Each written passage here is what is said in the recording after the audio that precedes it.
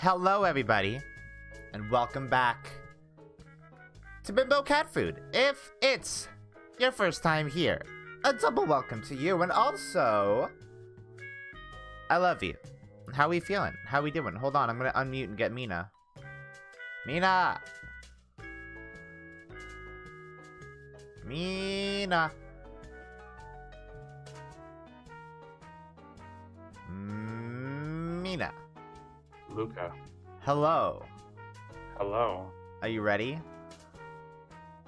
I'm ready. How about Are you- you? Are you ready? No.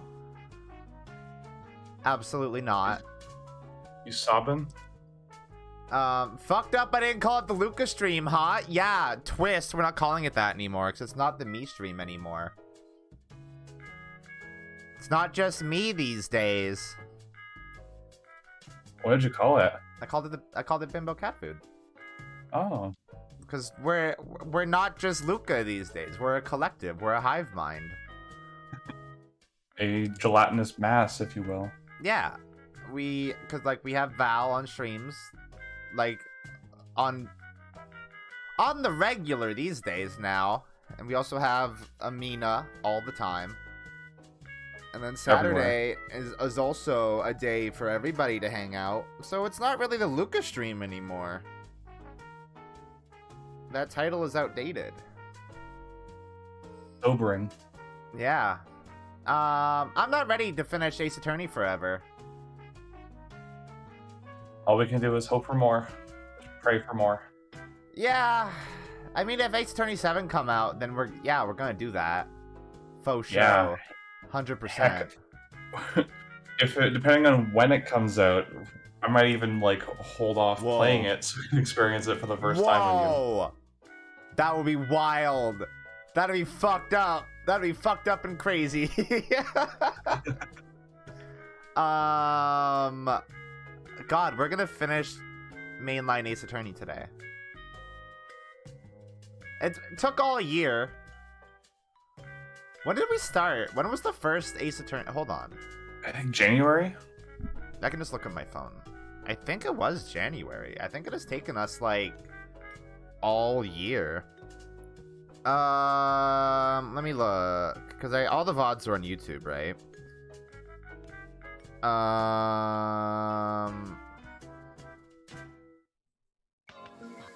Oh, YouTube Studio just crashed. Thanks, bitch! Fucking piece of shit app. I guess I just need to search Phoenix Wright, because that's the first. No, it took us 8 months. Wow. It only That's took almost us a game a month. 8 months. We almost had a baby. Did I say when this was originally streamed here? No, I didn't.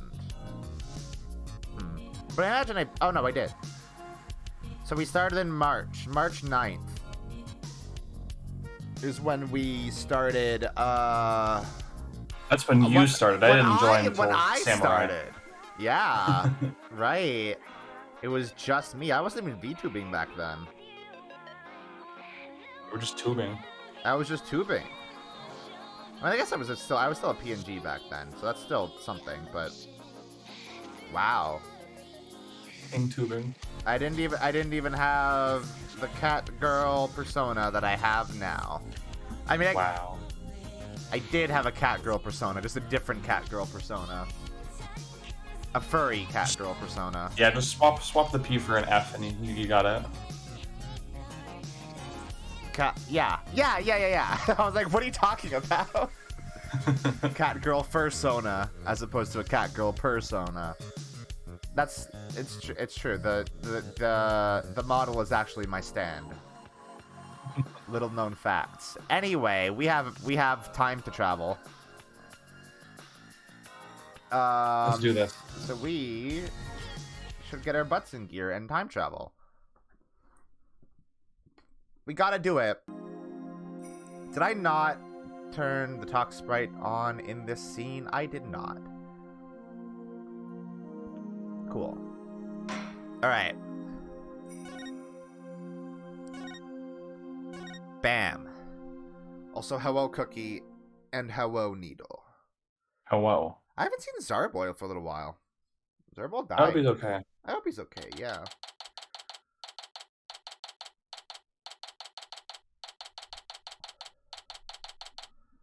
Alright. Oh, hi, Athena, you exist. What are you doing here? You're not from the original trilogy. She phases in and out of existence, like a dream. Oh, it's like Marty McFly in Back to the Future. Exactly. Yeah. What? So the whole time-traveling thing was just a ruse put on by the guests at the reception? They really gaslit this poor woman for an entire night? Looks like it. I knew there had to be some kind of trick to it. Wow, 2 wedding receptions. Can you imagine? I wonder how much that must have cost them. I have no idea. But if you have to ask, you're not rich enough to want to know. It's a very, yeah, good point, Phoenix. Still, if you've got the money, it's a pretty good way to cover things up, if you ask me. You got that right. I'm sure I would have been completely fooled. Hi, I'm back. I'm here now. Who's this chick? Hey, Maya, are you all set to go? Yep. Ready when you are. So, what do we start with? Let's start with reviewing what we learned at the trial. What Ellen thought was time travel was really just a performance put on by the Sprockets. But other than that, it seems that what Ellen told us was actually all true. So, what really matters right now is the identity of the mystery person Ellen said she saw while she was being attacked.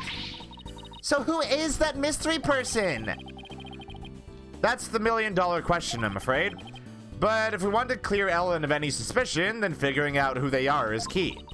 I think I'll take toilets for 200 instead, Mr. Wright. Why would you choose that? Why would you actively choose that? Well, at least there were only so many people on that airship that night.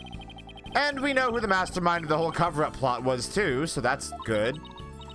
You mean the groom, Soren Sprocket, right? Exactly. He might know something that could help us out.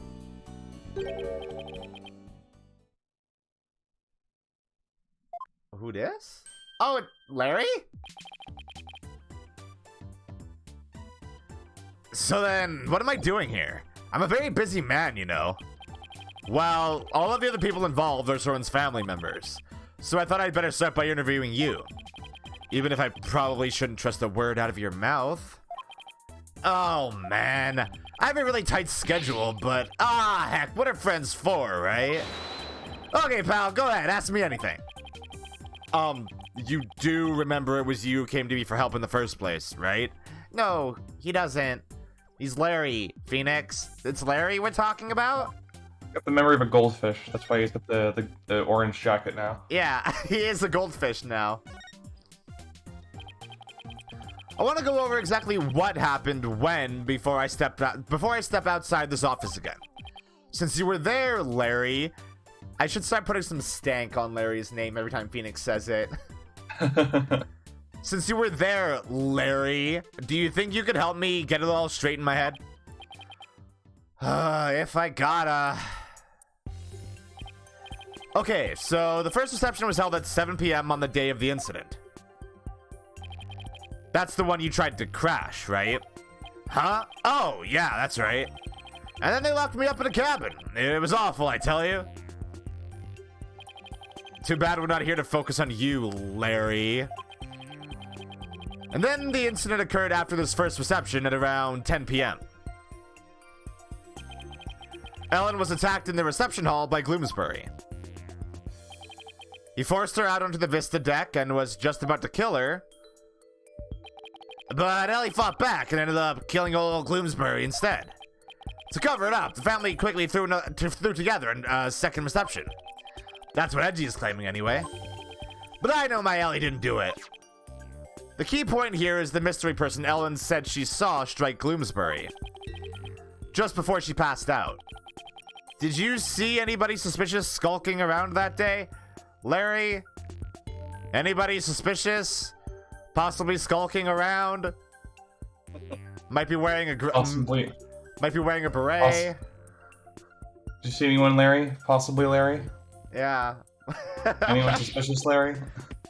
Nope, not a soul. Because I was locked up in a cabin at the time. But you managed to escape and sneak back into the reception hall, almost like you were skulking or something. That's when you switched the lantern in the event hall with the lantern in the hold, right? Did you see anybody then? Nope. The place was completely deserted. I guess because that Pierce Butler guy had everybody gathered together somewhere. That makes sense. He must have been going over the cover-up plan with them. So clearly, the murder had already happened by the time Larry got out. They must have gotten everything ready fast and had the second reception soon after that. And after the second reception, Ellie went to clean up the reception hall. And as luck would have it, that's when she found the body and the lantern I brought up. I tried to do something nice for Ellie out of the goodness of my heart, and this happened! We still don't know exactly what happened during the actual murder itself. We'll just have to look into it, along with the identity of that mystery person. Right. Cardinal Sinful? I'm not super surprised that they managed to fool Ellen, considering she seems like a bimbo. She's a bimbo, I think. She's not like a glamour. I think she's just stupid. Let's not mince words here. Yeah, okay. She's not very smart. she's a ditz. She's like a Southern fried ditz. Yeah. Not all the light bulbs up there are fully functional. But she's a romantic. Like she wants to believe in this fancy stuff. Yeah. You know what? That's a much nicer way of putting it. She's a romantic and wants to believe in this stuff. Yeah, I don't even think they'd have to sit in the same place, because to her it's like, oh, what's happening again? And it's just, also, because I did things different, it changed the timeline or whatever. Also, we can tell that they weren't sitting in the same places. Just based on... Where's the photo of the second reception?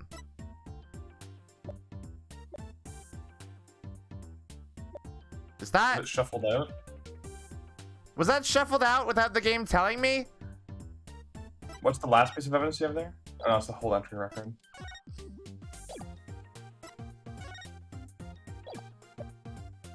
Is this maybe 2 photos? No. Oh. Okay. Well, fuck me, I guess. Well, in any case, take our word for it. You can check the VOD. Yeah, like the two photos clearly show different people sitting in the spots. Like they didn't have to try it that hard. So while the murder was taking place, you were locked up in a cabin. Did you see anything unusual while you were in there that wasn't a pterodactyl? In the cabin? Let's see. Well, there was that pterodactyl flying through the sky. That's pretty unusual. Larry, what the fuck did I just say? Oh, right. That drawing of that pterodactyl you saw. That pterodactyl you saw. What's with all the air quotes? I really didn't see it, I swear. I love the implication that Phoenix was actually, like, moving his finger. Yeah, he was actually doing it. But, Larry, the time travel thing never actually happened. Which means you couldn't have seen a real pterodactyl flying through the sky. I mean, I'll be honest, I'm amazed that I even took you... I took that for granted now that I think about it, because, like, if you're telling me this, obviously it couldn't possibly be true. Why do they think there was actually a pterodactyl outside of the cabin now that I think about it? I am really stupid. Oh. Are you doubting the eye of a super popular picture book author? No, I'm just sure you saw something else and mistook that for a flying reptile. Nick! You're making me doubt my own eyes. No, I'm not even sure what I saw. Oh, no, Nick, you're gaslighting me. Now we're gaslighting Larry.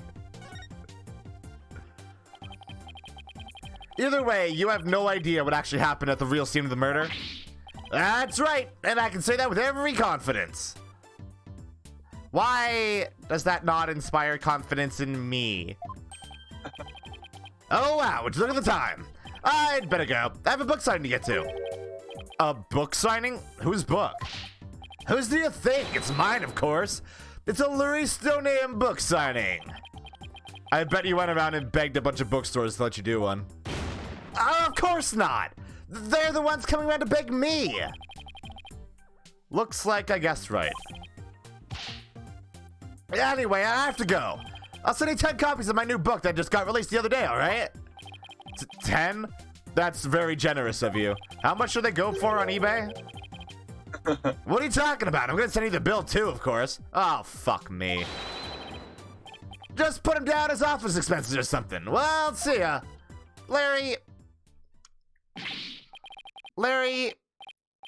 can you just never appear in this game ever again, maybe? That would be super great. Wait, Larry, we don't need... Oh, he's gone. I'll take a copy, boss. Oh, and make sure it's signed. Oh, boy. Teresa's not gonna like this office expense. Athena wants them because they're the only books she can read because there's no words in them. There goes our first lead. What do you want to tackle next, Nick? Right. We should really hit the streets now, huh? How about we go see Ellen?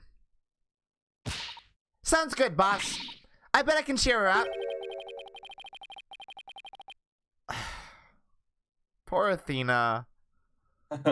Like, God. She got one case in this entire fucking game, and then they're like, alright, that's enough feminism. Back to scrubbing toilets. Yeah, Jazz has this amazing pair of tweets that one of them just says Athena Sykes with a heart emoji, and the next one's just that's enough feminism for one day. Yeah, yeah, I think that's exactly where my brain was at when I said that. Fuck, poor Athena. I thought you were going to help Trucy with her magic show again today, Athena. Weren't you supposed to go meet her right about now? In other words, get out of the game? Trucy said she was going to practice her new trick on you, if I recall.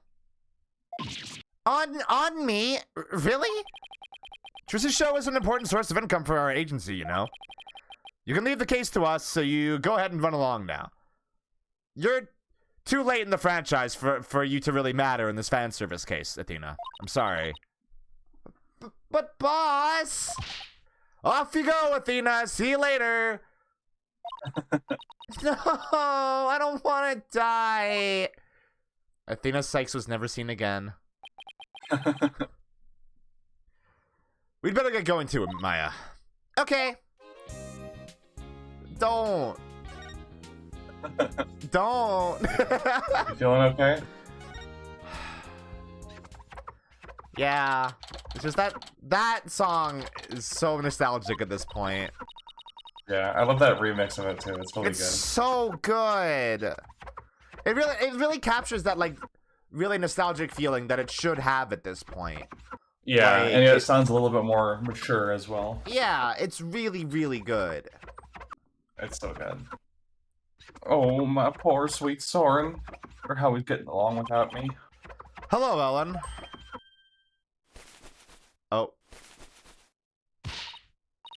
Oh, Mr. Wright, what's gonna happen with the trial, do you think? She looks like a scared little kitten. And I'm like, I love her so much. I care her. Well, first and foremost, we have to hurry up and find this mystery person you saw just before you passed out.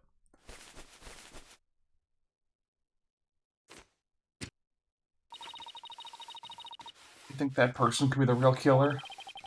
It's quite possible, and if we can prove that, we can clear you of all charges. Actually, would you happen to know where Soren is right now? He's usually busy with meetings all afternoon, but he should be home by evening. Oh. You have She's so proud. You have magic panties too?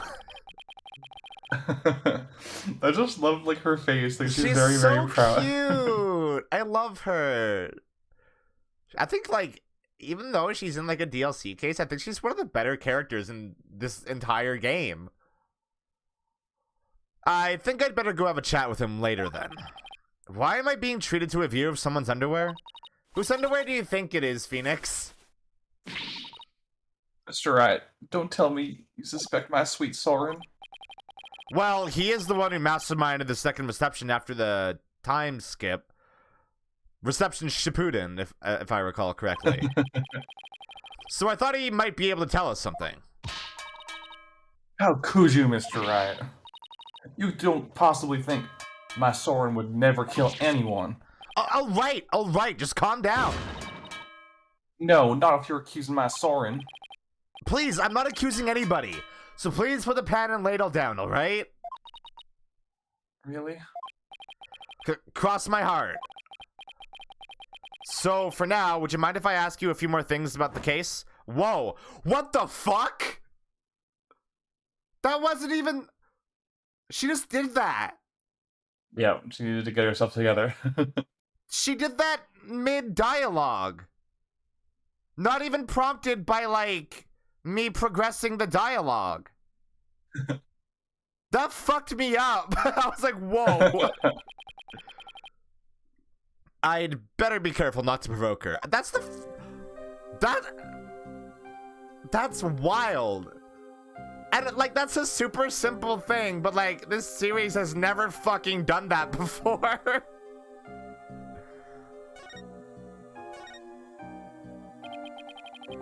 Could you tell me more about Soren?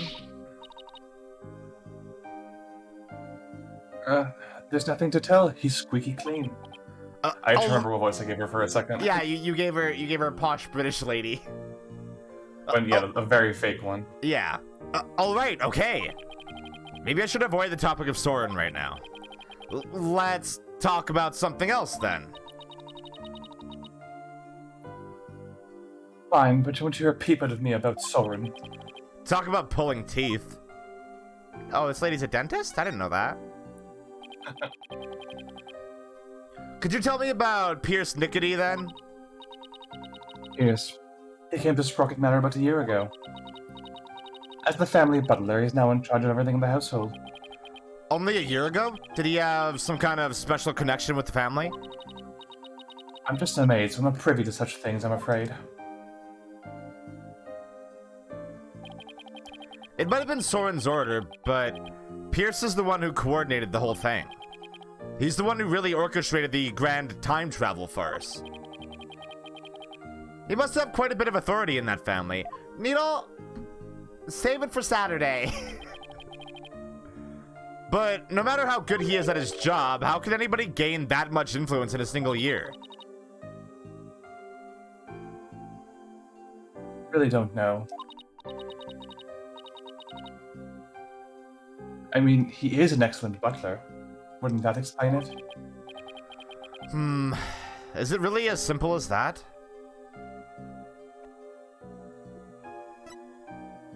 So we don't know when she died, huh? I don't think they told you yet, no. Just that she died. Just that she died. Okay. That she died and that it was in a traffic accident. Yeah. Oh, yeah. Right. What you thought was time travel was really just a cover-up carried out by your in-laws. Pierce said Soren was the one who ordered the whole thing. I still can't believe it, even if the second reception was fake. Soren would never use time travel for something like that. He's very serious with his time machine research, you know. I heard there's a reason he's... Oh, yeah, she still believes in the kayfabe. Yeah. I heard there's a reason he's researching time machines, actually. Something about something he wishes he could change. But isn't the whole idea of traveling back in time itself a little fantastic? I don't think so. After all, Soren said real-time travelers do exist. Really now? You think he knows someone who actually traveled through time? That's right. I haven't seen it personally, but Soren said as much. So I believe it. Somebody who actually traveled through time, huh? It's pretty hard to believe. Thank you, Ellen. You're going to do your investigation now, aren't you? Yes, that's right. Please make sure you don't cause Soren any trouble, alright? I'm afraid I can't promise you that. What?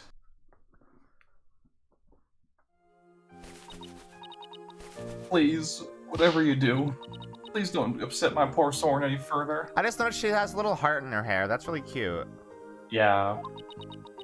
And a heart on her, like like chest of her dress is shaped like a heart as well. Yeah. Her design is so good. Very cute. I'm begging you.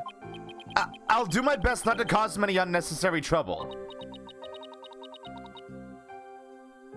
Oh, I couldn't bear it if Soren ever came under suspicion.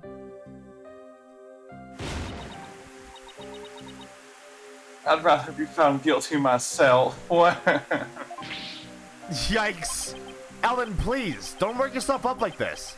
You don't want Soren to worry, do you?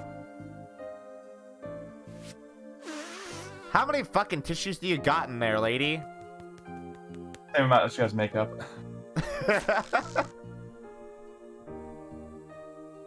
How about somehow tightening the bow on her dress makes her hair go back into a very prim and proper state. So it's all tied together. A very elaborate series of pulleys and strings. And the floodwaters recede once more. Right, I forgot the perspective makes Maya large. Bigger Maya. Bigger Maya. So, what do we do now, Nick? Well, Ellen said Soren is usually in meetings until the evening, so let's save our house call until then. Why don't we go to the morning dock and figure out our next move from there? What? I'm not sure how visible it is from your perspective. I can't see it very well because of the the small size of the window that I'm looking at. But when she's not in her proper mode, she's got freckles as well. Does she? Yeah. Oh, I didn't even notice. Roger, Nick. Hey, can you break down for a sec? Hold on. Maybe present her some wrong evidence. Hold on. We're just gonna rush through this. I want to see Freckle.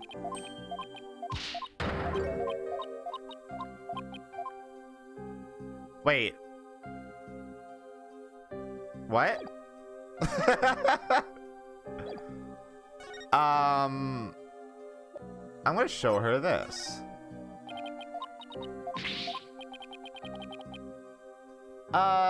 Does she?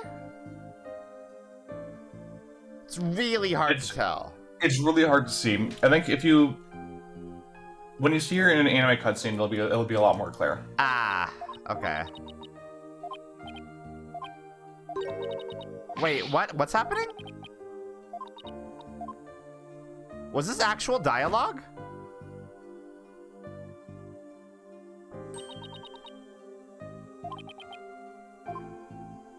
No, right? Hold on, I can check.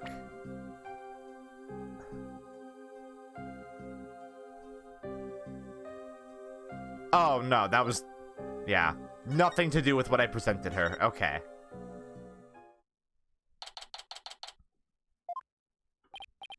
So, where should we start? Let's see. Are there any places we haven't examined yet? We already investigated the reception hall in Sprocket Manor. I know. We haven't looked at the Vista deck or the hold yet. Hey, you're right.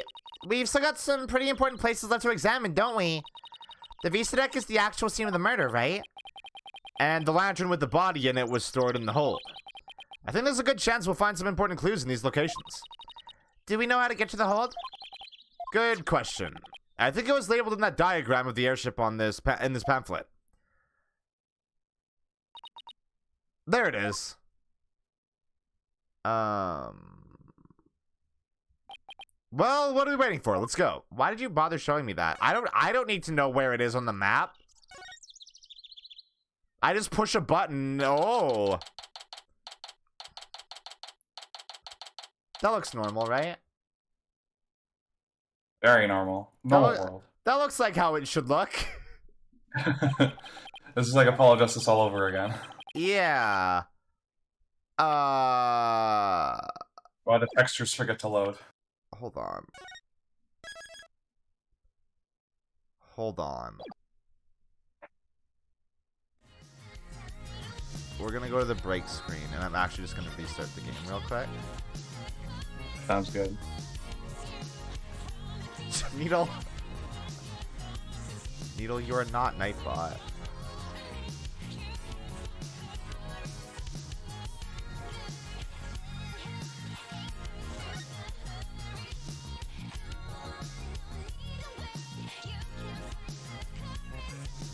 Hey! That actually worked. Hooray. And it looks great, too. It looks good. It's very pretty. Why did that texture in the middle not load? Nothing in there is moving. Oh, it will move eventually. It's like in a cartoon Yeah, when one rock is yeah, a different yeah. color than the other. Yeah, exactly. This is where Pierce orchestrated the whole cover-up operation. We'd better go over this place with a fine-tooth comb. Hey, Nick.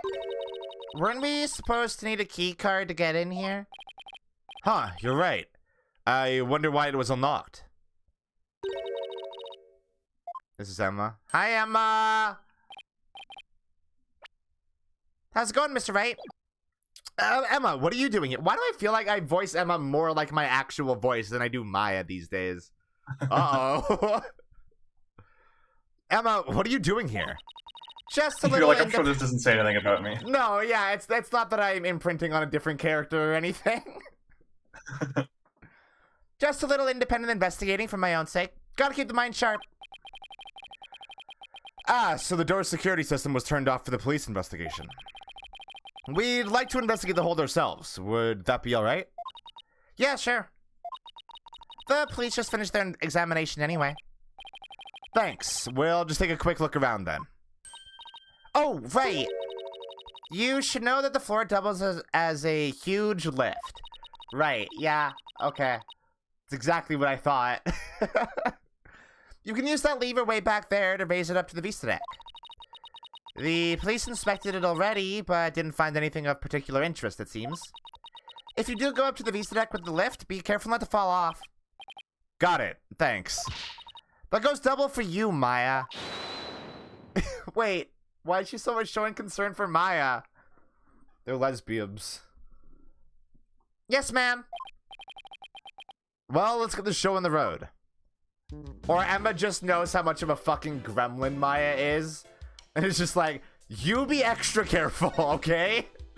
I'm sure Nick's told you the stories. Yeah. Any progress with your investigation? Nothing conclusive yet, I'm afraid. Almost everybody was involved with the cover-up, so it's hard to know who or what to believe. I know what you mean. Unless you have some compelling evidence, I'm afraid it's going to be a tough trial for you. You're telling me. There isn't much time left, so I've just gotta make do and see what I can turn up. Oh, that's all she had to say. Okay. Hey, let's look at the Pegamoos. They're really cute. Whoa. Mode 7. So there are 2 male Pegable lanterns in the reception hall. That must mean that these 2 are female Pegacal lanterns. Larry got their sexes mixed up when he replaced the one in the reception hall, huh? Didn't he see the horns? The difference is pretty glaring, if you ask me. And yet he managed not to notice. That's what makes Larry, Larry. And Larry being Larry is why I've seen more than my fair share of trouble for a lifetime. Oh, Mr. Wright. You know that lantern the victim was found inside of in the reception hall? I'm just about to go piece it back together so the police can examine it. Oh? Okay. We'll stop by for a look too once you're done fixing it. Okay. Interesting.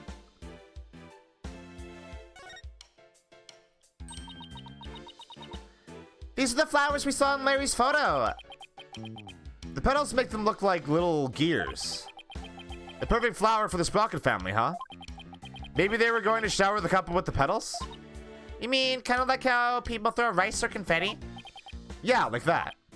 Only these were found at the scene of a murder instead. What's that? So this is the airship's engine. It's pretty impressive. And it's all rhythmic like a heartbeat. It's the literal heart of the flying chapel. Look at all those huge gears spinning around and around and around and around and around. Oh, I think I'm starting to get dizzy. Yeah, me too. Yes, Jazz. This is we have DGS at home. Also, hello, We were Violet. just talking about you a minute ago. We were just talking about you. Oh, and hello, Violet. Thank you for joining. Ooh, it's a cake, Nick, a cake! It's so big, they wouldn't miss one little piece, would they? If you're that in the mood for a mouthful of styrofoam, sure, knock yourself out. You mean it's not real? Well, it sure fooled me. I was so ready to have some that I'm really craving cake now. Come on, Nick, let's go get some! Maybe after the trial is over. No, give Maya cake. Let Maya eat cake! Huh? It looks like there are some fingerprints on this candelabra. Yeah, I just got done dusting that. I was able to pull a set of left-hand prints. Do you know whose prints they are? Yes. The prints belong to the victim, Miss Gloomsbury. Nick! I just figured out something amazing! You did? Get this! If the fingerprints on the candelabra were from his left hand, then Mr. Doom and Gloom must have been left-handed. What do you think of that? Do I have the makings of a great detective or what? Oh yes, your deductive reasoning skills are nearly encyclopedic. Nick, be nice. Hey, you're pretty good, Maya. I looked into it myself and sure enough, the victim really was left-handed. Whoa. Hey now, wait a second. Remember that little tangent I took? After seeing the crime scene photo, I was like, huh, the blood on his left hand would probably indicate that he's left-handed. I'm a fucking genius. I'm so good. You are a genius. You're a genius on the same level as Maya. Encyclopedic. Really? I got it right? Awesome. Good for you, Maya. Good for you? That's all you've got to say? I think you did a real great job, Maya. Way to go! I guess one can never have too much info. Now you're talking. But, come to think of it, this candelabra isn't in the photo Larry took of the hole, is it? That picture was taken when they were getting ready for the first reception, right? The candelabra must have been brought in here sometime after that, then. It's still possible it has something to do with the incident, though. I'd better add it to the evidence file, just in case. And it now has Phoenix's fingerprints on it. Oh, by the way, Mr. Wright, you can have this fingerprint powder, too, if you want. You're giving this to us? How many times have you given us fingerprint powder now, Emma? Sure. Maya keeps eating it. She thinks it's donut powder. I have 4 other sets. Thanks? I feel like there's something more to the candelabra, but I can't put my finger on it. Ah! You got it? Because there's fingerprints on it? It's a joke. A candelabra from the hold bearing fingerprints from Gloomsbury's left hand, which is his dominant hand. Oh, but if he was holding a candelabra while he was attacking Ellen, then how the fuck did he get blood in his left hand?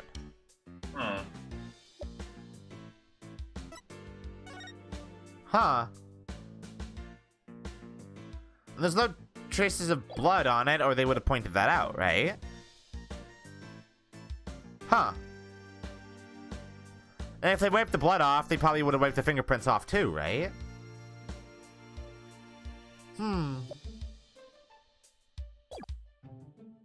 My Columbo brain is working. What's that? A wedding bell? According to the pamphlet, it's used on the Vista deck during wedding ceremonies to bust the newlyweds. I guess they disassemble and store it away here in the hold when it's not being used. God, I really want to watch Columbo now. That video got me in a mood. Got you in a Columbo mood. Yeah.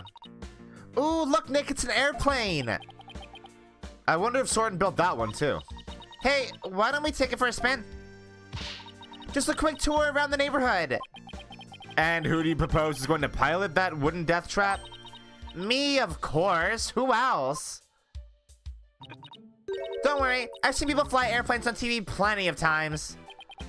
I think I'll pass. I've still got my whole like- life ahead of me. He's like, hop in, Nick. And he's like, I don't think I will. And she pulls out a gun. I said, hop in. It wasn't a request. These must be the dishes and glasses they use for receptions. Very fancy. I bet we'd be in big trouble if we broke any of them. Ooh, I want to see Nick.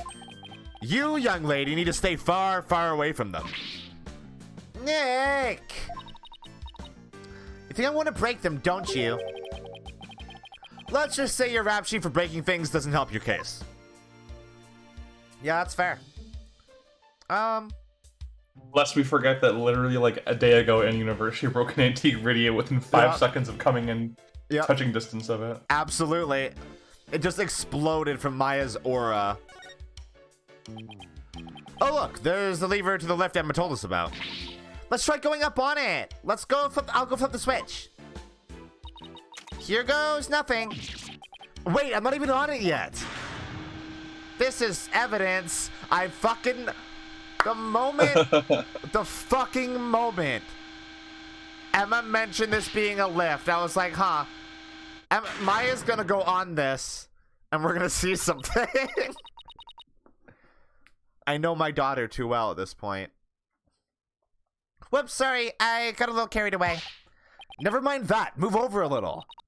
Okay, rude. Is that blood? Blood? Let me see. Could it be Mr. Gloomsbury's blood? Well, this lift goes up to the Vista deck where the murder took place, so I think that's the most logical conclusion. You should still test it though, Emma.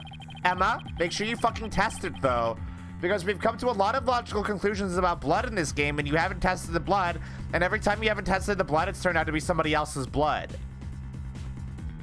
But I thought the victim was clubbed to death and that there wasn't much blood.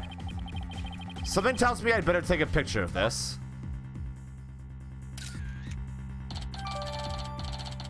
I am just voicing Emma in my normal voice, aren't I? Fuck. Shit. I should ask Emma about it some more later. Maya, can you bring the lift back down now? You got it. I'll go flip the switch again. There. And then it explodes.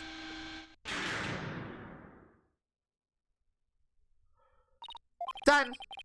I want to find out some more about that bloodstain. But for now, I guess we should go up to the Vista deck and take a look around the actual crime scene for ourselves. Maya's like, my blatant disregard for instructions has saved the day yet again. Yeah. The view must be great from up there. I bet it'll be awesome. You mean it would be if it wasn't the scene of a murder? And if I wasn't afraid of heights? You know, from when I tried to save your life, Maya? Do you remember that? The time I almost died? Trying to save you? That then spawned a fear of heights in me? That shakes me to my mortal core? Okay, to the Vista deck we go! Make sure you actually get on the lift this time, Nick. I know. I'm old now. My hips aren't so good. Okay, I'll just flip the switch again, and away we go! Okay, I was like, why is the perspective not changed? Phoenix hasn't moved.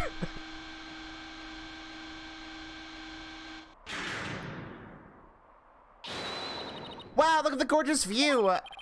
So this is where Ellen was attacked and Mr. Gloomsbury was killed. Yeesh, talk about one wrong step and it's cursed splat on the ground below. Should we go investigate the stuff that's a little closer to the edge? Well, I don't see much of anything over there. The police investigation didn't turn up any clues either, so maybe we don't need to? Oh, I get it. You're scared, aren't you, Nick? Why are you scared, Nick? Was there a traumatic event that led you to be scared of heights, Nick? Of course not. Come on, let's go back down and finish checking out the hold. Wait, we actually went right back down?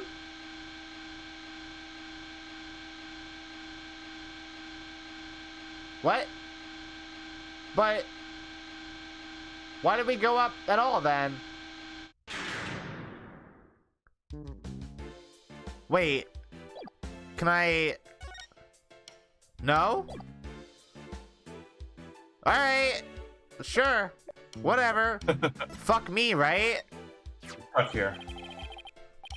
Emma, about this bloodstain. Doesn't something about it strike you as odd? What's so odd about the victim's blood? That's not exactly...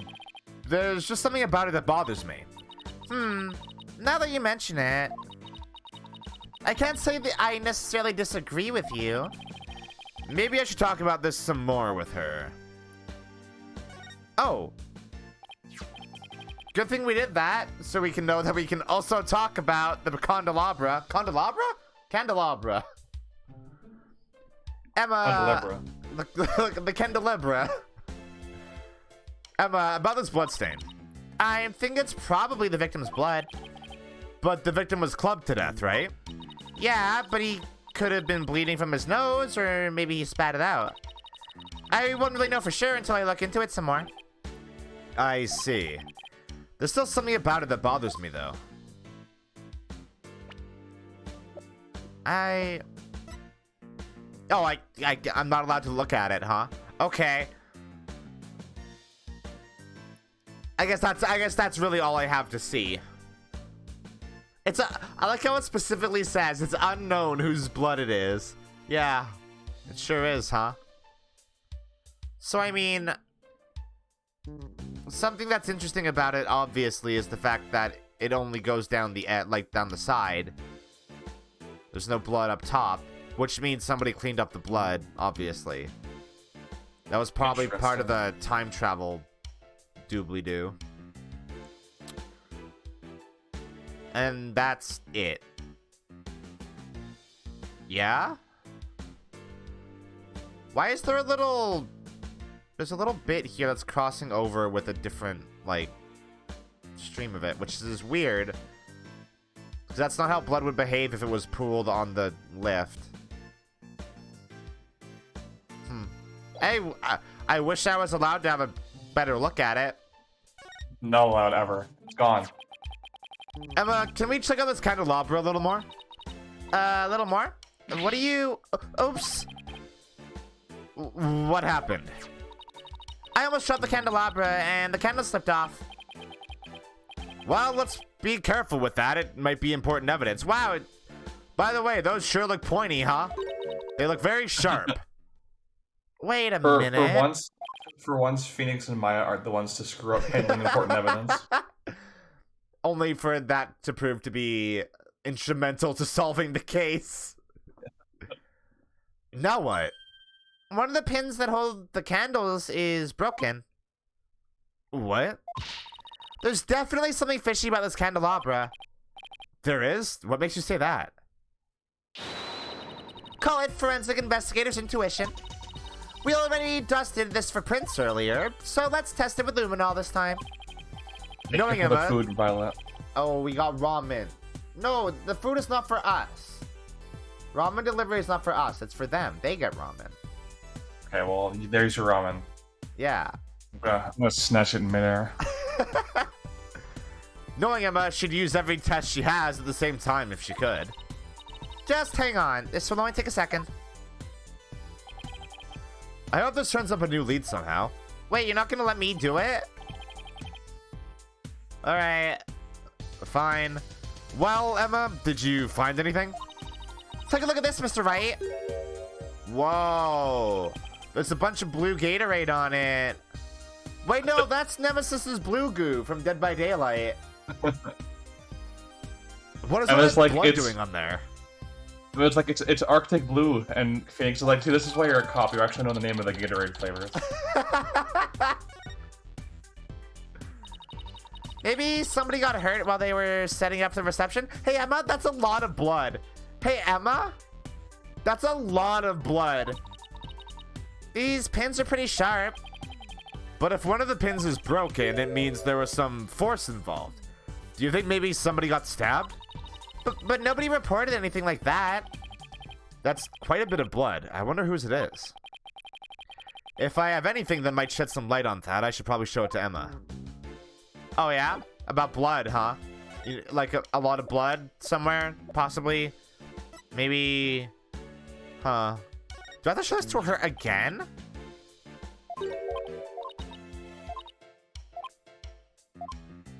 Wait, what? Oh, wait, maybe this. Because, like, he has blood on hand. Literally on hand. His hand blood. It's absolutely unbelievable. What kind of monster would plan to commit a murder on somebody's happiest day? I take it this means you don't have any significant new leads. No, I'm afraid not. You? I've got nothing. I wish I could be of more help. Well, thanks anyway. I appreciate it. All we can do is keep on keeping on, right? Okay, that's not what I wanted to get out of that, but sure. So we have nothing to show Emma related to that, then. Oh, wait. Wait! This is uncheckmarked now. About this bloodstain. What about it? There's something about it that's been bothering me. Oh! They wanted me to talk to her about the candelabra first and then talk to her about this. Yeah. Got it. Oh yeah? What's that? Well, there's a huge bloodstain on the crime scene lift and a bloodstained candelabra. Now, this is only a guess, but I'm thinking maybe these two bloodstains are from the same source? I'm thinking maybe these two bloodstains are from the same source. I guess that is a possibility. Can we compare the two bloodstains? Would that take a lot of time? Are you kidding? Don't underestimate the power of science. God, sometimes she sounds like she's written like a character from Star Trek Discovery. Yeah. That's the power At least she's not of name math. dropping Elon. At least she's not name dropping elongated muskrat. Yeah, that's fair. That's a good point. It'll be done in a jiffy. I can't fucking believe that. God. Star Trek hit a new low there, huh? Not only that, but that line became dated faster than I think any reference I've ever seen in my entire life. Absolutely. Star Trek Discovery is really bad. I didn't watch any more than I think I watched like 2 episodes after that, and that was it. I tapped out. It's not as bad as Star Trek Picard, but like it's still pretty bad. Yeah, I didn't watch a single episode of Star Trek Picard. Picard is so fucking bad. I might watch Prodigy just because it has Janeway, and I'm a sucker for Kate Mulgrew. But yeah, just watch Voyager. Voyager's really good. I've already seen it. Just watch it again. Neil, you don't like Discovery. Shut the fuck up. So I just to explain, believe you. To explain what we're griping about to anyone who hasn't seen this episode / clip, one of the engineers is trying to psych up one of the pilots by saying, like, don't you want to follow in the footsteps of the the great innovators in aerospace technology, the Wright brothers, Elon Musk? And it's like, You might as well fucking say Tony Stark there for all that's worth. Yeah, exactly. It's rough. It's a rough line, and you can tell what the writer's room was like just by that one line. Yeah, they're just jerking themselves off. In season 3, the slave empire calls themselves capitalists, and that was kind of pog. Maybe. Sure, but like, also, this show is being written by like, you only watched season 3? Okay, so you don't have the broader context of how absolutely dog shit season 1 and 2 were. It's really bad. It's really bad. And the results are in. That didn't take long now, did it? It seems that the blood from the lift and candelabra are from the same person. Okay, so are they from Gloomsbury or... Can we test the blood? Well, the victim was clubbed to death, and there wasn't all that much blood. But if this isn't Mr. Gloomsbury's blood... Uh-huh. Well, this is just a guess, but... What if Mr. Gloomsbury stabbed somebody with the candelabra pin? That would explain both the huge blood stain on the lift and the blood on the candelabra. Oh my goodness! If that's true, then that means there was somebody else present at the scene of the murder. It does, doesn't it? This just might substantiate Ellen's statement about a third person. Emma, could you have this blood analyzed?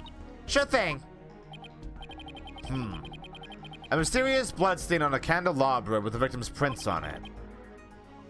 This just might be the thing to back up Ellen's memory of seeing a third person. Next up, the reception hall, and maybe we're taking another look around in there. The reception hall? The forensics team is in there investigating right now. Oh, they are? Well, we don't have time to just sit around, so let's go check out something else. Good idea. We can go question some people. Especially Soren. I have quite a few questions for that guy. Sounds good, Nick. Violet, you are correct. TNG is the best series of Star Trek. Deep Space Nine's pretty freaking good. DS9 is pretty fucking good. I think DS9 is my personal fave. But it does require you to watch TNG first, so... I think DS9 is aged better. DS9 has Far Beyond the Stars, which in my opinion is the best episode of Star Trek, period. No, really? Yeah, I freaking love that one. It's like one of the only like episodes of this entire franchise that does like topical stuff well. Fucking Measure of a Man, though. Measure of a Man's pretty good. Listen, if I had to pick my top 3 episodes of the entire series, I would say Far Beyond the Stars, The Inner Light, and Tuvix. Tuvix is really good. Tuvix is like that episode's like inspirational for me. That episode is like, I wonder why. It's such an interesting moral dilemma that you could only do in sci-fi. Yeah, I wonder. I don't know. There's nothing on screen right now that would maybe indicate that you would like the Tuvix episode a lot. I don't know. Anyway. Off to do some legwork then? Yep. I thought we'd head to Soren's house for starters. He was accompanying the police on their investigation here earlier, but wait, what happened? Mina? Hello? Did you die? I died for a second, but I didn't say anything during that time, so... Oh, that's weird. He's probably home by now. Great, thanks. Later, Emma. Man, this sure has been a case of me just talking to myself, huh? Yeah, it's because every character that I play, they're all spread out. They don't share scenes together. Yeah. I still can't get over how gorgeous Sprocket Manor is.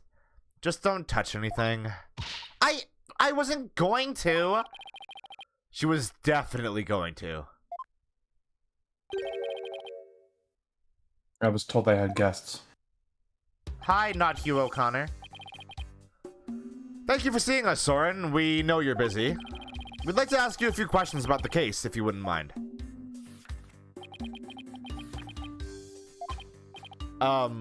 Soren? You're Ellen's lawyer, right? Huh? Yes, that's right. Don't tell me he doesn't remember me. Will Ellen be found guilty? We're doing everything we can to prevent that. That's why we're here, investigating. Will you please tell us what you know? You know, buddy, it'd make it a lot easier for us to prove her innocent if you talked to us. Soren? Alright, fine. What was that pause all about?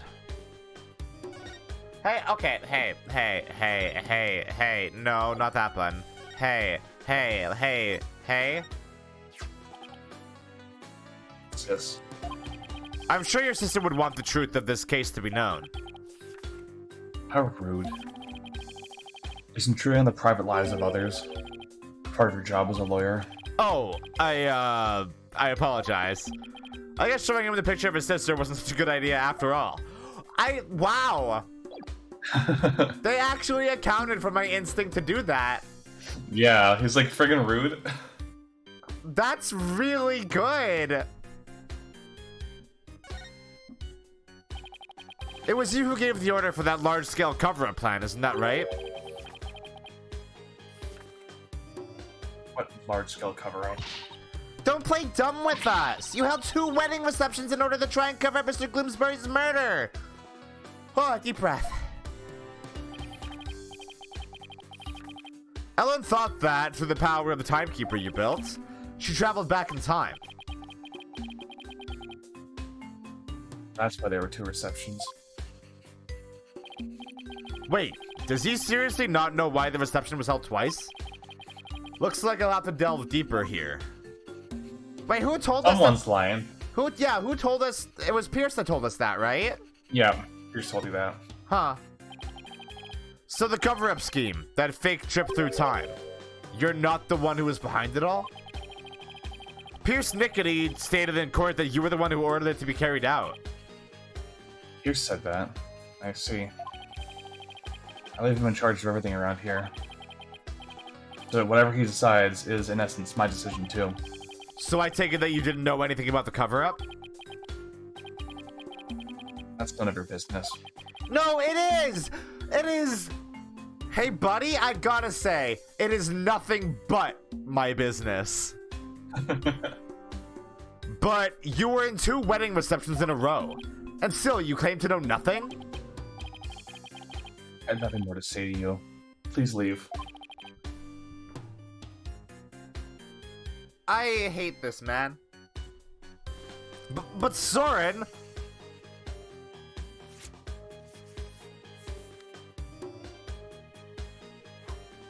Such a long animation. Ow! Oh, there's something written on this paper airplane. Let's see. Go away. It doesn't get clearer than that, huh? He's looking especially uncooperative, but maybe I can grab his attention somehow. There's still that one piece of evidence I don't know much about. It's worth a try.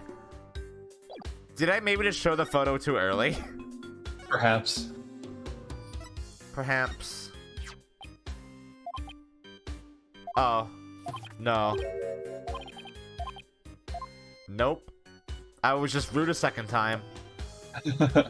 What piece of evidence do we not know much about? Maybe the candelabra or the timekeeper?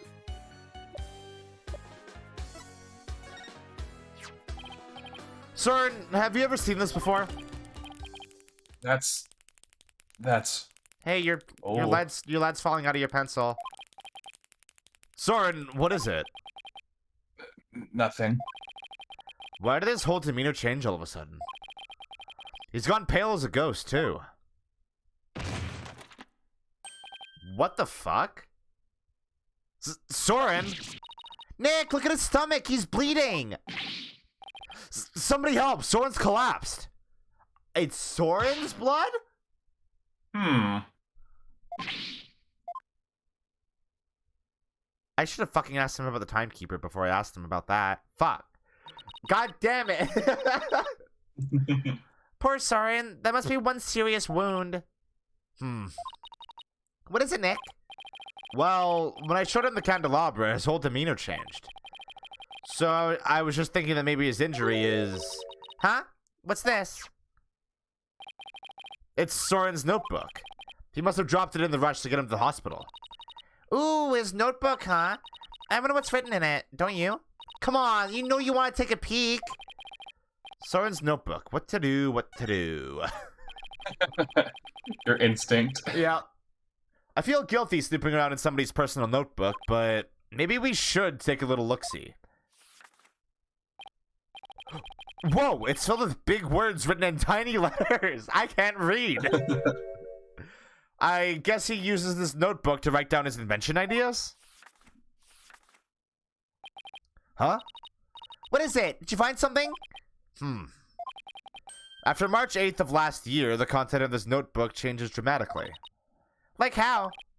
Well, ever since that date, Soren's been writing down every detail of his life. As in, every. Maybe he decided to start keeping a diary?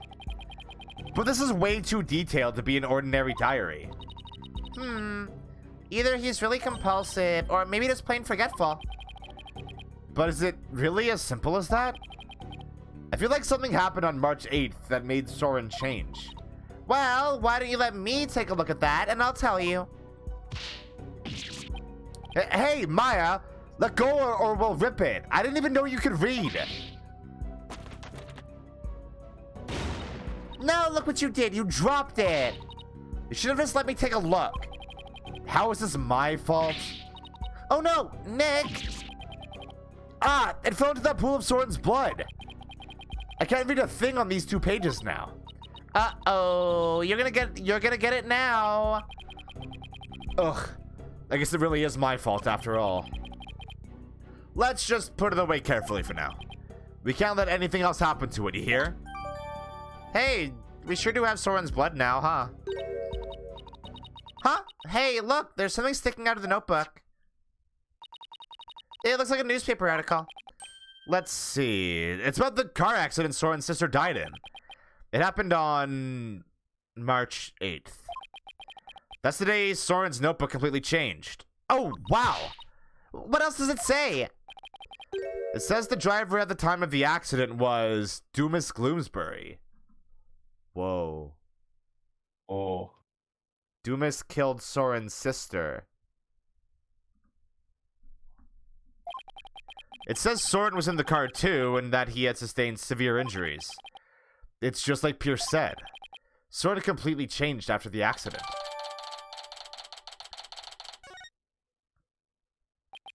So Gloomsbury was driving the car when they got into that accident. That opens up the distinct possibility of Soren holding a grudge against Gloomsbury. You think Soren could have... I don't know. It's not like I have any proof. We should talk to Pierce about this when we return Soren's notebook to him. Though he doesn't seem to be here right now. Maybe he's at the Flying Chapel. Okay. So that lines up with something I was thinking. Yeah, what's that? So Soren's sister died a year ago. Pierce became a butler for the Sprockets a year ago. And that's a weird coincidence that happens to line up. I don't know what that means, because obviously I'm missing some key pieces of that specific puzzle.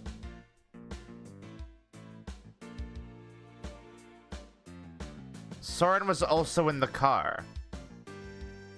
Wait, did they mention that? Oh yeah, they did. Yeah. Soren was also in the car and suffered severe injuries. Gloomsbury had been the one driving.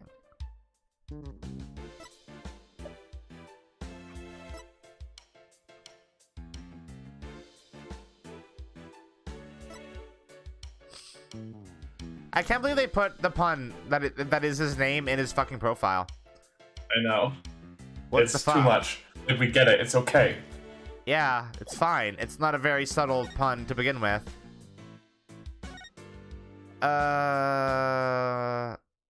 Yep, that was a good guess. I sure hope Pierce is around here somewhere. Ah, Mr. Wright and Miss Fay. Hello, Maximilian Pegasus. We were just looking for you. I'm sorry for Master Soren's sudden departure earlier. You have my sincerest apologies. It was totally understandable, really. But shouldn't you be at his side right now? It's fine. The other servants are with him, and I am in constant contact with them.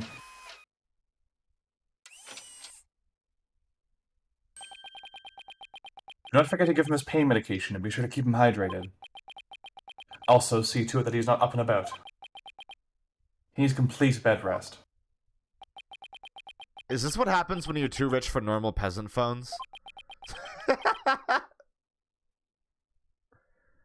I must return to Master Soren now, but... Did you want something of me? Actually, here's Soren's notebook. He dropped it when he collapsed. I hope Pierce doesn't notice the bloodstain. Oh, thank you very much for this. I will see to it personally that Master Soren gets it back. Thank you. I hate that Phoenix did that. I trust you do not look inside. Oh, of course not. Because it is filled with numerous patent-worthy ideas, you see. Look, I know you're busy, but would you mind if I asked you a few questions about the case? Well, as I said, I must be getting back to Master Soren. So if you could make it quick, I would greatly appreciate it. Alright, I'll make this as quick as I can. I'd like to ask you about the cover-up you tried to pull off, if you don't mind. I told everything there is to tell in court already. Disposing of anything that may harm the Sprockets family reputation is simply a part of my job.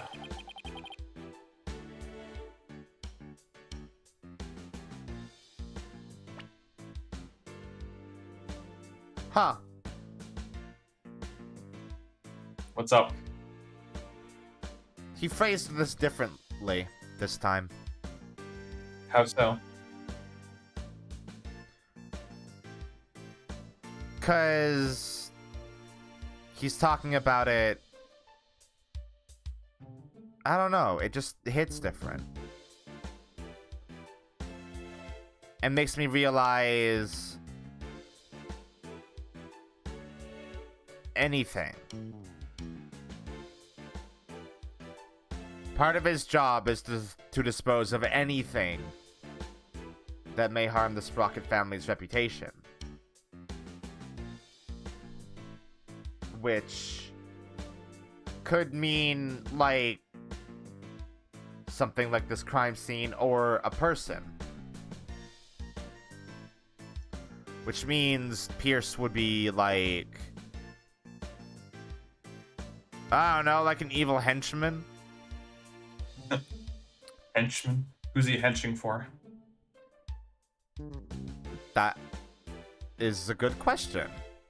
I guess the family? Oh, Soren? No, because there's his parents, at least, right? We haven't met them, but assuredly they're characters. They exist.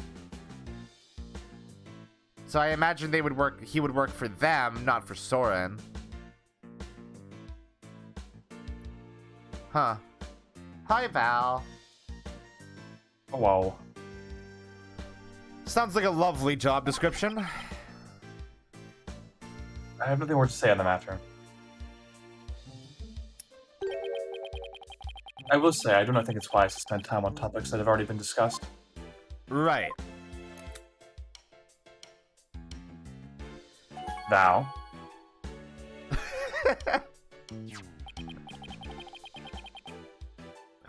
Yeah, that was my spirit possessing your cat. Oh. I thought someone just did that in, like, camaraderie. Pierce, could you tell us more about this accident? Where did you find that? And, oh, that's Pierce. And did I not already tell you about that accident? I had the exact same thing that you had with Athena and Apollo, where I saw the P, and I was like, oh, that's Phoenix. Yeah. You did, but conveniently, you left out one crucial detail. The fact that Dumas Gloomsbury was driving the car at the time.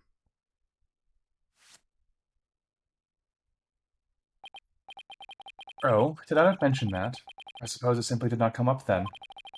If Mr. Gloomsbury caused the accident, why didn't the Sprocket family fire him? Wouldn't that usually be the natural consequence of such a huge mistake? Oh, was Dumas driving? Yeah. Oh! Okay. That makes a lot more sense to me then. Oh. Which...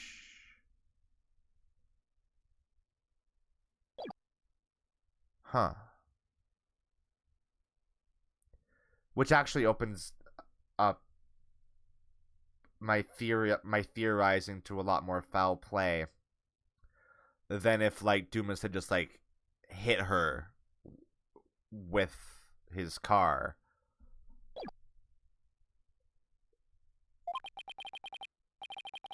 Please don't misunderstand. Bloomsbury stayed on with the family.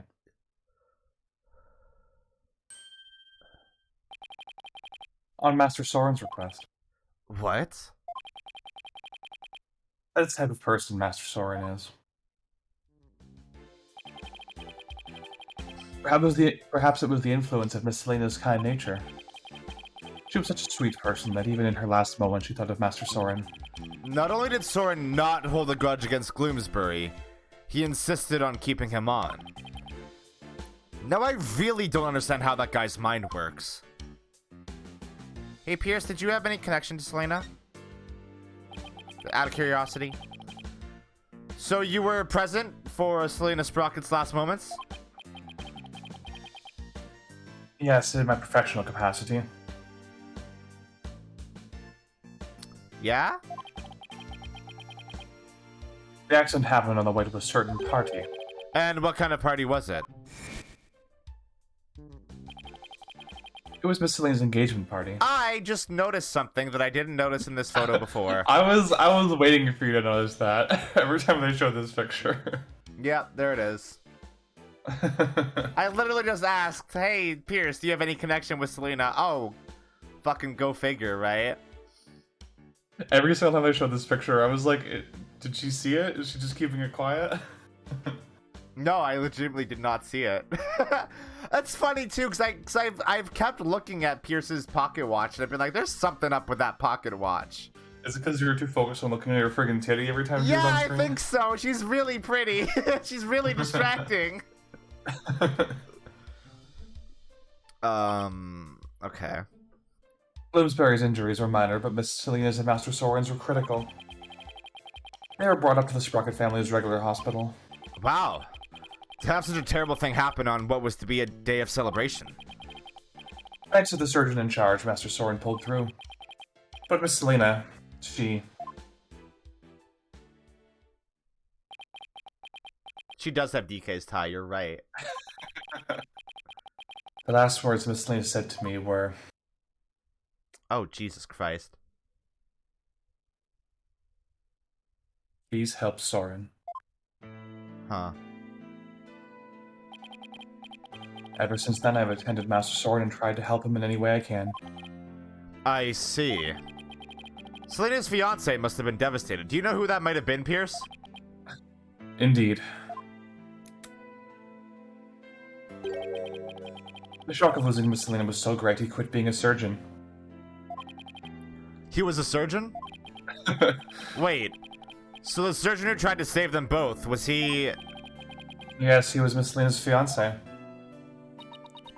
What a terrible tragedy. How awful. So where is her fiancé now? Pierce, do you know where her fiancé is now? Good question. I wonder that sometimes myself. Ooh. Wow, that's actually a good line.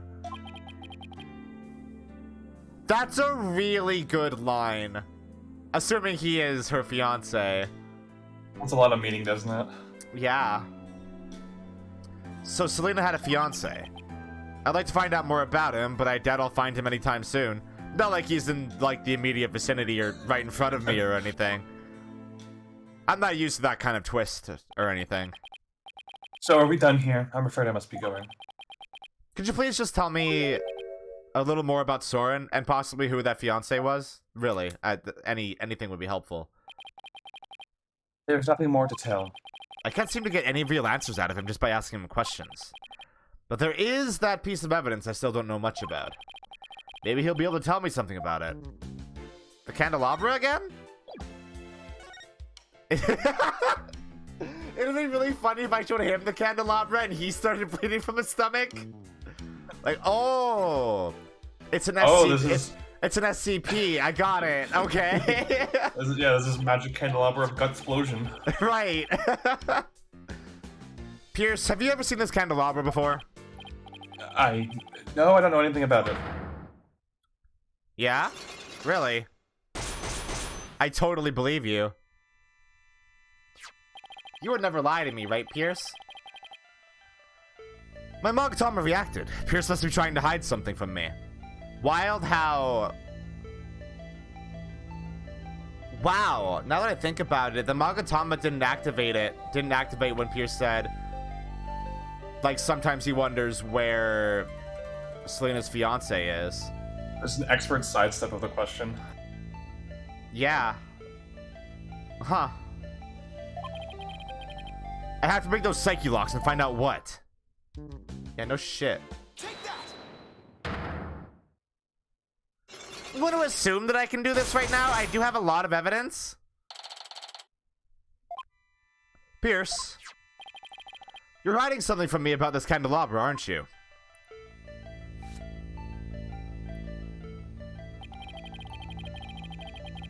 It is one of the candelabras of the Flying Chapel, is it not? Is there something special about it? Actually, yes. There's some blood on it, you see. I think the blood might belong to this person. Soren. Take that! Soren has a rather nasty wound on his body, doesn't he?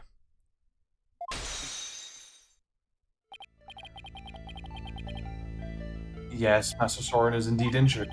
Are any of the other people involved with this case injured? Not as far as I know. I see. Then let me ask you this, Pierce. Do you suppose Soren could have been more directly involved than you're letting on? What in the world would make you think that? Oh, I've got my reasons. Mr. Gloomsbury's fingerprints were found on this candelabra's stem, which leads me to believe that Mr. Gloomsbury stabbed Soren with it. You can't possibly think Master Soren is the one responsible for the murder. I don't have any conclusive evidence of that at the moment, but I do think he had a motive. This proves that Soren had a motive to kill Mr. Gloomsbury. That. Take that! Even though it was an accident, Mr. Gloomsbury was the man responsible for taking Soren's sister away.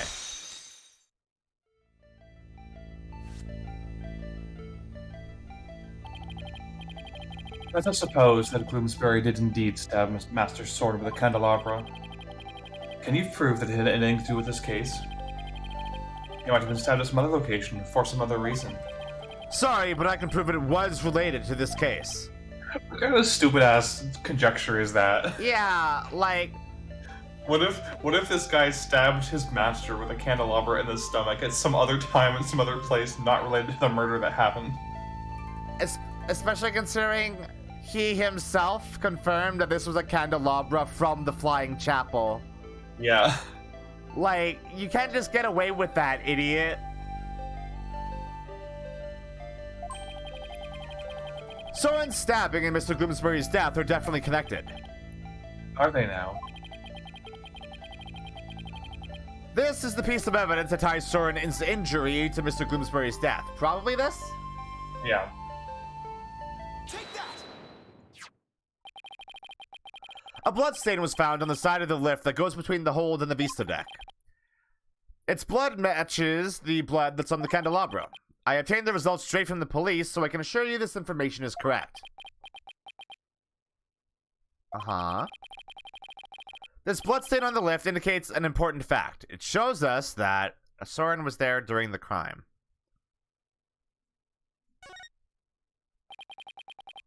Soren's blood is on the lift, which can only mean one thing. He was there, wasn't he? Soren was at the scene of the crime. You are very astute, Mr. Wright. It appears I cannot hide from any longer.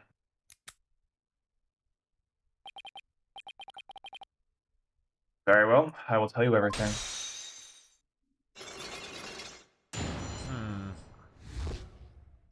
So Soren was there? What does that mean? Guess it means you have a new suspect. I guess so. Could you tell me about Soren's injury? Very well. This is what I heard directly from Master Soren himself. As you surmised, Master Soren was stabbed by Gloomsbury on the day of the murder. It happened after the first wedding reception. The happy couple was in the reception hall when suddenly Gloomsbury appeared with a shining finger. Yeah. He attacked Miss Ellen and tried to take her away. Master Soren went to stop him and found himself in a struggle with Gloomsbury. I did when Master Soren was stabbed with a candelabra, he said. Alright. Even though Master Soren was badly injured, he went after Gloomsbury. So Soren really was at the scene of the murder, wasn't he? Yes, that is correct. However, by the time Master Soren arrived at the scene, Gloomsbury had already been murdered. So Pierce is saying that Soren was at the crime scene, but that he didn't have anything to do with the murder himself. Even still, why did you try to keep such an important piece of information from me? I am very sorry. Master Soren's injury and Gloomsbury's murder were not directly related. So I decided not to mention it, so as not to necessarily complicate the investigation. I don't fucking believe you. Now then. I am sorry, but I'm afraid I really must go now. Please excuse me. Thank you for your time. Th- This man is so fucking suspicious. Pierce should have just told us everything in the first place and saved us all a lot of time. It's really suspicious that he didn't tell us everything, Nick. You know that, right?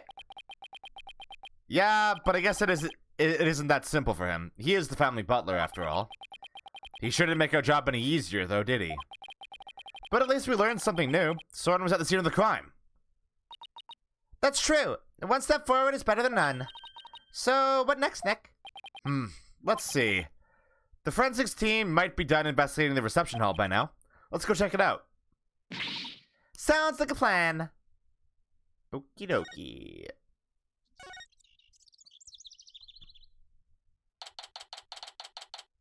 Oh, there's a maid in the background. That's cute. We'll clean. Clean the window. It looks like the police are done with their investigation in here. I wonder if it's okay for us to take a look around now. Oh, hi, Mr. Wright. Hi, Emma. Would it be alright if we investigate in this room now? Sure. The police are all done, so go for it. Oh, remember that broken lantern? I restored it to perfection. I have to say, it's some of my best work.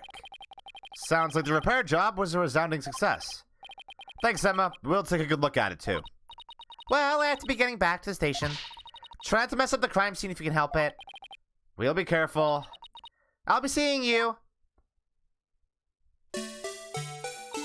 So is Pierce what you would call a sussy baka? Yeah, I think so. He's the sussiest baka I've ever seen in my Ace Attorney career. Is that true?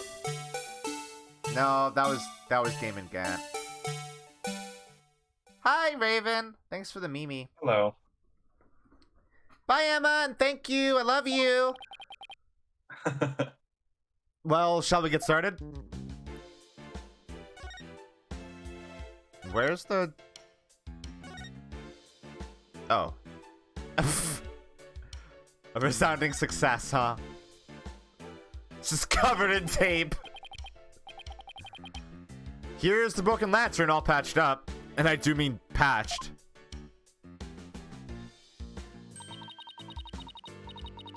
Wait. That's weird.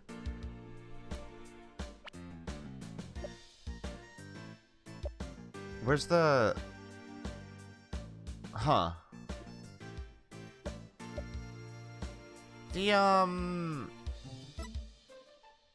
When we looked at the lantern... that wasn't broken. When we opened its butt up, right? Opened his butt right open. Yeah, Phoenix and Maya mentioned that the inner lantern wasn't painted. So is that just rust? Like this one here is the one that looks like it's not painted, right? Which is weird. Emma said this was some of her best work, so I know she put a lot of effort into it. You better appreciate it, Nick. That's my wife. It was pretty smashed up. It must have been a lot of work to piece it back together. Well, she gets an A for effort at any rate. Huh? This wheel handle on the back has some blood on it. It looks like somebody gripped it with a bloody hand. Maybe the blood got there when the killer was putting old Doom and Gloom's body inside? Again. Do you see anything else worth noting? Well, there's another one of those lanterns over there. So it might be a good idea to really compare the two later. Oh, okay, so you're gonna let me do that. Good. Good, good, good. Because that might be nothing. And not matter at all. But I'm curious about it. Let me open that butt up. Yep, okay. Weird. Open that butt up. Please, please add that to the quote, someone. Please don't. This is the unbroken peggable lantern. And this is the one that Emma restored. I wouldn't say they look exactly the same, more that they're made of the same parts. Wait a minute. What is it, Maya? I think there's something off about this Pegaball. Just about everything about it looks off to me. Shut the fuck off. I'm not quite sure what it is, but some detail isn't quite right. Show me the restored lantern again. Hey, I know. It's this, right? What? Where? The thing about the restored lantern that's off is the... yeah. Look. It's the wheel handle. It's a different color altogether.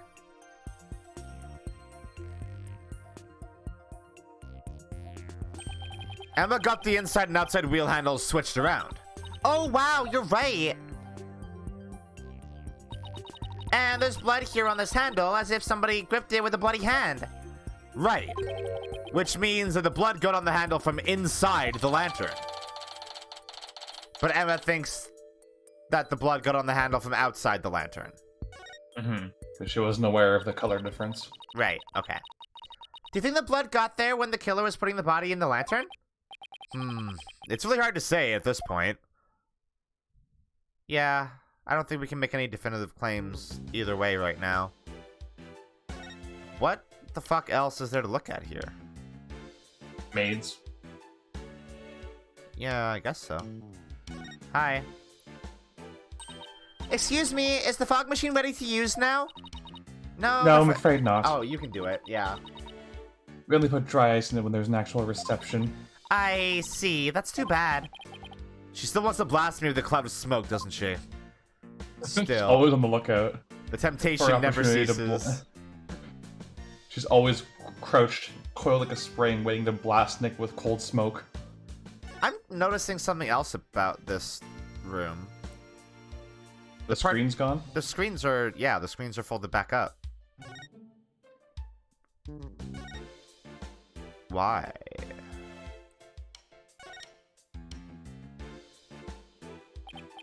Hey, take a look at that door. I wonder where it goes. Shall we open it up and see? Wait, please don't open that. It's the emergency escape hatch. It leads directly outside. You'll fall to your death. Whoa, that was a close one, huh, Maya? I'll say. Maya just walks right at the wind, right out the door and falls off the blimp like a freaking Looney Tunes character. Yeah, she holds up a sign that says "Yikes" as she's like suspended in midair, and there's like a plume of dust as she falls. That'd be very good. Man, that's an outdated reference at this point, isn't it? Hey, listen, Space Jam 2 came out this year. It's relevant again. That's fair. Get a load of that huge set of doors. I bet all sorts of things come and go through there. Like an elephant. I'm pretty sure it's just the bride and groom. This is a banquet hall, not a circus. It could be. Let's not talk about circuses. Oh, fair. Very fair. Hey, what's that? That's sparkly. I want it. This is where the murder weapon, the timekeeper, was displayed. I guess it's in police custody now. Huh? What's this? A key? Let's ask the maid about it. Good idea. She might be able to tell us something. Excuse me, could I ask you a question? Oh, of course. What would you like to know? Do you know anything about this key? It's the key that starts up the timekeeper. Startup key? That's right. Oh, the first startup of love ceremony was so beautiful. The bride and groom each had a symbol of their love, and when they put them together... oh, how romantic it was. What?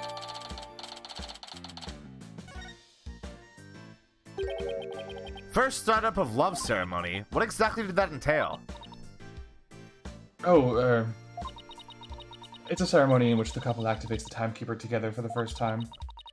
I suppose it was kind of like a cake-cutting ceremony, except much less tasty. And also they didn't have a cake because it was made of styrofoam.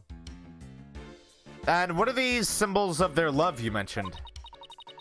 Well, that's kind of an industry secret, so I can't really say. I'm What? sorry, I better be getting back to my work. Looks like there's an order from above not to talk about it. That's suspicious. Whew. Well, I think we've checked out everything relevant to this case. Hello? Wait, what are you doing here? Wait, Soren? Soren, shouldn't you be resting in bed? You're injured. How do you know about that? Never mind. My notebook. Have you seen my notebook? I can't find it anywhere. My notebook. I need my notebook. What's the matter with him? My notebook. I have to have. Master Soren. Master Soren, I told you to stay in bed. My notebook. Here you go. Why didn't you just give it to him before he did this?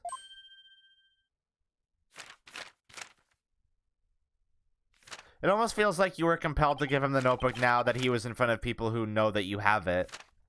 Yes, this is it. So Soren gets emotionally unstable without that notebook of his?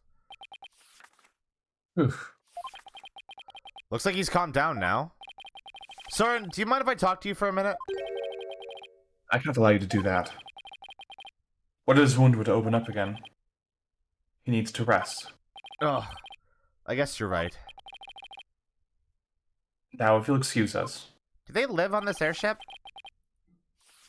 Master Soren, let us retire. Alright. There they go. Pierce is right. I guess he really isn't in any condition to be questioned. Well, let's go back to the agency and sort through what we've learned. Alright.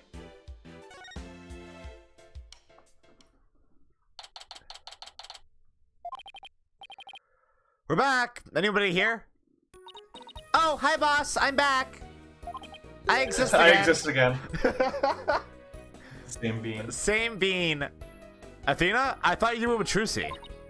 I guess you could say that I'm taking a short break.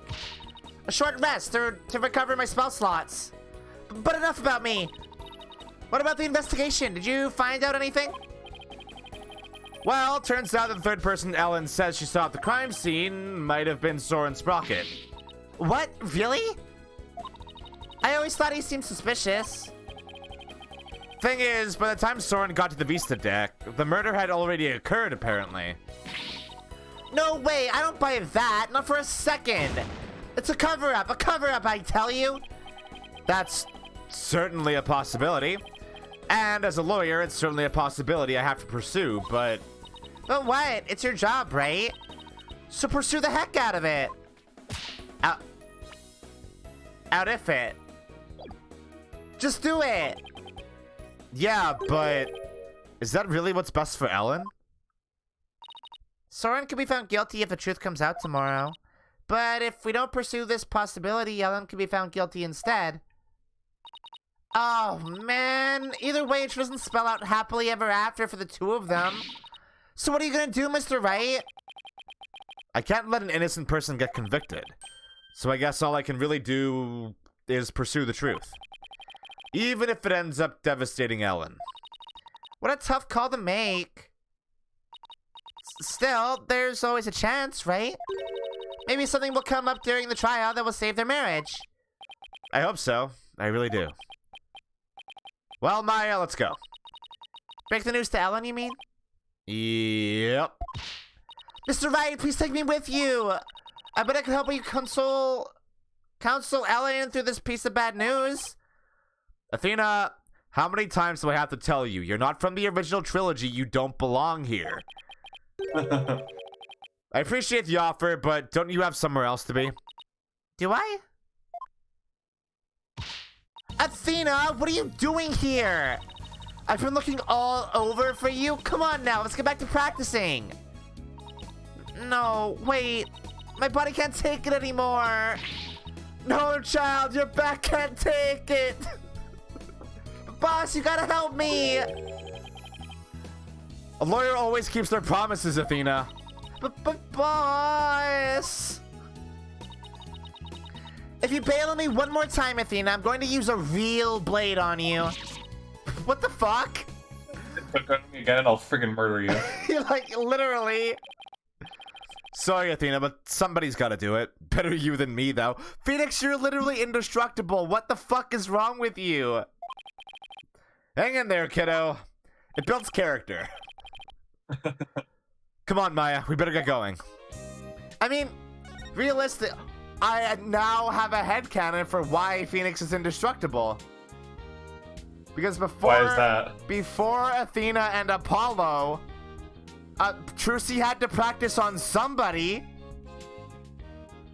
So Phoenix survived all of Trucy's practicing and became the indestructible man that he is now. I understand. I got it. I'm on to you, writers. Powerful. Yeah. Capital P powerful. Yeah, it was like training in a what the fuck do they call it? Hyperbolic time chamber. Time chamber? Yeah.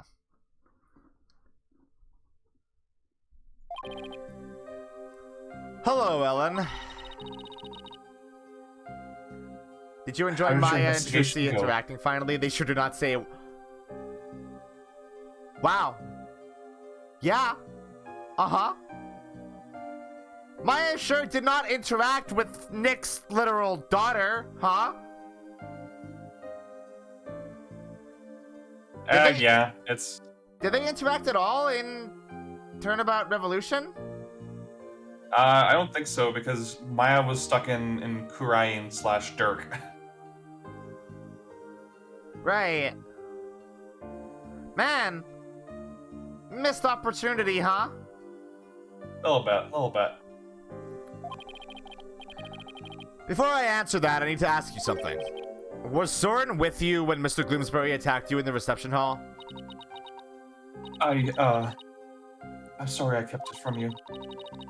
I was afraid that he'd come under suspicion if I told you. So I kept quiet about it. I'm really quite sorry. I see. I thought it was probably something like that. Listen, Ellen, I'm afraid I had to make a very difficult decision based on what I found out. What kind of decision? This is very hard for me to say, but... The mysterious person you saw at the scene of the crime was most likely Soren. What?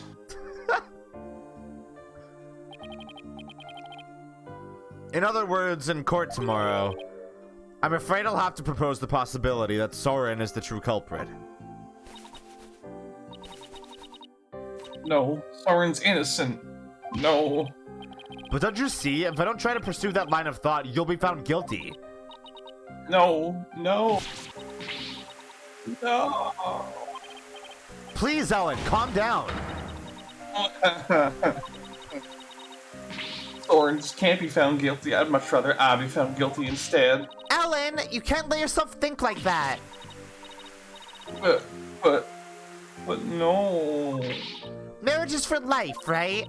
Do you really think you can run away from the truth and still be truly happy with him? You're not married, so how could you possibly understand? Sometimes you just gotta do whatever it takes to make things work. But, Nick, you talk to her. You're married. Hey, don't just dump this all on me. You're right. I'm innocent and Soren is too. So please, prove our innocence in core. I'll certainly do everything in my power. I just hope she doesn't lose control like this in court tomorrow. Dang. Well, fuck. We're really in a corner now, aren't we? A little bit of a corner. A turnabout corner. Shut up. Never. Alright. It's break time. It's time for break. Everybody get drink and snack. Go make your peas and poos. Get ready for the big finale. Get ready for the big finale. We'll be back! I'm back.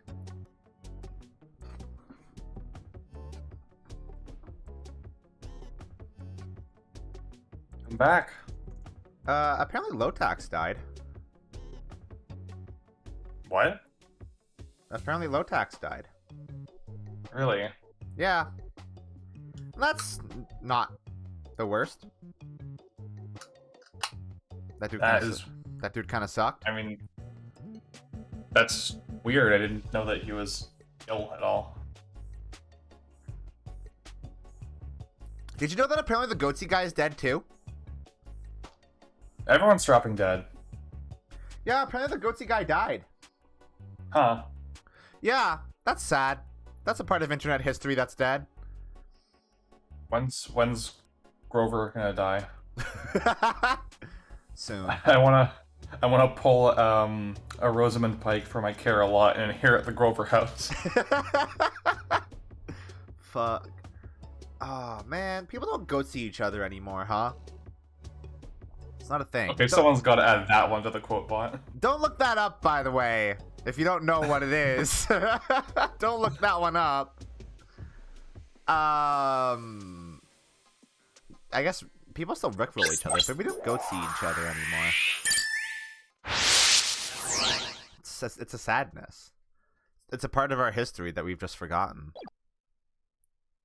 We've forgotten our heritage. We've forgotten our heritage.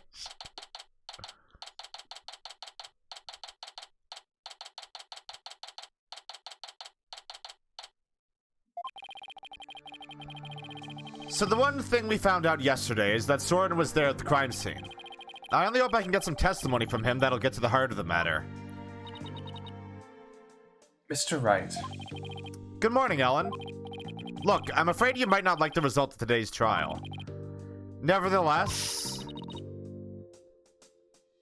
Don't tell me you're still thinking about going that route. Soren's innocent. He can't be found guilty. Take me instead. Ellen, please, try and get a hold of yourself. So what if your husband did a murder? It's fine. My husband was accused of doing a murder too. That's true. You're not special, Pinch. You're not special. I handled it.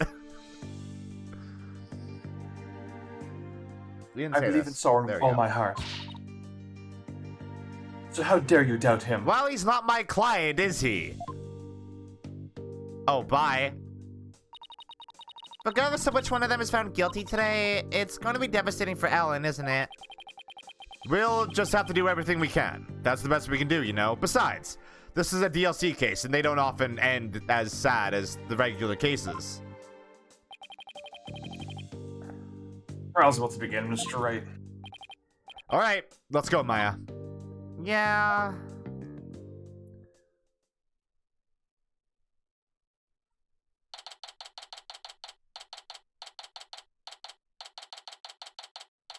Fine, you know what? I'll add my own quote to the quote bot.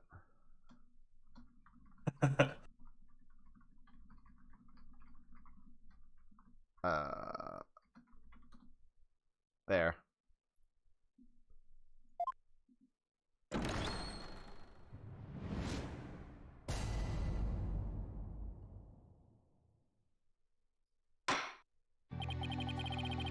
Court is back in session for the trial of Ellen Wyatt.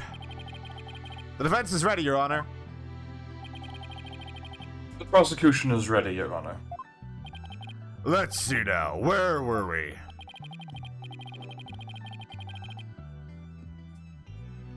In yesterday's session, we found out about the conspiracy of the Sprocket family. Cover up the murder of Dumas Gloomsbury with a second reception. Taking advantage of our collective shock, the defense has usually made a nonsensical claim. Namely, that there was a third person present who struck the victim. Hey, Edgy, guess what? I have evidence now. Objection! Hey, don't try to make it sound like I made it all up. The defendant herself made a statement about the existence of a third person. And further investigation has only proven her statement to be true. Then I presume the defense intends to focus on proving the identity of this third person. Is that all right with you, Mr. Edgeworth? Indeed, Your Honor. In fact, I predicted the defense were most likely. Attempt to name Mr. Soren Sprocket as the true culprit. How did you... The driver during the accident that killed Mr. Sprocket's sister was the victim. Therefore, Mr. Sprocket had a motive to murder Mr. Gloomsbury. That's what you plan to assert, is it not, Mr. Wright? Ugh, am I that transparent? You're literally married. Come now, Mr. Wright. Did you really think that the police wouldn't cover this information? Congrats on getting it in. Congrats on what? Congrats on getting it in one, Mr. Edgeworth. You're wrong. Soren didn't do it. He's innocent. Miss Wyatt, please. He's innocent, I tell you. What is this, Mr. Wright? I thought your claim of the existence of a third person came from the defendant. It did. This is just a minor hiccup. Did you not discuss your strategy for today with the defendant, Mr. Wright? Starting off on the wrong foot again is seriously cutting into my lifespan. Hello, Charles. Hello.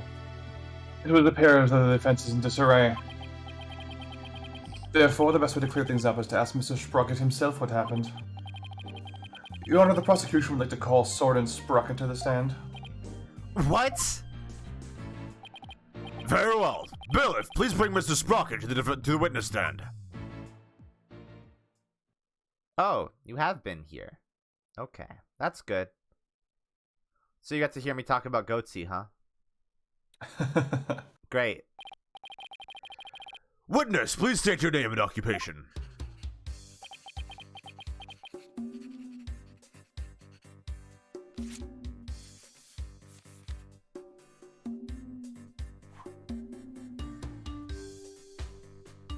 Such a long animation. Yeah. Oh! There's something written on this paper airplane. Let's see. Soren Sprocket, Managing Director of Sprocket Aviation. Mr. Sprocket, please give your answers in words, not paper airplanes.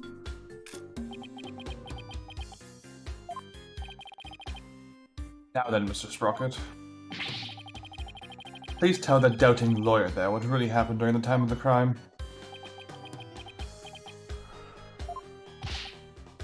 Well, Mr. Sprocket?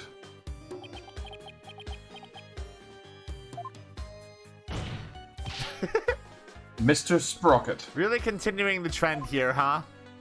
Yeah, Ezra can never ever get a name and occupation out of his witnesses. So good. Alright. You want me to talk about what happened when the crime occurred? In other words, after the first wedding reception. When Ellen and I were in the reception hall, right? Not even the power of the court can stop him from marching to the beat of his own drum. I respect that. Even if he dresses like a total dork. I was stabbed by Dumas in the reception hall, and I collapsed on the floor. Next thing I saw was Ellen and Dumas on the Vista deck. I knew Ellen was in danger, so I headed for the Vista deck. But when I got there, Dumas was already... I don't want to believe it, but it must have been Ellen. Nothing else makes sense. Wait just a minute here. You actually think Miss Wyatt killed the victim? That's right. Dumas was killed by Ellen. This is unbelievable. How can you suspect your bride, the woman you love? Objection!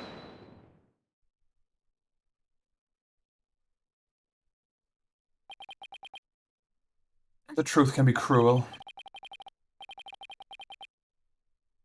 Miss Wyatt, you must be very upset. Is there anything you want to say? Oh. Oh no. No. Oh no. No. I can't believe this. Soren. I thought that at least you would believe in me. The best way to now show your love for the groom is to admit your guilt and try to atone. Soren? Hold it! Mr. Edgeworth, I haven't even cross-examined the witness yet. And quit picking on the clearly distraught. Yeah, that's so not cool, Mr. Edgeworth. You're a dummy and a jerk. A court is where we seek the truth. And the truth is unyielding even to the truly pitiful. Mr. Edgeworth, I find it distasteful to make a lady cry. Ugh. I too, Your Honor. So, what are you going to do, Nick? If the third person Ellen saw in the Vista deck was Soren, then we have to prove Soren was there at the time of the murder. I don't see any obvious inconsistencies in his testimony, but we have to push forward. So push everything, basically. Press, push, press. I should know what this function is called by now. Push it. Push it. Hold it! Please tell me everything you can about when you got stabbed. You are weirdly vague about this. After the reception, Ellen and I were enjoying a moment alone in the reception hall. Then Dumas appeared and tried to stab me. He grabbed Ellen and the timekeeper and left the reception hall. Did Mr. Gloomsbury say anything at that time? I don't remember. After I was stabbed, I was immobilized by the pain.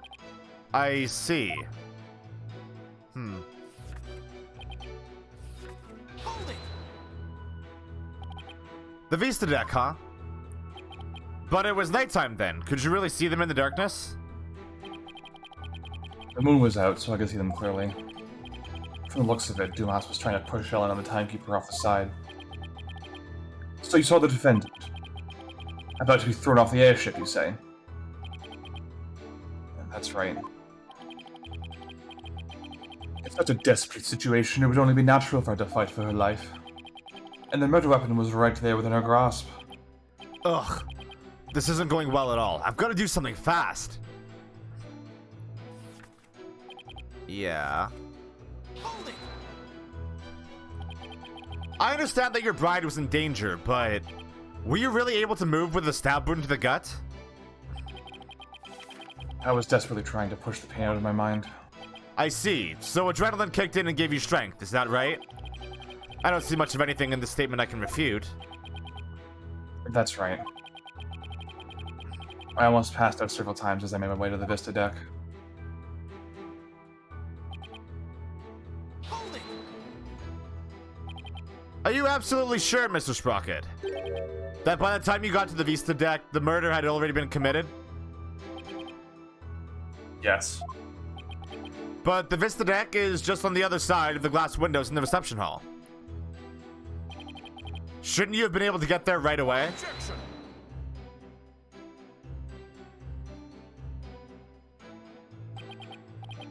Mr. Wright, have you investigated nothing?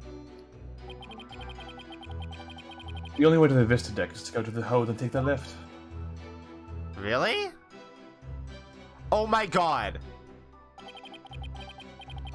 No matter how much one hurries, it would take at least 10 minutes. So, I have something to confess. What's that? For this entire case, up until this specific moment, I thought this was a top-down view. Oh. And then it suddenly dawned on me that these were elevators. Yeah. The maps in the series aren't always the most detailed. Yeah, that big head empty moment. Oh, well that's unhelpful. But Soren had to have gotten there before the murder, or my claim won't stand. Do you have any ideas for me, Maya? It's definitely easier to prove that someone did go to the hold than not. I mean, you can't leave anything if you don't go someplace, right? Can't leave anything? Wait a minute. I think Maya's onto something here. The lack of a certain something actually proves that Soren didn't go to the hold. What's the matter? Are you stumped already? No, I'm far from stumped, Mr. Edgeworth. I know for a fact that Mr. Sprocket didn't go to the hold. You and your paper-thin bluffs. Mr. Sprocket's bloodstain on the lift proves he went through the hold. So what possible proof could you have that he did not, in fact, go through there? You want proof? You got it. You can do this, Phoenix. There's got to be proof that Soren didn't go through the hold. Well, Mr. Royd.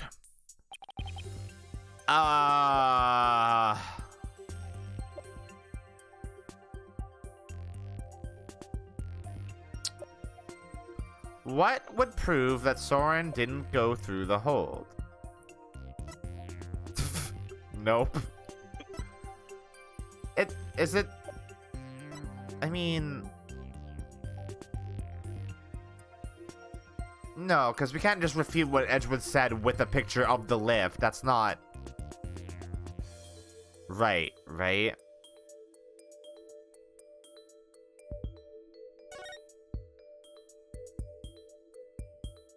What could this possibly be?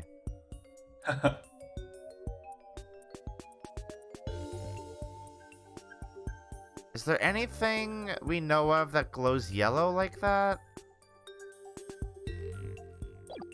I don't think so. Okay. So, okay, what was Phoenix saying? The lack of a certain something actually proves that Soren didn't go to the hold. Ooh, but there's blood on the lift, which... On the side of the lift. But not on top of it. Mm-hmm. But,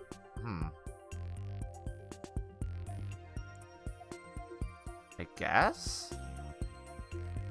Is it the lift? Yeah. Take that! No. The music didn't stop. Oh, no, wait, you do have a piece of evidence. Remember, anyone who goes into the hold leaves a record. Oh! Hey, you know what I forgot to do? Look over your evidence again? Yep. I forgot to refresh myself on the evidence.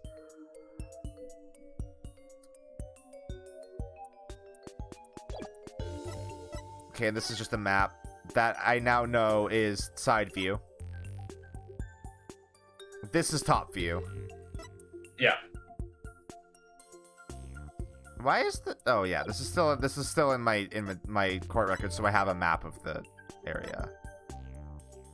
Okay, so we got the broken lantern. We have this. Oh yeah.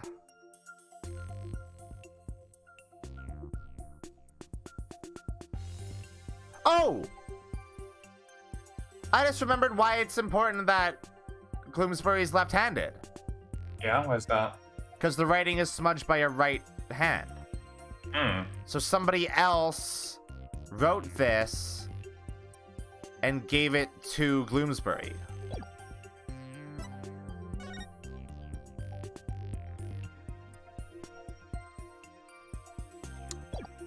And this has been in my court record the entire time, and it hasn't proven to be relevant yet. Oh, no, it has.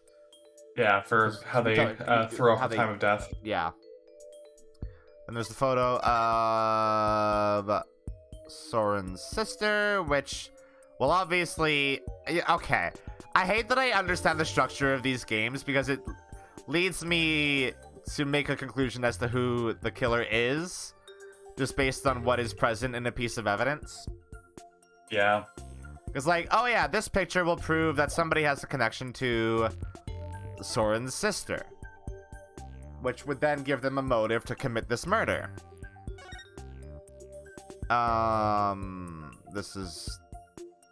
This was used to prove the time travel, the two reception thing.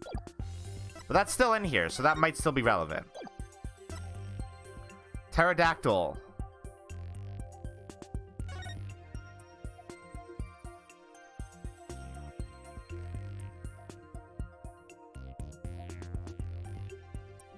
Pterodactyl.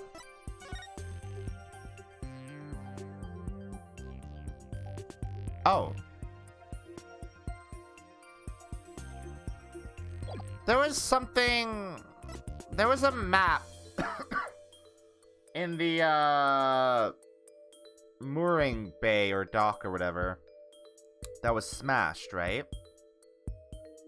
Like something fell off of the airship? Yeah.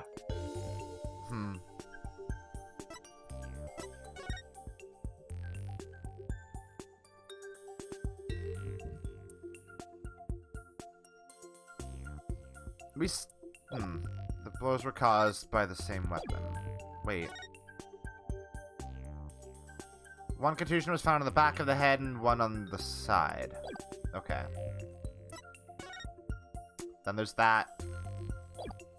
And then stuff that we just found. Take that! As anyone can see from the hold entry record, there's absolutely no mention of Soren Sprocket entering the hold. The defense asserts that Mr. Sprocket used a different route to get to the Vista deck. You can assert all you want, Mr. Wright. But can you actually prove another route exists? Can I prove the existence of another route to the Vista deck, you ask?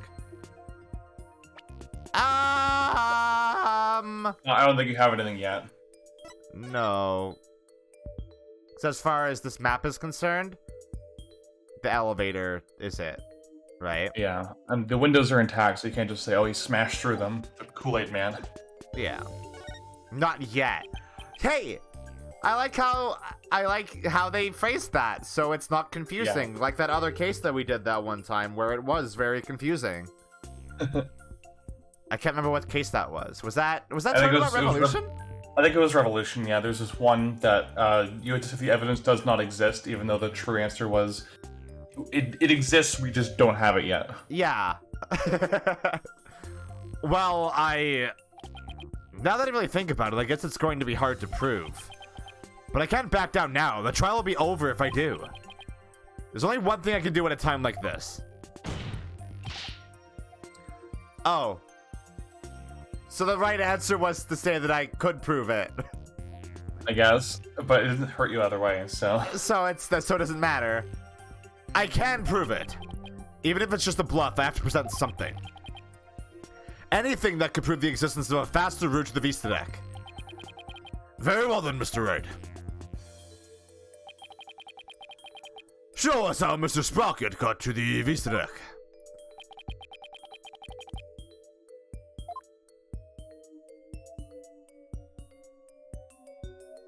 The window? Go to the left. Oh. Oh. That was important. Oh, that was important. To save his bride from danger, Mr. Sprocket... Whoa. Opened the escape hatch and made his way along the outside wall of the Vista deck. Isn't that right, Mr. Sprocket? Badass. That's really cool. You kick ass, sir. Top tier wife guy. Hell yeah. Is he the best wife guy? I don't know, Dirk's a pretty good wife guy too. Dirk's a pretty great wife guy, you're right. There would certainly be a much faster route to the Vista deck. Objection!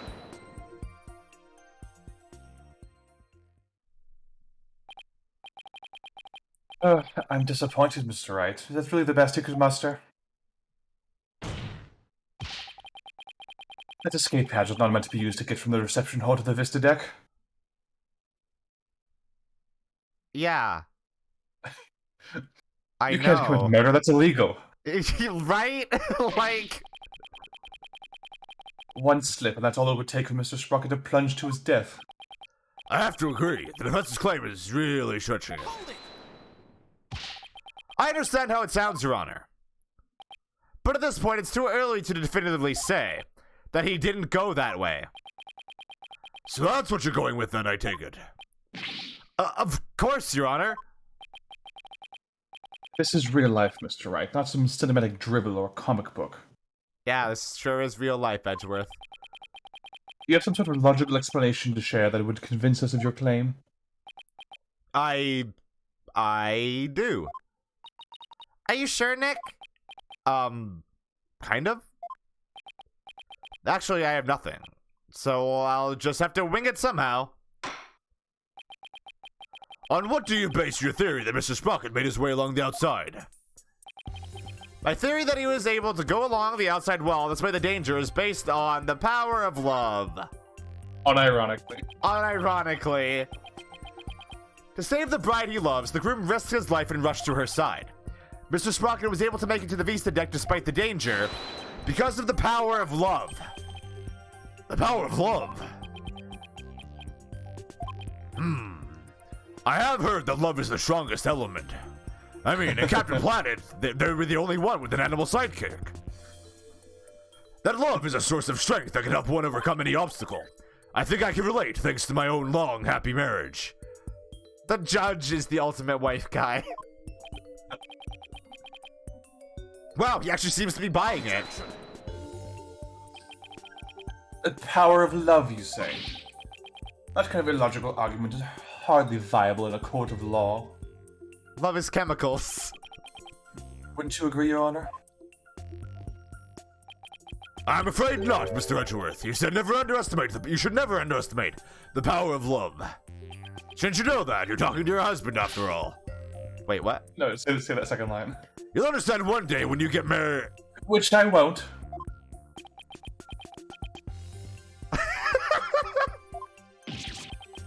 Exactly what is so wrong with wishing to remain unwed? Way to set him off, Your Honor. I've had this conversation so many times already.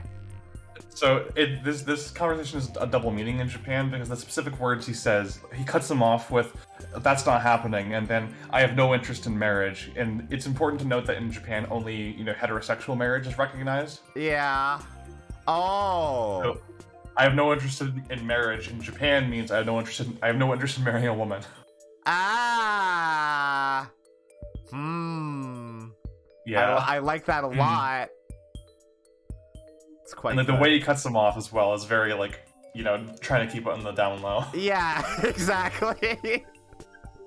Never mind all this unscientific nonsense. Are you aware, Mr. Wright, that at the time of the crime, there was a huge propeller turning at full speed between the hatch and the vista deck? Even if a person were to go outside through the hatch,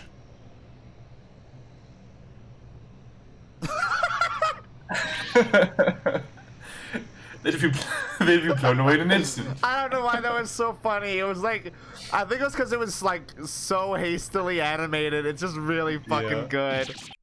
Someone needs to add like the Mario 64 like, wow.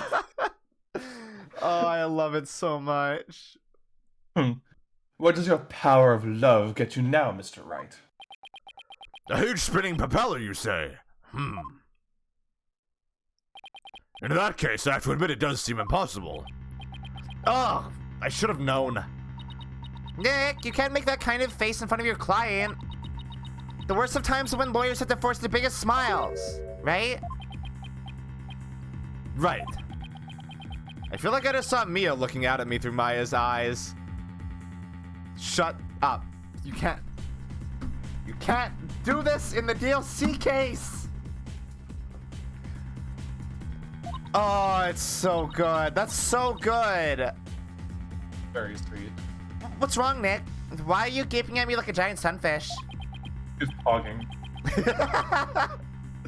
Thank you, Maya. You just helped me remember something really important. There it is. There's that fearless smile I was looking for. Now give us a mind-blowing theory just like you always do. I have to turn my thinking around. Instead of wondering how Soren could have moved past that huge propeller, I have to think about what would have made it possible for him to do so. Your Honor, League of Legends. I knew you would say that. It's the last case I had to. I knew you would fucking say that, and I was laughing preemptively. Mr. Wright only makes that ridiculous face when his back is pressed against the wall. I should know. I've railed him up against the wall multiple times. Shut up! Mr. Edgeworth, it's still far too early to discount my theory. What were you talking about with railing me against the wall? What? Never mind that. What are you talking about now? The airship's large spinning propellers have already shredded it to pieces. It was supposed to be stealth, remember, Edgeworth? But if we think a little more outside the box, I'm sure we can find a way he could have made it. Stop trying to stall, Mr. Wright. How many times have I done this exact thing, Edgeworth, and proven to be right? And show us how it could have been even remotely possible, if at all. I must agree with Mr. Edgeworth. Very well, Your Honor. There must have been a way. Some way that Soren could have moved along the wall in spite of the propeller. Now then, Mr. Wright, what specifically would have made it possible?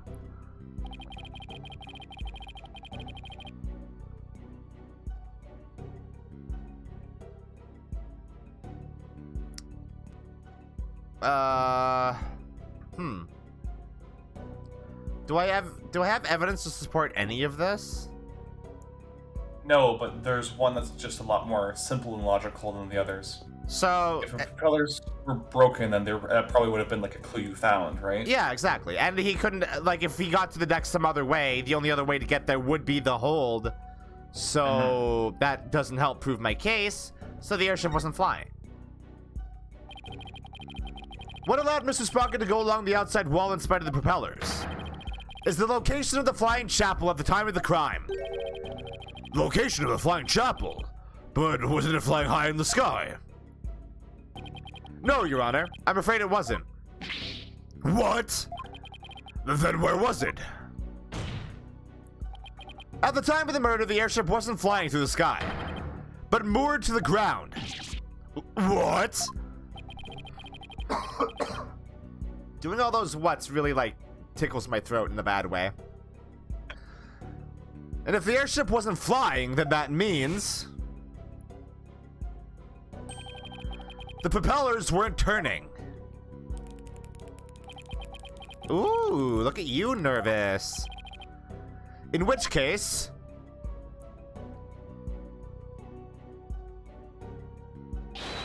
Mr. Sprocket could have gone to the Vista deck along the outside wall. Isn't that right, Mr. Sprocket? What? Oh. He tried to click his pen, but he was putting it the wrong way. I love that. That's good. I don't remember. Ow! He stabbed himself with his pencil. That's gonna leave a mark. Objection. Hey, I wonder if he's bleeding. Even if the propellers weren't turning, it would have been far too risky to go that way. Ah, but, Mr. Edgeworth, you're forgetting about the power of love. Yes, the amazing power of love. Not this drivel again. Very well, for the sake of argument, let's assume this so-called power of love made it possible for Mr. Sprocket to move along the outside wall of the airship. And you prove that the airship was tied to the ground as you claim, Mr. Wright? Well, I don't have any evidence that proves where the airship was at the time. You can prove it, can't you? Ugh. Maya, can you think of anything we can use to prove it? Can't say I can. Oh, wait. Didn't somebody see something outside a window at the time of the crime? I think I remember someone saying as much. Someone. I can't remember who. I think he died. I hope he died. Do I have a piece of evidence that shows what was outside the airship? Well, what are you waiting for? This piece of evidence shows what was outside the airship at the time of the crime. Take that.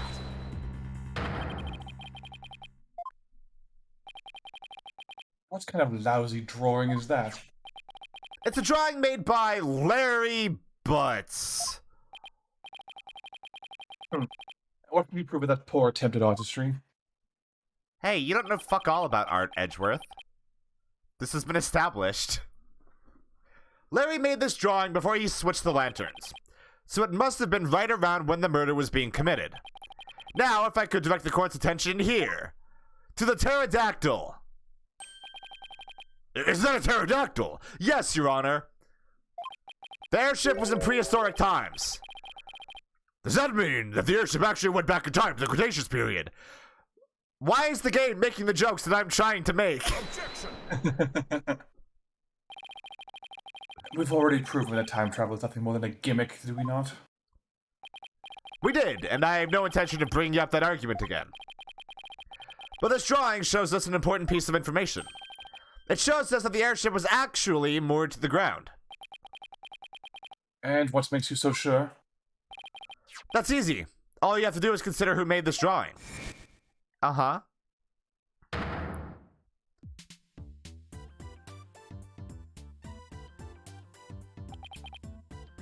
Larry. That's right. It was Mr. Butts, and we both know what he's like. He must have seen something else and mistaken it for a pterodactyl. I can't argue with you there. Oh. Hey, I thought you were dead. Nick, who's this? Is he a ghost?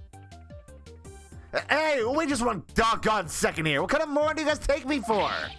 I saw it with my own eyes! A pterodactyl flew right by the window, I tell you! I have the sharp eyes of an artist, don't you believe me? No. Nick! Nope. Some friends you guys are. What about the judge?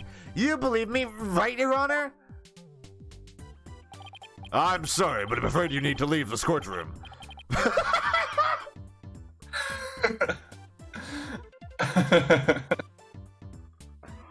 Oh my god, why is Larry being thrown out? Because he barged in without being invited to the stand. Oh my god. Bailiff, if you would. Go on, buddy, let's go. Why doesn't anyone believe me? Don't take it personally, Larry. I know you're just being, well, you, unfortunately. You should really stop that. Try being me instead. Now then. So you're saying what Mr. Butts really saw bears some relation to what was outside the airship at the time of the murder? Yes, Your Honor. At least I think it does. What this pterodactyl really is will prove the airship was anchored at the mooring dock. It had better, anyway. If it doesn't, my whole argument is a bust. If you're that confident about it, then please go ahead and tell us what it really was. Yes, Your Honor.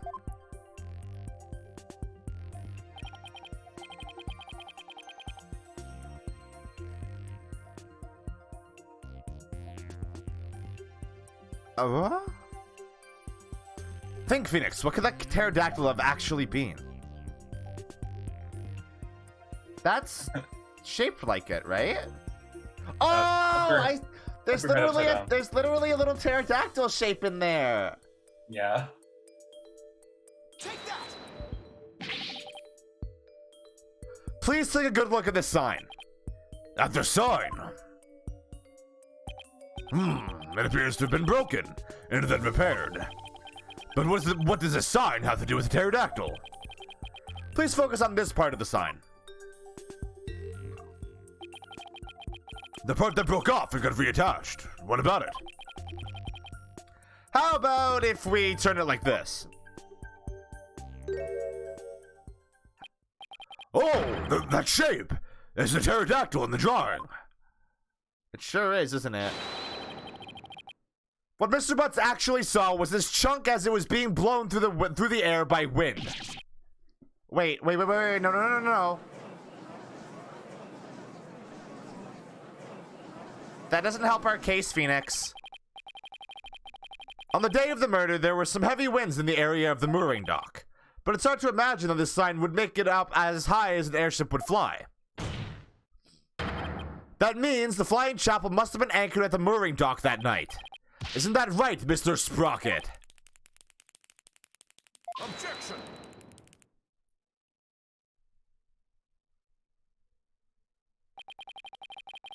That's more than enough of this power of love nonsense, you pop culture junkie. Present all the proof you want, but your argument is based far too much in conjecture. Why don't we return to reality now? What do you mean, too much conjecture? Even if the airship wasn't flying, that alone doesn't prove the witness went along the wall. True. Even now, it's no more than a possibility. Then how do you propose Mr. Sprocket got to the Vista deck, Mr. Edgeworth? I noticed some things went over the evidence. Please take a look at this hold entry record. What about it? I don't see Mr. Sprocket listed on here anywhere. But do you remember? In yesterday's session, we had a very similar kind of argument. Did we? Honestly, Mr. Wright, are you going senile already? We talked about Larry Butts using the defendant's keycard to enter the hold. Oh, we did talk about that, didn't we?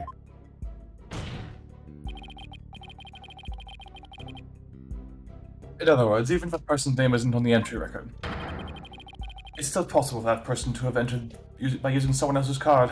So really, this is a useless, worthless piece of evidence? Mr. Sprocket, you entered the hole with Mr. Nickety, didn't you?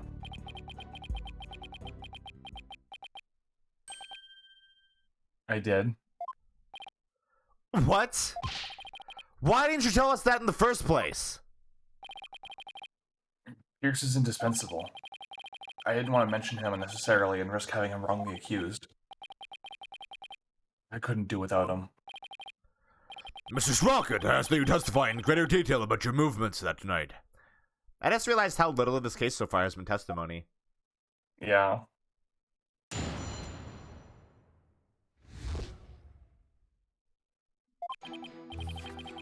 The truth is, I went to the Vista deck with Pierce. That's why my name doesn't appear on the hold entry record.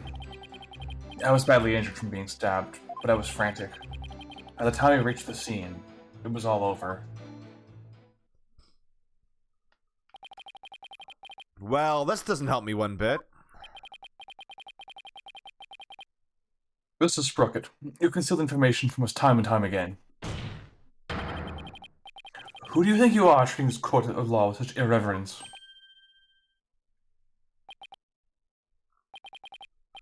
That being said, I do appreciate the testimony you gave just now. You're welcome. Thanks to you, we now know why your name doesn't appear on the entry record.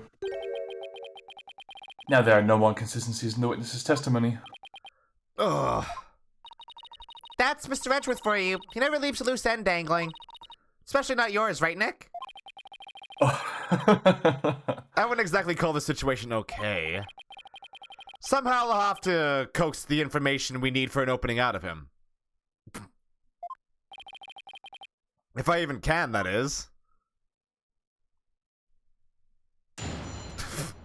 I can't believe I said that. Yeah, I can't believe you just implied that Edgeworth grabs flaccid penises.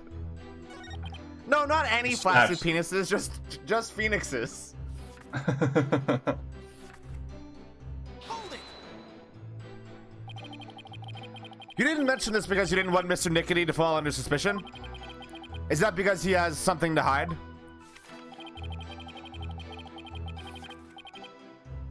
Just didn't want the police to take up all his time with their questions, that's all. Neither the company nor the household would function smoothly without him. I see. Wow, it sounds like Pierce is absolutely indispensable to the Sprockets. Anyway, getting back to your statement, when did you meet up with Mr. Nickety? Met up on my way to the Vista deck. I think Pierce and some of my relatives were on another floor. Pierce heard the commotion and came running to my aid. He could hear the pandemonium all the way from another floor? Mr. Wright, would you like the current statement added to the witness's testimony? Yes. Yes, please, Your Honor. Very well. Hold it! Did Mr. Nickety come alone? I believe some of his subordinates were with him, but I don't remember exactly how many. He may say there were others, but seeing how they pulled that secret second reception off, I can't completely trust anything he has to say either. I see. So you, Mr. Nickety, and a few others headed to the Vista deck, is that right? That's right. It's wild how the Magatama doesn't work in court. Yeah. It just stops working, I guess. It's in sleep. It's in sleep mode. Yeah. He doesn't want to rely on it as like a handicap, you know? Yeah. Gotta prove his lawyer skills. Yeah. Your name doesn't appear on the hold entry record because you entered with Mr. Nickety using his key card? That's right. So I guess the hold entry record doesn't matter as much as we thought. But now that Soren's saying he was with Pierce and a few others... Oh, wait, what? It's pretty tough to refute that statement. Violet, I can see that being the case. And the only reason like Apollo's triggers is because his is based on like perception and not like spiritual power. Yeah. It's weird science, not magic. Yeah, exactly. Fuck, I hate that it's weird science and not magic. That explanation in Apollo Justice is so unnecessary. It's so unnecessary and it ruins the whole concept for me. It's made of magic meteor metal that reacts to changes in your blood pressure and constricts on your wrist. Has there ever been a time when having a statement added to the testimony was the wrong thing? No. Because even if the testimony doesn't prove to be relevant, it never takes away from your life to add something to the testimony. Well, not if they explicitly say it does, like with Mo or Furio Tigre, where like if you press the wrong thing and add the wrong thing to it, then it penalizes you. I guess so. Yeah, that's true. What's the matter, Mr. Right? Cat got your tongue? Yeah, I mean, a cat is his tongue? Or something? Did you finally realize there's no point in continuing this trial any longer? Of course not. Oh, I'll wipe that smug look off your face. With my lips. On your lips. Mr. Sprocket, please continue with your testimony. Hold it! Speaking of your injury, how are you doing now? My wound is deep and continues to throb with pain. The what? The what?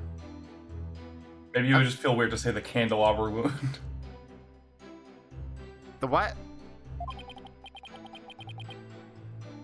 Fortunately, my internal organs were spared. But one wrong move would spell the end for me there. Wait, that's nothing? Yeah, it's just a weird way of phrasing that he was stabbed by something. You should have said the stab wound, I guess. Yeah, like, saying the knife wound implies a knife was used.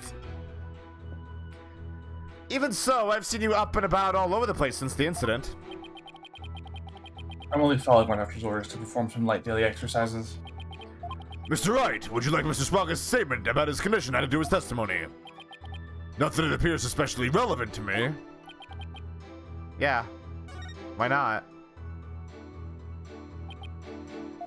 Oh. Oh. No, that was intentional. Mina?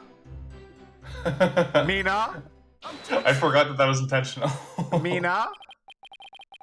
I swear to fucking God.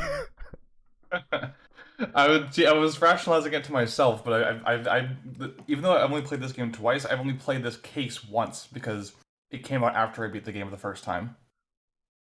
You were leading me astray, so we never finished this game. I just led you back on the right path as soon as I saw it. You did not lead me on the back.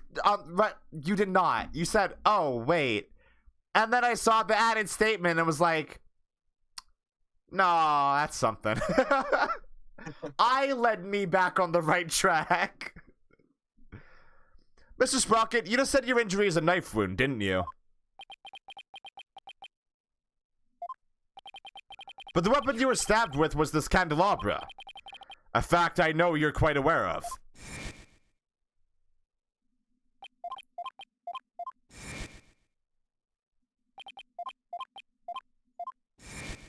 Wait, was that all new dialogue? No, that was Pierce recapping it. Okay, cool. Objection! It must have been a simple memory slip that made him misspeak. It happens to everyone. You are literally Edgeworth.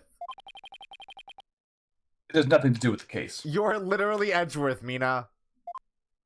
You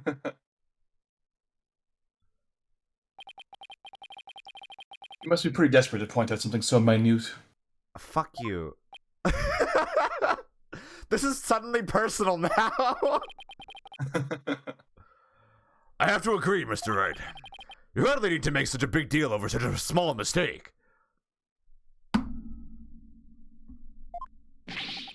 But I contend that it's an important inconsistency. Besides, I couldn't find anything else. This is the only thing I have to go after. And I say it's not important. Now let's not waste any more time on this matter. I agree. Everybody has a little memory lapse every now and then. But Your Honor, please let me explain. But can you? Can you really explain to this court what makes the slip so important? Yes, I can, Your Honor.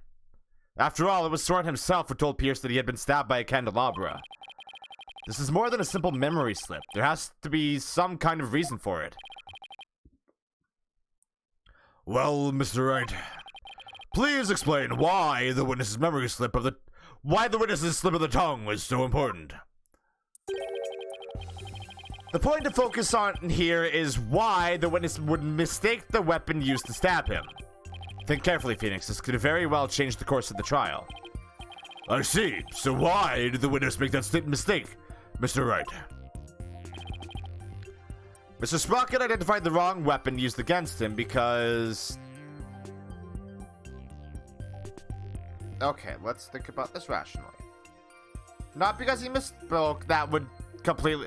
I like how they put one in here that is just agreeing with the judge in Edgeworth. Yeah. For like all of these. Clearly he has memory of it because he's the one that told Pierce that he was stabbed with the candelabra, right? You told him in the past, yeah. He told him in the past. But his blood is literally on it. Yeah. So he's covering for someone. That's the only one here that makes sense. Or not. Or not. Or my health is still here. Or not. Consider a piece of evidence that you don't have right now. A knife? A piece of evidence that you did have but don't have now. The second photo? No. The one that aggrieved me so? What Oh. The book? But... Oh, you know? I'm doing some shit exactly like what Emma was doing, aren't I? I'm kind of just assuming that this is Soren's blood. Without us actually having proof of that. And the proof of that would be the blood in Soren's notebook. Which we gave to Pierce. I'm not. That's not the bit of the notebook that you should be thinking about. I mean, it's not this. What changed on March 8th? His sister died. And what else? And Soren was injured. And how do you know something changed on March 8th? Because that's when he started writing more, like, meticulously in his notebook. Mm-hmm. Way more detail than a diary, right? Yeah. So why would he do that? Because he has pre-established memory issues.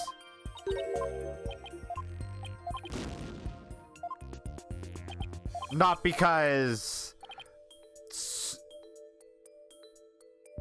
Oh, so this is like a similar twist as,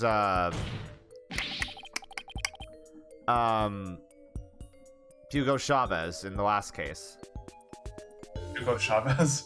Yeah. Inga. Inga? Hugo Chavez? What? Whatever. I don't know. Oh, of all the dictionaries you could have pulled out from your hat. Let me... What did you... Let me...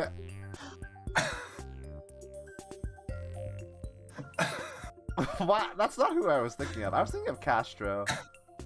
But...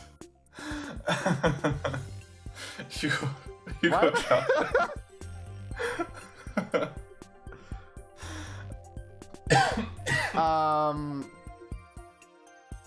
Wow. I don't know why that name popped into my brain. Huh. He doesn't remember the incident, let alone the weapon used against him. Not only that... I don't know either. Apologize to Val. Sorry, Val. But I believe Mr. Sprocket has some sort of memory disorder. Therefore, the defense contends that Mr. Sprocket's testimony thus far is invalid.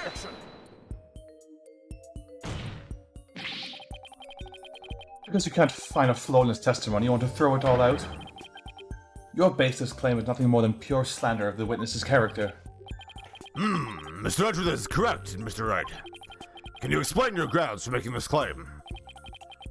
Of course, Your Honor. Think of what Soren has said, now he... Oh, this is internally. Think of what Soren has said, not how he's behaved. That's where I'll find a clue. Very well, let's hear your argument then. His notebook. The grounds for claiming that Mr. Sprocket has a memory disorder is his notebook. His airplane pen. His airplane pen. The notebook he always has with him. I saw daily events and information about the people around him recorded in it. Oh, it's like a memento situation. Ah. Like a diary, perhaps? No, Your Honor, it's much too detailed to be an ordinary diary. It's more on the order of a database, actually. A database. Living in the database. A database, you say? That's right. For some reason, Mr. Sprocket is apparently unable to retain memories. That's why he writes every little detail of his life down in his notebook. How could you possibly know that for sure? He might just be an extremely compulsive person. I thought so too myself, at first. To be honest, we accidentally got a stain on that notebook yesterday. You mean you got a stain on it? Hey, you're the one who tried to grab it out of my... Never mind whose fault it was, just get to the point already. Right, sorry. Mr. Sprocket. The page Miss Faye got a stain on yesterday. That's the page with the details of your stabbing on it, isn't it? No, I only write this notebook because I'm very compulsive. Now drop the subject already. Sorry, but I'm not convinced. I noticed an odd fact about your notebook, Mr. Sprocket. On the earlier pages, you used it to write down invention ideas. But after a certain date, you started writing down a lot more and in much more detail.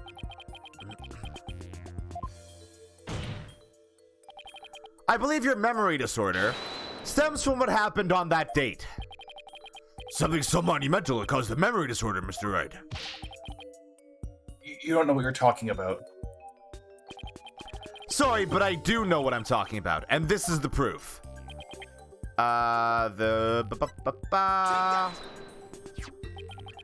You were involved in this car accident too, weren't you, Mr. Sprocket? And the shock of losing your beloved older sister is what caused you to develop your memory disorder. It was that, and not the fact that you were in a car accident that damaged your brain, right?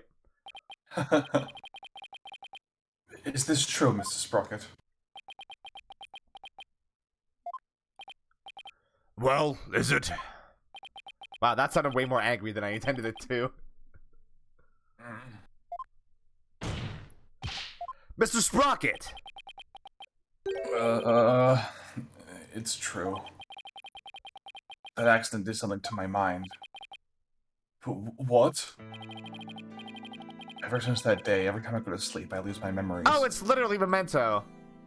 Yeah, but like, instead of being on a timer, it's like, you know, during sleep. It's like 51st dates. Yeah. Which is like stalker memento. Yeah, yeah. And when I wake up, the most recent thing I can remember is the day I lost my sister. That friggin' sucks. That super sucks. Like, you have to Like, relive. You're basically reliving that every single day. Yeah, that's the only, like, new thing that he can remember. Fuck. He's constantly going back in time. Oh. There you go, there's the motif. You're the time traveler. What? That's truly tragic. An inconsolable time traveler who goes back in time whenever he goes to sleep. Right. So that's what Soren meant. He was talking about himself. Reactions of the people around me each time I awoke made me aware of my condition. That's why I decided to write everything down in my notebook, so I could move forward. So the only memories you have since that day are the ones written in that notebook? That's right. Huh. But every day when he wakes up, he has to reread this entire thing, like cover to cover. The only memories he has since then are what's in that notebook. As in, like, he can refresh himself by reading it, but, like, he can't remember it. Yeah, but what I'm more thinking about is, like, somebody could just write some shit in that notebook. And that becomes a memory. Yeah, it's an existentially terrifying idea. Yeah. And since the page about your stabbing got stained, you couldn't read from it, could you? There's just one more thing I'd like you to clarify for me, Mr. Sprocket. Exactly what are your feelings toward the victim? Mr. Sprocket's feelings towards Dumas Gloomsbury. That's right, Your Honor. The witness said that every time he wakes up from sleep, his mind goes back to the day his sister died. Mr. Wright, you can't mean... Mr. Sprocket! Your pent-up feelings of anger and resentment towards Mr. Gloomsbury for the accident were renewed each and every time you woke, were they not?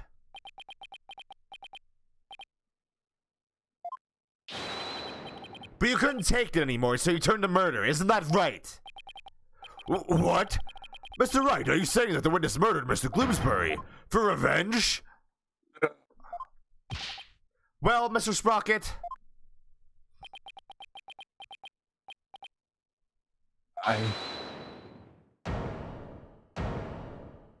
Ellen. Hi. Miss Wyatt!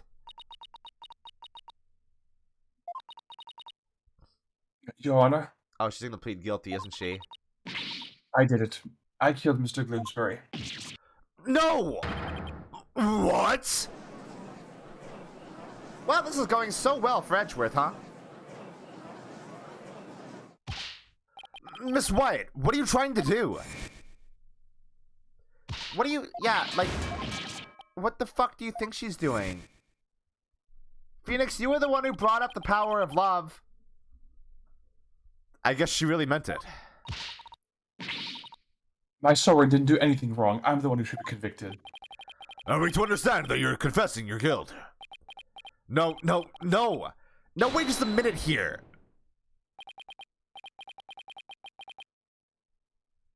Ellen, why would you cover for me? After I testified that I thought you must have killed him. I'll admit, I couldn't believe my ears at first. But all I want is for you to be happy. Your happiness is my happiness, Soren. But without my notebook, I even forget those feelings of yours by tomorrow. Knowing that, do you still feel this way?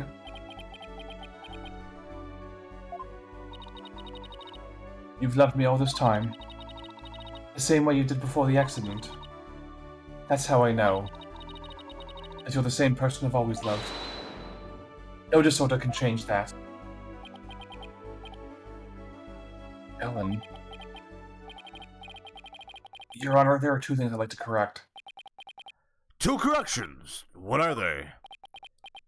First of all, I want to withdraw one of my statements.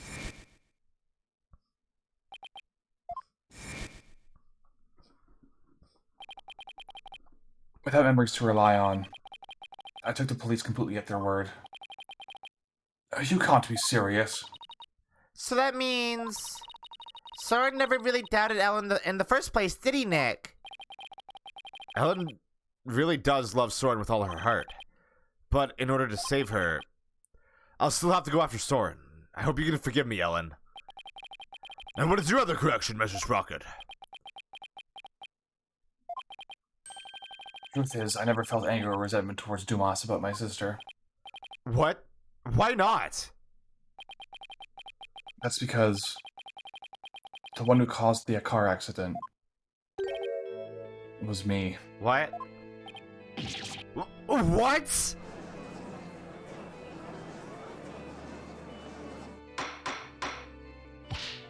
Order! Order in the court! Please continue, Mr. Sprocket. Tell me how you killed your sister. One who killed my sister. Oh, okay. To protect my career and future, my father made Dumas take the blame. In exchange for money and the position of lead servant. Oh.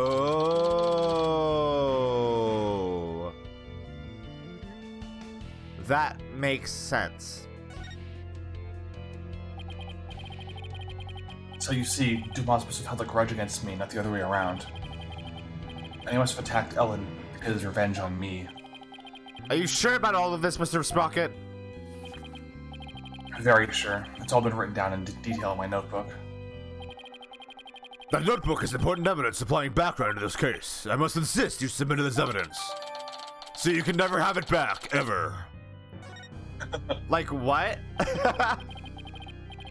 The lawyer said I had turned to murder, but that's just not true. However, it is true that my older sister and Dumas are both dead because of me and my negligence.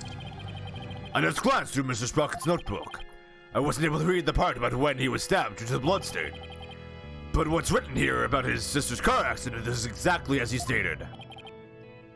Your Honor, as long as it matches what's written in that notebook, can we still take the witness's testimony as valid in spite of his memory disorder? Yes, I believe we can. I understand now that the witness's memory is in disarray. But what if Mr. Sprocket himself wrote in this? What if what Mr. Sprocket himself wrote in this notebook is true? And that means, by the time Mr. Sprocket's party reached the scene, the victim had already been killed. Edgeworth's right. I'm still in the same bind as before. But should I really simply accept the contents of the notebook as a substitute for Soren's memory? Well, Mr. Wright, what do you think? Will you accept Mr. Sprocket's notebook as an official representation of his memories? No. Absolutely not, I won't. Wait a minute, Your Honor. The defense requests a chance to examine the notebook to see if it's trustworthy. Very well, but be quick about it. Thank you, Your Honor. So, how should we examine it? Well, we should look at it from all different angles to see if there's anything suspicious. Oh, you mean like literally from all angles? Yeah. There's no point if I don't look at what's inside. I have to open it. With your permission, Soren, here I go. It's good practice for a Grey Ace attorney where you're expected to do this with literally every piece of evidence. Ooh. Like, there's legit multiple times where the only way to spot a contradiction is to present a piece of evidence that you thoroughly examined, and it doesn't change the description of the evidence, it's just your knowledge of it. I like that. That's event triggers, baby. That's event flags. Yeah. I know these things. Oh, it's just the page Maya got all stained. But I guess it's not going to be very helpful at this moment. I'll keep going. This is the last page where there's writing. Something about this page doesn't sit right with me. Yeah? Is it perhaps... No, the rainbow bull is the logo of, Sprocket Aviation. It's, He is a gay cow, yes. It's, oh, Rainy the Rainbow? Yeah.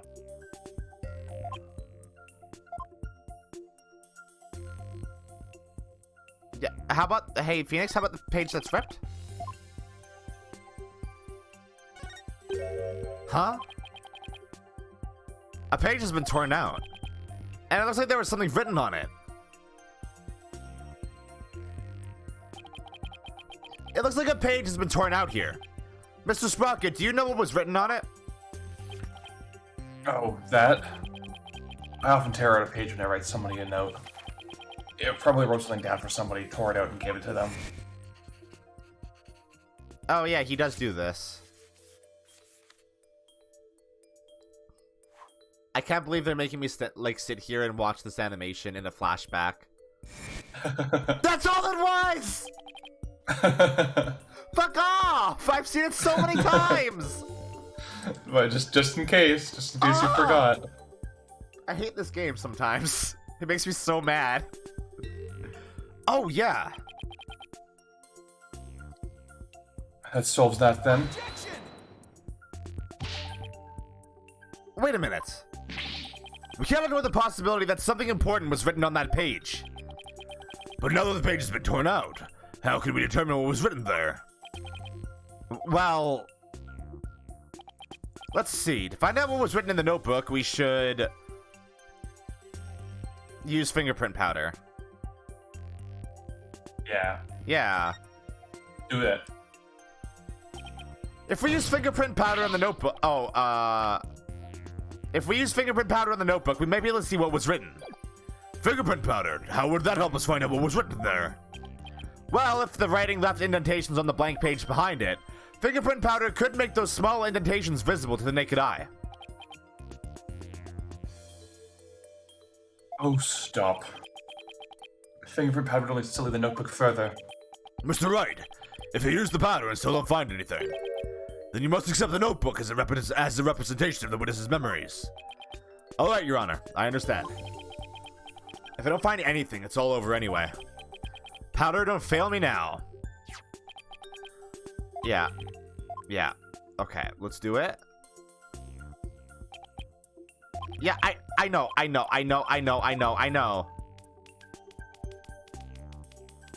Just coat the entire page with it. Uh-oh. Oh! Uh-oh. Soren looks over, he goes, what did you do? What did you do? What'd you do?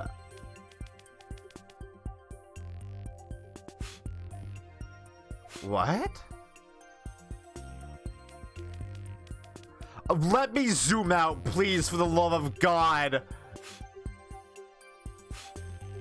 Oh. Well? Uh-oh. Uh-oh.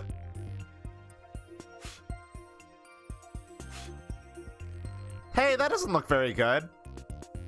What am I missing here?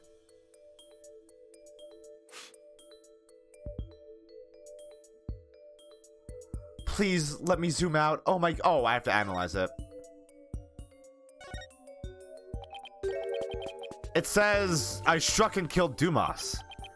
This is huge.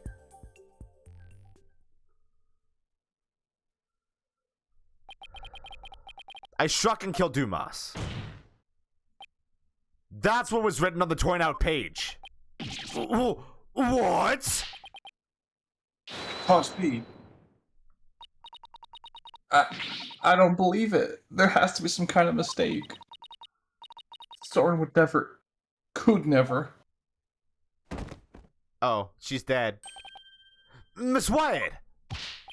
Bailiff, please get the defendant to the infirmary at once.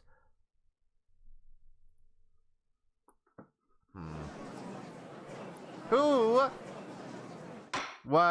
had possession of the notebook shortly before the trial today? Apparently the defendant got too worked up. She's resting in the infirmary as we speak. Now then, please continue, Mr. Wright. Yes, Your Honor. This notebook is all Mr. Sprocket has to remember things by. With this critical page torn out, not even Mr. Sprocket himself knew the truth of what he'd done.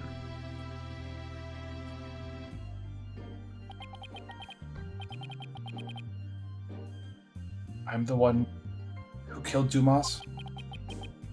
So it wasn't Ellen. Oh, thank goodness. Mr. Sprocket, does this mean you were at the crime scene during the murder after all? I guess I must have been.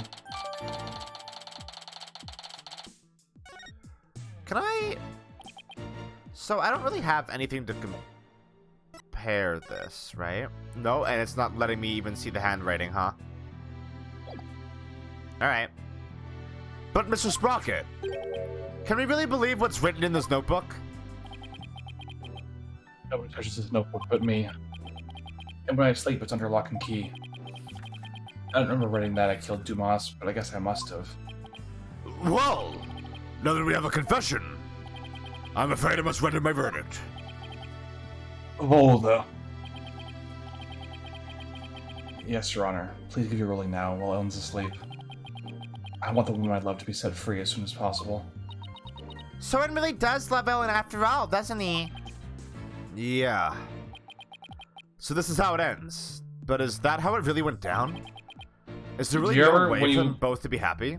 Huh? When you met Soren again on this day, he's like, who are you again? Oh, he literally said, you're Ellen's lawyer, right? Yeah, he's like, are you Ellen's lawyer? As if to confirm. I know we should consider anything written in the notebook to be the truth, but still. I myself wrote the crime in my notebook. Yeah, but if you don't remember yourself writing it, then did you really write it? Think about that, Soren. No further proof is necessary. Soren himself wrote it in his notebook? Wait a minute. Very well. I will now give my verdict. Ellen is about to be found not guilty, and Soren will be convicted for the crime instead. And yet, am I really ready for the judge to give his ruling? No. No one, there's still one more avenue left to explore. This court finds the defendant, Ellen Wyatt. Your Honor, there's still something that bothers me about that notebook. Oh, is there? What are you doing, Mr. Wright? The same thing I always do. Try and take over the world.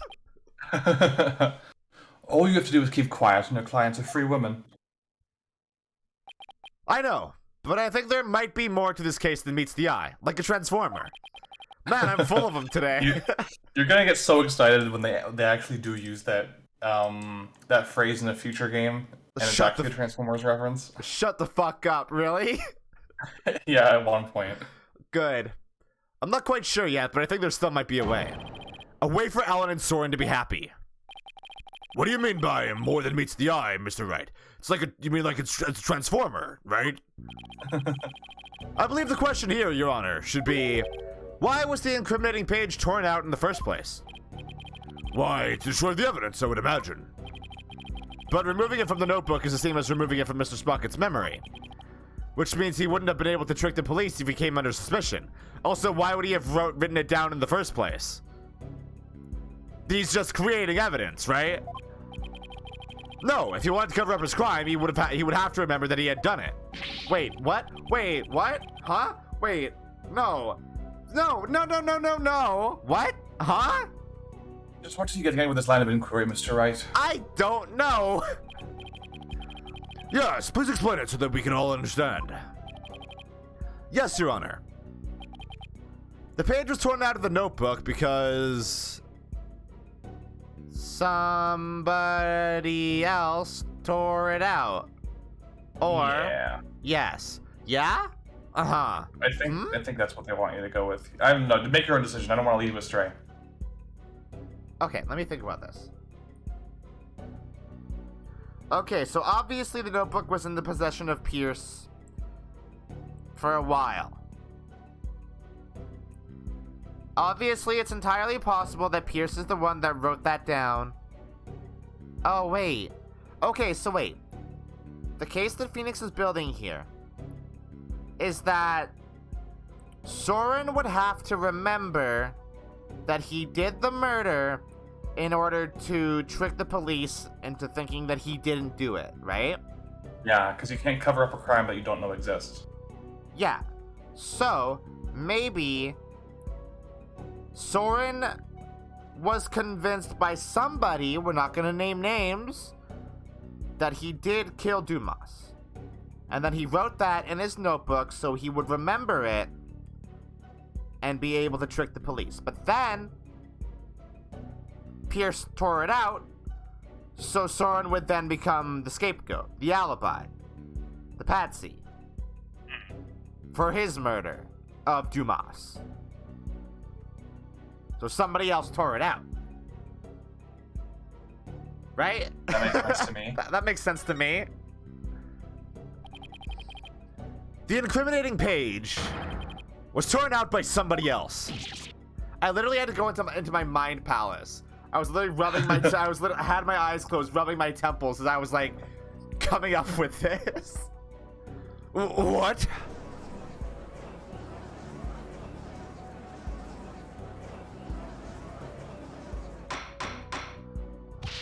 Order! Order! Are you claiming a third person interfered with a notebook? You really have a thing for third person. Still not surprising if you consider what's happened up until now. After both the car accident and the murder of Dumas Gloomsbury, there was always a cover-up not far behind.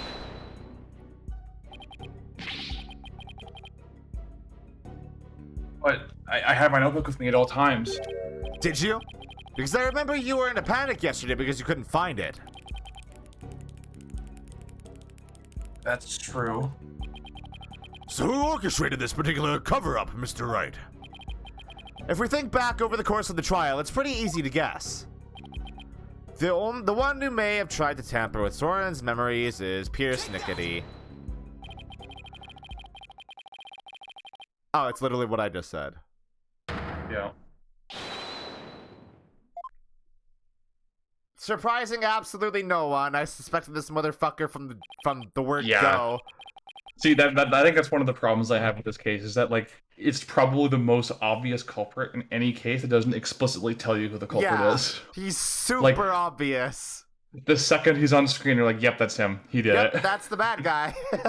because aside from the defendant, there are two new characters in this case, and obviously you can't have the groom be the murderer because that would be a really sad ending. Yeah, it's a DLC case. It's got to be a fun, happy one, right? Yeah. Like, it's a fan service case. It can't just be a big downer, and it can't be any of the established characters. Because you can't fuck with original characters in a fucking DLC case. That's just not allowed. Mm-hmm. So, it has to be Pierce. That's it. That period. You didn't say this, by the way. Oh, sorry. Pierce? Pierce tried to tamper with my memories? Pierce was manipulating me? Case in point, the two receptions that were held to cover up the murder. It was Mr. Nickety who directed the guests and orchestrated the entire scheme. No, it can't be. Which of my memories are mine, and which have been rewritten? Yeah, there we go. There's the existential terror. Oh. When did he start rewriting my memories? This fucking sucks. Who wrote this? And this? And this? And this? Oh. And this? And this? And this? He's breaking down. What? Oh no, he's gonna explode. What? Oh. Bye. He literally took off. What? Look, Nick, he's coming back down.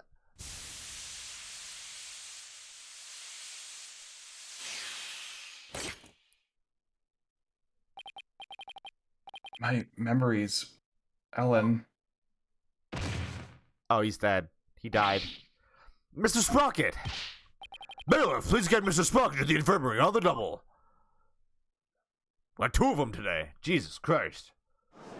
For some reason, the idea of the judge saying Jesus Christ is really funny to me. Mr. Sprocket has been taken to the infirmary. We don't have to worry about him running away, so let us resume where we left off. Your Honor, the defense would like to call Pierce Nickety to the stand. Why are you objecting? We already know that he carried out the cover-up to protect the company and Mr. Sprocket. What more do you want from him?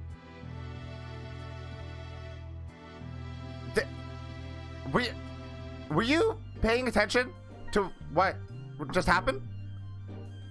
Did you No, catch?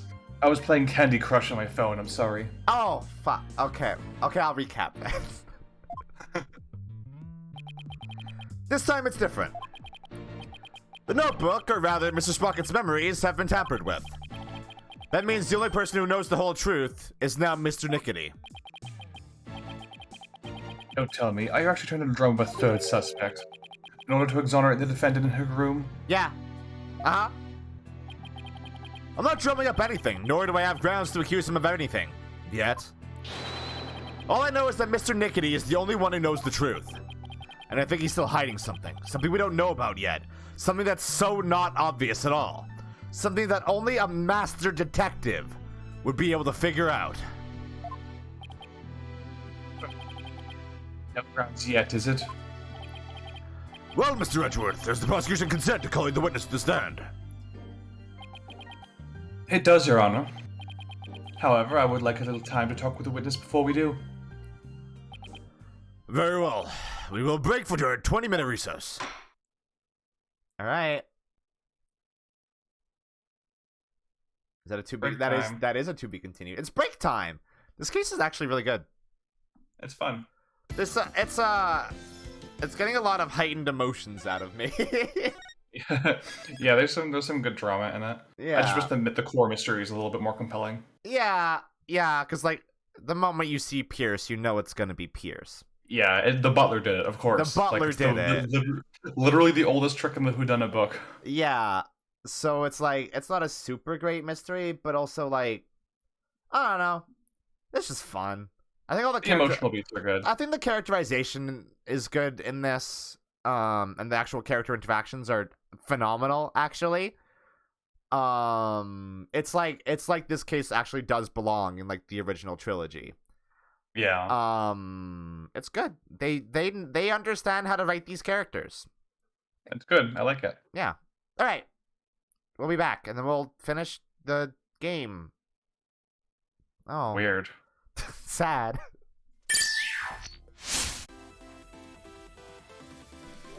I am back.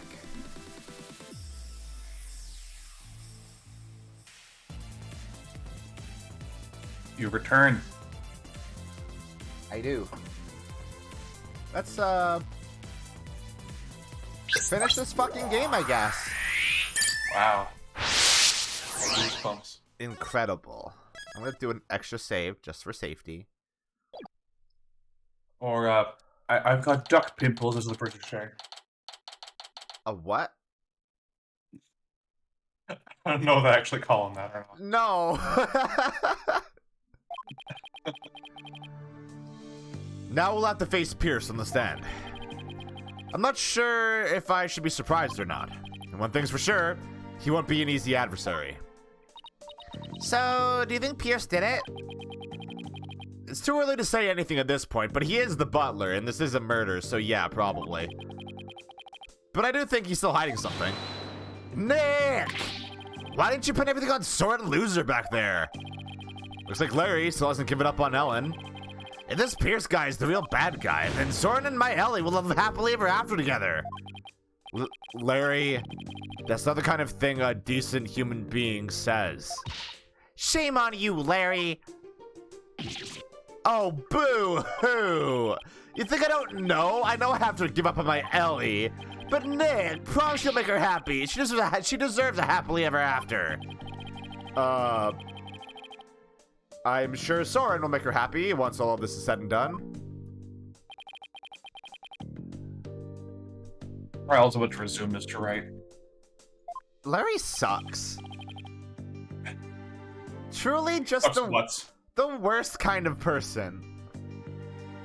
Alright, you ready, Maya? Yep, let's go. I'll be rooting for you, Nick. I'm sure you will be, Larry. I'm sure you will be. You bastard. Wait, hold on 1 second. You call him the worst, but I have DMs from today in which you conspire to frame Soren for murder so that you can have his wife. I didn't write those. Is it evil Luka? It was evil Luka. Okay. Convenient scapegoat. This court is now back in session. Witness, please take the stand.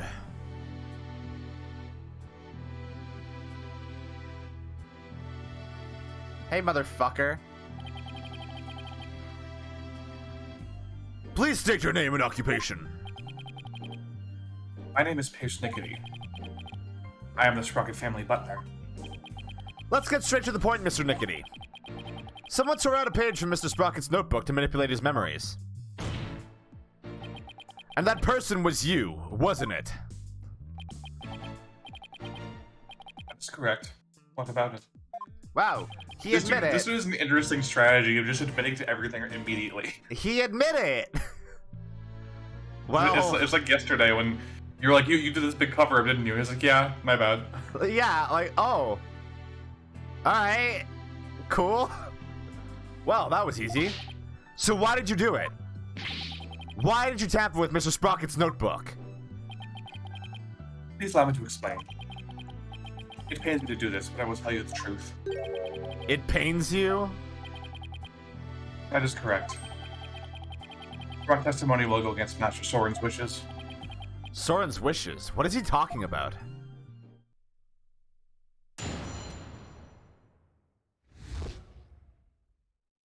Okay, well, I'm not gonna believe a word this motherfucker says, so... I rushed to the Vista deck, but the crime had already been committed. I saw Miss Ellen in Bloomsbury collapse and Master Soren writing in his notebook. Master Soren said to me, I'll take the blame for the murder, so please take care of Ellen. But I went against his order. I tore the page out of his notebook and hid the body. Wait a second. What Mr. Sprocket was writing in his notebook at the time? Could it be... It was meant to be a confession, an admission he'd killed Bloomsbury himself. He wrote that message to take the blame for Miss Wyatt? That is correct. Master Soren did hit Bloomsbury with the timekeeper to save Miss Ellen. Then Mr. Sprocket was the culprit after all. However, that blow did not kill Bloomsbury. I think that makes sense. Mr. Sprocket's injury wouldn't allow him to put much force into it. Enraged, Bloomsbury tried to attack Master Soren, who was already seriously wounded. But in just the nick of time, Miss Ellen hit Bloomsbury from behind. And finished him off, it would seem. So the one who inflicted the fatal blow was the defendant? Yes, that is correct. But Master Soren had to take all the blame onto himself. No way! This is pretty bad, Nick. No kidding. Pretty bad is an understatement. Well, well, Mr. Wright, it seems the decision to call for Mr. Nickety has backfired. For the true culprit behind this case remains the defendant, Ellen Wyatt. Or you could let me cross-examine this motherfucker. Oh, could this get any worse? The Pierce was involved in the cover-up plot, and I bet he still has something to hide.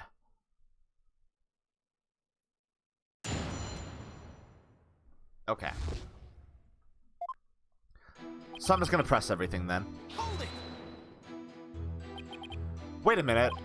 I thought you went to the Vista deck with Mr. Sprocket. Actually, that is not true. What? What do you mean? I found this out afterward, but Master Soren went to the Vista deck alone. He went out the escape hatch in the reception hall and went along the outside wall. Yeah? Uh-huh. What? You can't be serious. You mean Mr. Wright's addle-pated guess was actually correct? What's with the addle-pated? I suppose truth really is stranger than fiction. So, Mr. Nickety, when you got to the scene, you saw Mr. Gloomsbury, Miss Wyatt, and Mr. Sprocket. Is that right? That is exactly right. Hold it! So, when you and your group arrived at the Vista deck, the murder had already been committed? That is correct. Bloomsbury had already been struck. Miss Ellen had lost consciousness, probably from the shock of the incident. And how did Mr. Sprocket appear? He was bleeding from the stab wound he had received from Bloomsbury. Yeah, Nick and Edgeworth are just having their twice annual lover spat. Yeah, exactly. Barely conscious, he was writing something in his notebook. So the mysterious third person Ellen saw really was Soren then? Hold it! So Mr. Sprocket wrote a note of confession in order to take the blame for Miss Wyatt. Yes. That notebook is the only form of memory Master Soren has. So you understand what his action meant, I trust? What did it mean, Nick? To Soren, everything in that notebook is true. So Soren tried to take the blame by altering his own memory to make himself think he did it. No, Master Soren truly loves Miss Ellen. It must have been love that made him do that. the power of love. Hold it! Mr. Nickety, could you please tell this court about that in more detail? That, you say? Which part did you mean, Mr. Wright? Could you be more specific? Oh, alright. What part do I want to know more about? Please tell me more about the hiding of the body.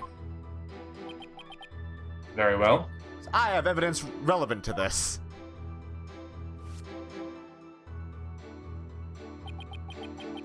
After saying he would take the blame, Master Soren passed out. That's when I hid the body. I quickly took the lift down to the hold, where I hid Bloomsbury's still warm body in the spare peggable lantern. So it was you who hid the body, not the defendant. I think Mr. Butts had moved the lantern containing the body to the reception hall. Well, I did not see that coming. I don't blame you. Not even Larry can predict what Larry will do next. Maybe I should take another look at the lantern and evidence. Okay. So. The blood stain on the inside wheel handle as if somebody gripped it with a bloody hand. What does that mean? Bloomsbury was still alive? Is that what that means? No one else had blood in their hands, right? Yeah. The blood was on the inside handle, and his body was hidden inside the lantern. Yeah, so that must be an indication that Bloomsbury was still alive at that point. But then...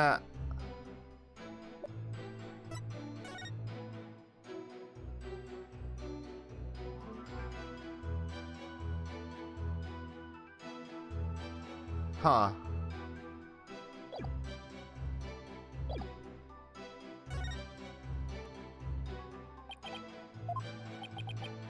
What does that mean? I hid the still warm body in the spare peggable lantern. So I mean, this is incorrect. Well, The lantern? well, because he wasn't dead. Yeah. So his body wasn't still warm, it was still alive. So I present the broken lantern? I guess so, yeah. Objection! Could it be? Is that what happened? If what I'm thinking is true, then maybe I can prove neither Ellen nor Soren did the deed. They have never fucked. Mr. Nicodine, you said the body was still warm when you hit it, correct? So then what if Mr. Gloomsbury was still alive when he went to put his body inside the lantern? See, the problem is they can never bone, because if they do, Soren will fall asleep in their refractory period and immediately lose all memory of it. Oh no! That's sad. And Ellen can post on social media, Pussy's so good because of amnesia. I hate it. I hate it. It's the worst. It's the fucking worst. Actually, this shows that the victim might have still been alive while inside the lantern.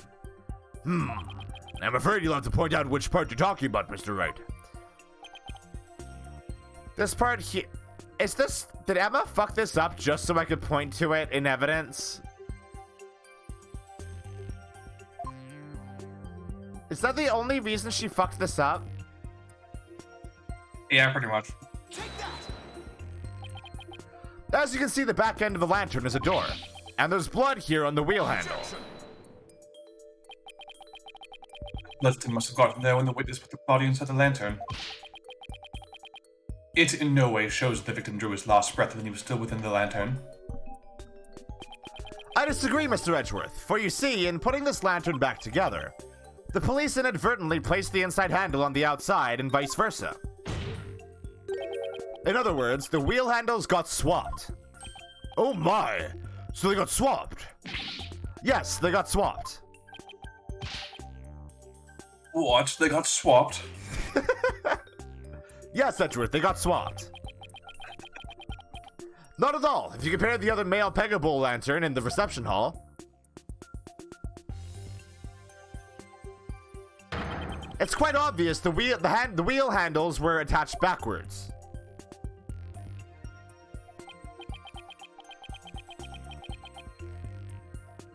No. Oh no.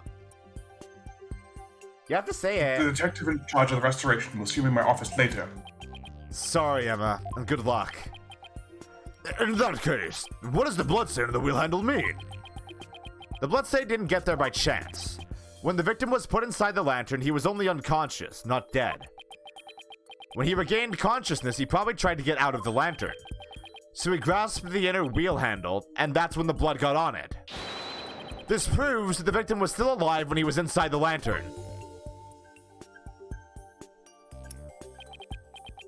At the time, I was completely convinced Bloomsbury was dead. Had I checked more carefully, he might have survived. Unfortunately, to be sure, I'm not significant enough to change this trial's outcome. Again, I disagree, Mr. Edgeworth. It actually has a very significant impact on this case. The victim was struck by the defendant, then died from his injuries sometime later. There's nothing more to it. Objection! That's where you're wrong. Oh, so they didn't put his body on ice. He just hadn't died yet. Mm-hmm. Ah. Let's take another look at Mr. Gloomsbury's autopsy report, shall we? Please focus on the description of his injuries. It says one contusion was found in the back of the head and one on the side. Yes, the one Mr. Sprocket gave him and the one Mr. White delivered to finish him off. No, the defense would like to submit a different interpretation. A different interpretation?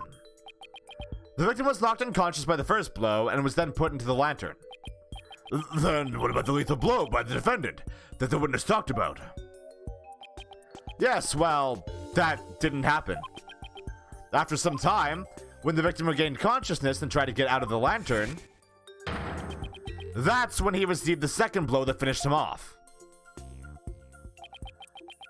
Taking into account the fact that the victim was alive for a period after the first hit, and that he did receive a second blow to the head, it does seem entirely possible. Yes, as long as the first blow didn't kill the victim instantly, then there's a possibility that someone other than Mr. Sprocket or Miss Wyatt delivered the fatal blow. That's all you've got. Even if there were a time lag between the two blows, the prosecution's position does not change. What? What do you mean? It's elementary, my dear Wright. Oh, so yeah, now you're Sherlock Holmes, are you? Sorry. Sherlock Holmes. After the reception, when the defendant was cleaning up the reception hall, the victim, who was supposed to be dead, suddenly came out of the lantern. The defendant grabbed the murder weapon, which was right there, and finished him off. That theory sounds awfully familiar. Of course it does, Your Honor, because it's exactly what I proposed at the very start. The second blow was inflicted by the defendant after all. I see. It seems a tangle of mysteries has unraveled into a single thread. Objection! But as long as there's a possibility that the fatal blow was delivered by a third person, then we must continue the deliberations.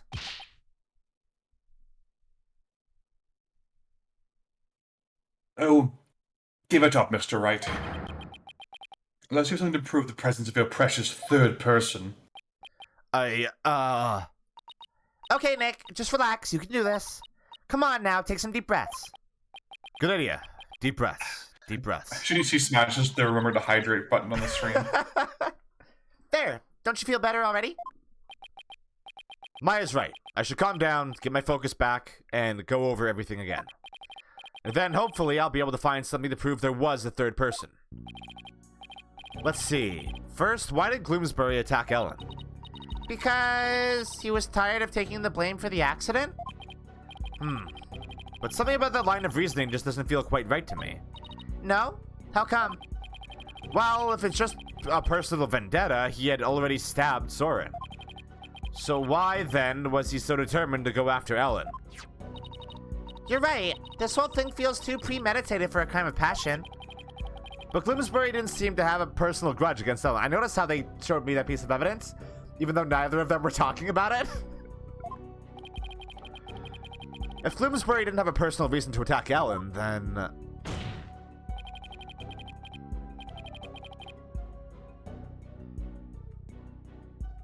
You've taken long enough, Mr. Wright. Now it's time for some action. What proof do you have that a third person was involved? Alright, I'll show you. I'm not completely sure of what I'm doing yet, but it looks like I'm out of time. I think it's actually the note. Yes. Yeah. Take that! I get it now. Now I see why this note bothered me so much when I first saw it.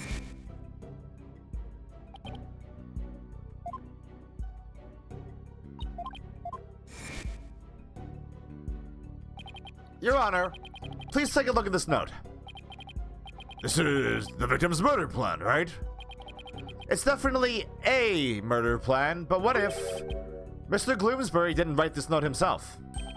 What?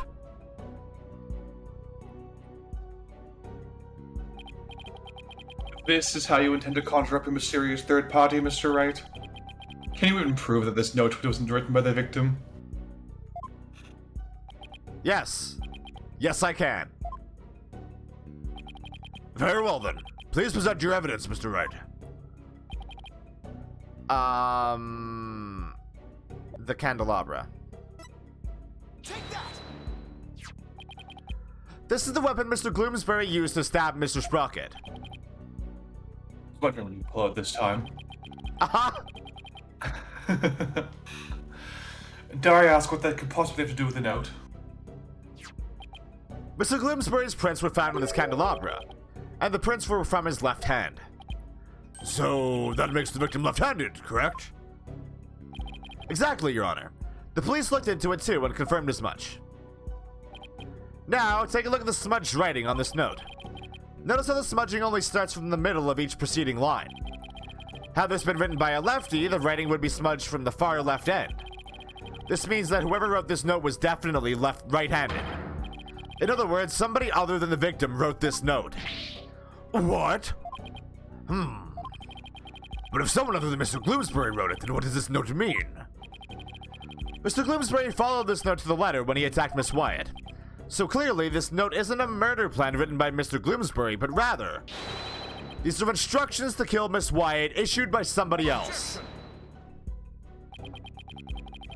It wasn't the victim who wrote these so-called instructions. Then who wrote it? Most of the people involved are right-handed, you know. He is correct. The majority of the family and the employees who were on the airship are indeed right-handed. How do you know that? I tested them all, one by one. I see. Mandatory handwriting exams. Very, very weird. If you can't write cursive, you're kicked out of the family. Jesus Christ. I hate this man. I must say... Oh, sorry, I didn't say that. I must say, this is a very rough and slipshod conjecture you proposed. Oh, I admit, I haven't figured out who wrote it just yet. It could be anybody. Even somebody in the room right now. Possibly polishing a monocle. Leave it to Mr. Edgeworth to go for the jugular. This culprit who ordered Gloomsbury to attack Ellen. What could their motive have been? It doesn't seem very likely Ellen did anything to incur anybody's wrath, right? Right. Not too likely, anyway. In that case, it has to be about Soren. If somebody were to hold a grudge against Soren, what would it be about? That accident, I'd guess. I could understand if Gloomsbury felt resentful about having to take the blame. But the one who lost the most of that accident was Soren's sister. She lost her life, after all. Soren suffered too, of course. He was crushed by losing somebody so precious to him. Somebody precious, huh? Soren's sister. Wait! There's one more person. There's someone else who must hold a grudge against Soren. Did you figure something out? I think so. I think this somebody else used Gloomsbury to try and get revenge against Soren.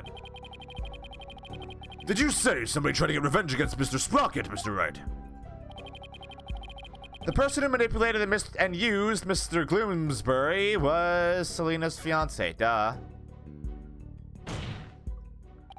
The person who used Mr. Gloomsbury to try and get revenge on Mr. Sprocket and then finished Mr. Gloomsbury off to silence him was a man dear to Mr. Sprocket's older sister, Selena Sprocket's fiance. Not that I'm not positive, but it's certainly possible. This fiancé could have made Gloomsbury attack Ellen to get his revenge on Soren. What? Her fiancé? Who could this possibly be, Mr. Wright? Surely not somebody present. Order in the court! Order, I say!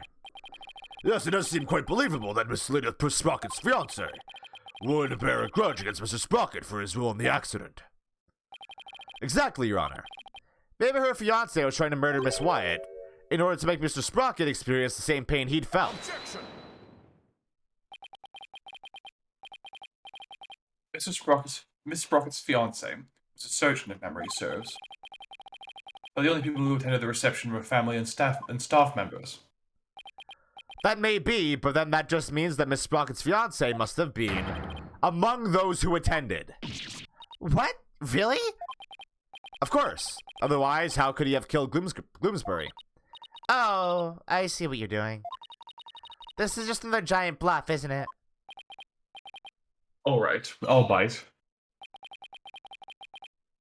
Who exactly do you claim his fiancé to be? Yes, I would like to know as well. Are you sure you're gonna be okay, Nick? Did you hit your head? Maybe?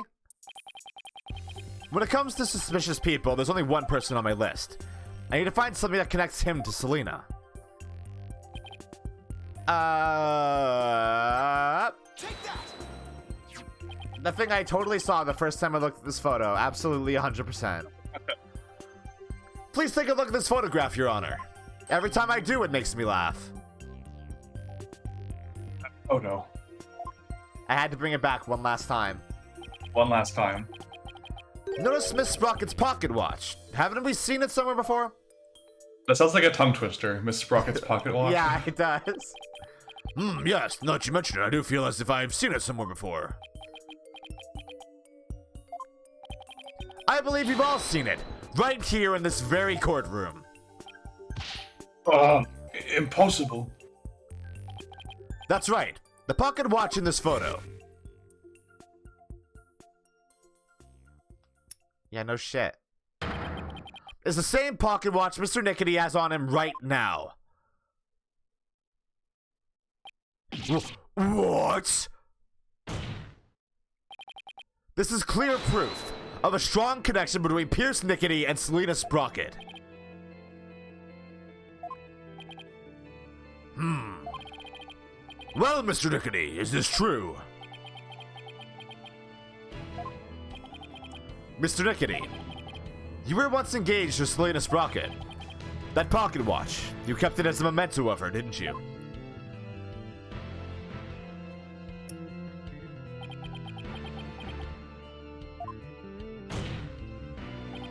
Mr. Nickety, you planned to rob Mr. Sprocket of his loved one, to make him feel the same pain as you, isn't that right? But Mr. Sprocket managed to fight back and knocked Mr. Gloomsbury unconscious. You thought Mr. Gloomsbury was dead and it hid his body in the lantern. But then you noticed Mr. Gloomsbury regained consciousness. And so you finished him off to prevent your plan from being exposed. This is the defense's take on what really happened in this murder case. Mr. Wright, does this mean you wish to officially accuse the witness of the murder of Dumas Gloomsbury? Does the defense accuse Mr. Nickety of the murder? Yeah. Uh-huh. Yeah. No, Yes? I think you changed my mind. Yeah, like, no, of course not. This is just all rhetorical. The defense indicts Pierce Nickety on the charge of murdering Dumas Gloomsbury. Oh my! Mr. Nickety, would you care to respond?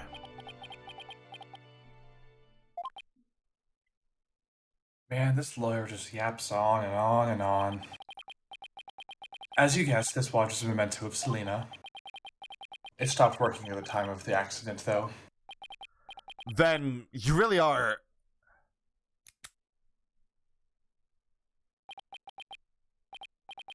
Yes, I was Selina's fiancé. And not just her fiancé, but the surgeon beside her deathbed. Objection. Why are you objecting? Mr. Nickety, why didn't you tell any of me of this before? Shut it, you useless prosecutor.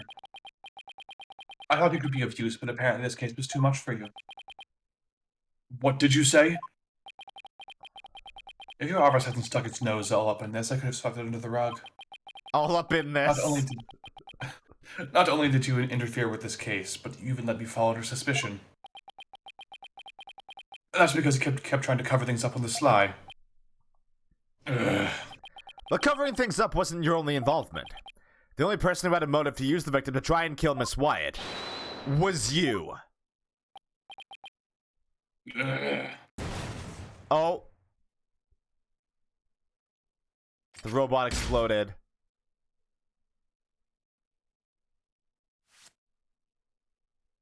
Ah. Oh! Cute. Clever. I like it. Yeah.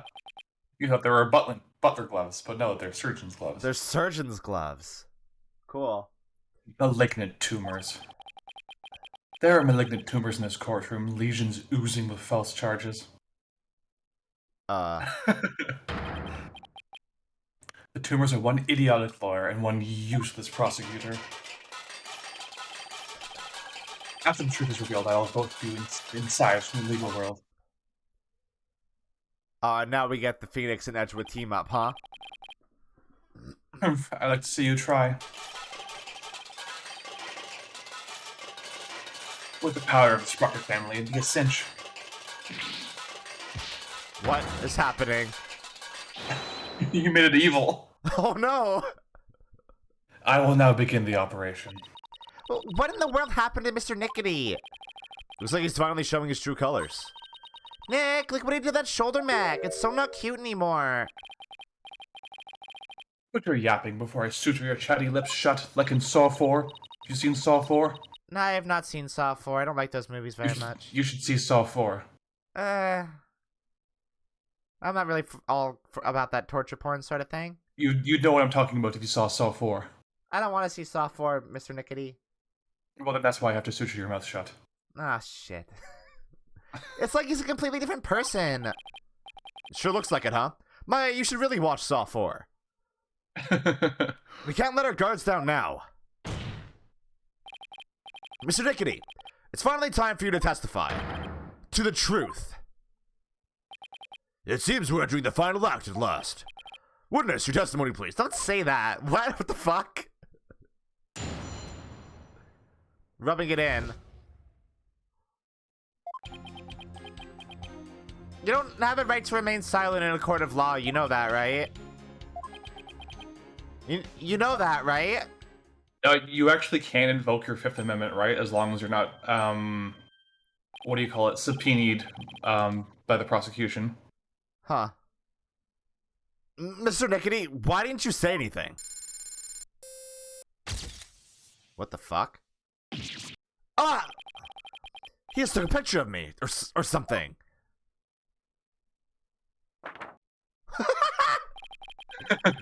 He actually has bone-like protrusions on the back of his skull.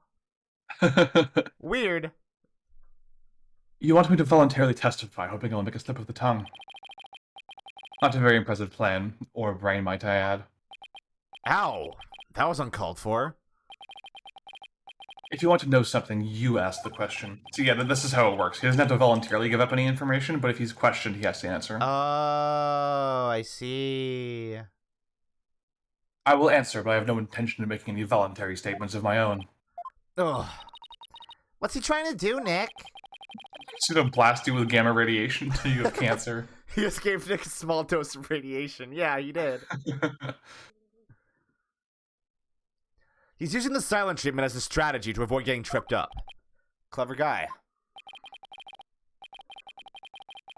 No more lies, Mr. Nickety. You will tell us nothing but the truth from now on. Men in Black memory wipe. What do you think you're doing? What? What the? Why is the cravat? What?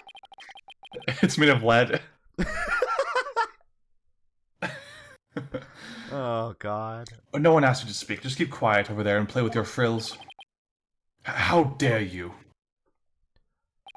Well, this is a rather unconventional situation, but please proceed, Mr. Wright. Yes, Your Honor. I want him to take a picture of the judge, and, like, it's just blank, because the judge was a ghost all along.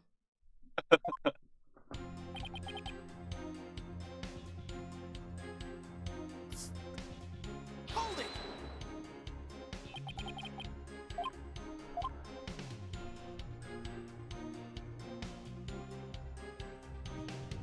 So, I have to ask him something that I can trip him up on.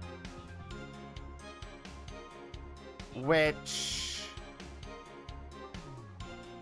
Or I can ask him all of these, right? Are these the same questions for every bit of testimony? I think so, yeah, but I can't remember if you get penalized or not for asking the wrong thing. I don't think you do, but I don't want to lead you astray. On the You're day of mean the to me when I do incident... that. I'm not mean to you. Everyone bully me. No.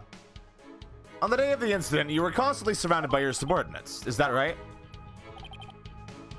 Absolutely. I was in someone's line of sight at all times. After all, I was busy taking care of every detail of the event. Mr. Edgeworth, I believe your investigation backs up my claim. Huh. I gotta say, when the said groups of his subordinates worked with him in rotation, so he was always with someone. As the prosecutor just said, I couldn't even get close to the lantern King Bloomsbury by myself, let alone kill him. Pierce didn't have a chance to get close to the victim alone, huh?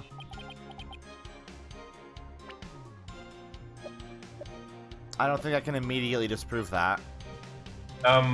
Wait, hold on. You asked that. What his actions were on the day of the crime, right? Yeah. Look at the picture. He's not with anybody.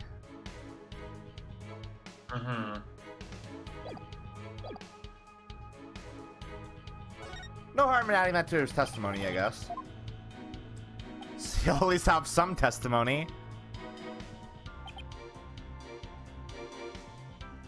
Hold it! I'm gonna press him on this, though. So you were always in someone's line of sight?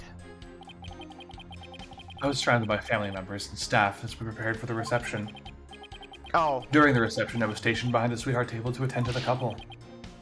When could I have possibly committed murder? I'm not buying it. If Pierce is the true killer, then there must have been some time when he was out of everyone's sight. what do you think, Nick? Is there a chance for us here? Well, as long as we have some kind of testimony from him, there has to be. I'll just have to compare his testimony against the evidence and find an inconsistency, right? Exactly. This is it. I have to do this right. Okie doke. Look at that photo again.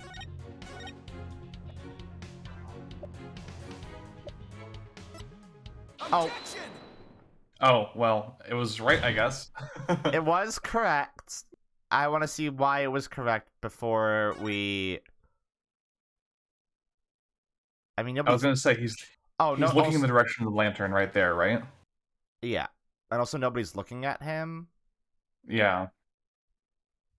And also... Also, there's friggin' fog everywhere. Also, the timekeeper would be right there, right? Like, right behind Yeah. Ellen. Mm-hmm. Mr. Nickety testifies that he was always with someone at the time of the incident, and never had a moment alone to commit the crime. Yes, and the police investigation backs the statement up, doesn't it? But there was an opportunity. In fact, one and only one. A moment when Mr. Nickety could have killed Mr. Gloomsbury without anyone noticing. What? And the one thing that made that moment possible is shown here in this photograph. With all those people watching, I couldn't have possibly committed murder. Do not believe him, Your Honor. This lawyer is a malignant tumor. He wants to infect this judicial body with virulent accusations. Mr. Nickety, I would ask you to keep quiet this time. We need to evaluate the defense's claim. And your yammering only serves to throw further suspicion your way. Ugh. Mr. Wright, let's see this one thing you mentioned. One more thing. There's just one more thing I wanted to ask you about. But be warned, this is better not be one of your offhanded claims. Who do you think you're talking to, Mr. Edgeworth? Very well, Mr. Wright. Please point out for us the one thing that made the moment of the murder possible. That one moment when it was possible for Mr. Nickety to kill Mr. Gloomsbury. The one thing that made it that single moment possible is this: the fog. Click on the machine, though. I think that's probably the source. They probably want the Like source that? of the fog. Yeah. Take that! The one thing that made the moment of the murder possible is this thick mood fog that engulfed the entire reception hall. It is under the big cover mood of this fog. fog, the big mood fog, that Mr. Nickety murdered the victim. What? Mr. Nickety was standing right next to the lantern that Mr. Gloomsbury was in. This was the only moment the murder could have been committed without being seen.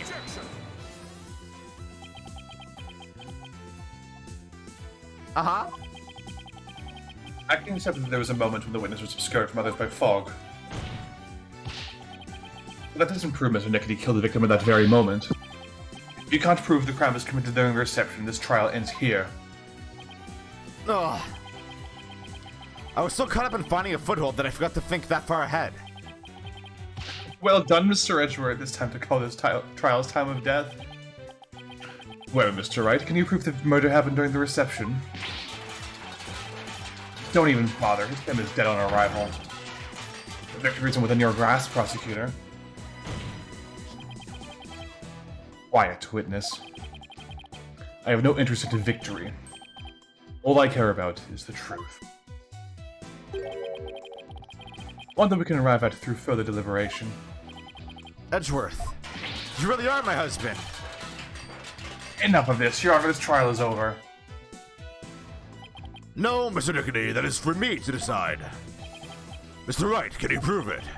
Can you prove that the murder was committed during the wedding reception? Why is there no verdict yet? The lawyers obviously have answers. The prosecutor, the judge, they're all infected. Their malignant stupidity is so advanced, not even the best surgeons can save them. In fact, not even a brain transplant would cure them. This court is infected with idiocy. It's a pandemic. Mr. Nickety, that's enough already. Finally ready to give up, are you? No, just the opposite, actually. You've genuinely pissed me off with how much you refuse to shut the fuck up. I'll prove the murder was committed during the reception. By you. You'll prove it. Can you really, Mr. Wright? Yes, I can, Your Honor. To be honest, I don't know exactly how we'll do it just yet. But if I want to get to the truth Edgeworth was talking about, I'll just have to find that way. Very well, Mr. Wright. Let's have your proof. Enough of this foolishness. He's just bluffing. Stop him from speaking, Your Honor. I will do nothing of the sort. You're just a district court judge. With the power of the Sprocket family, I'll... Enough of your foolishness, Mr. Nickety. This judicial body will not succumb to the influence of money or power. Why are they not holding this man in contempt of court? The concept does not exist. Except when Maya was thrown in jail for it in the first game. Yeah, that's it. Now then, let's hear it, Mr. Wright. Let's hear your truth. Think, Phoenix. Remember everything you've learned so far. You can do this. You can find the definitive evidence that will lead us to the truth. Brain blast? Fuck yeah, zoom into that forehead. Okay. Think, Phoenix. How can I prove the murder took place during the wedding reception? If Pierce committed the murder during the reception, then he had to have used the murder weapon. It was right there.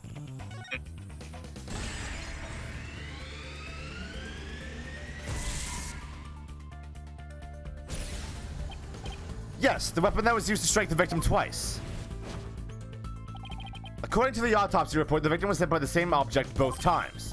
So, without a doubt, Pierce used it to commit the murder. The weapon used to kill Gloomsbury was the timekeeper.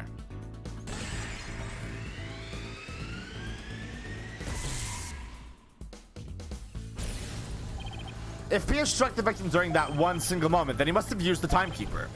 Come to think of it, wasn't it also used for something else during the reception?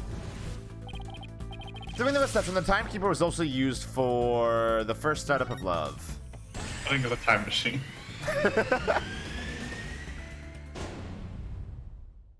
That's it?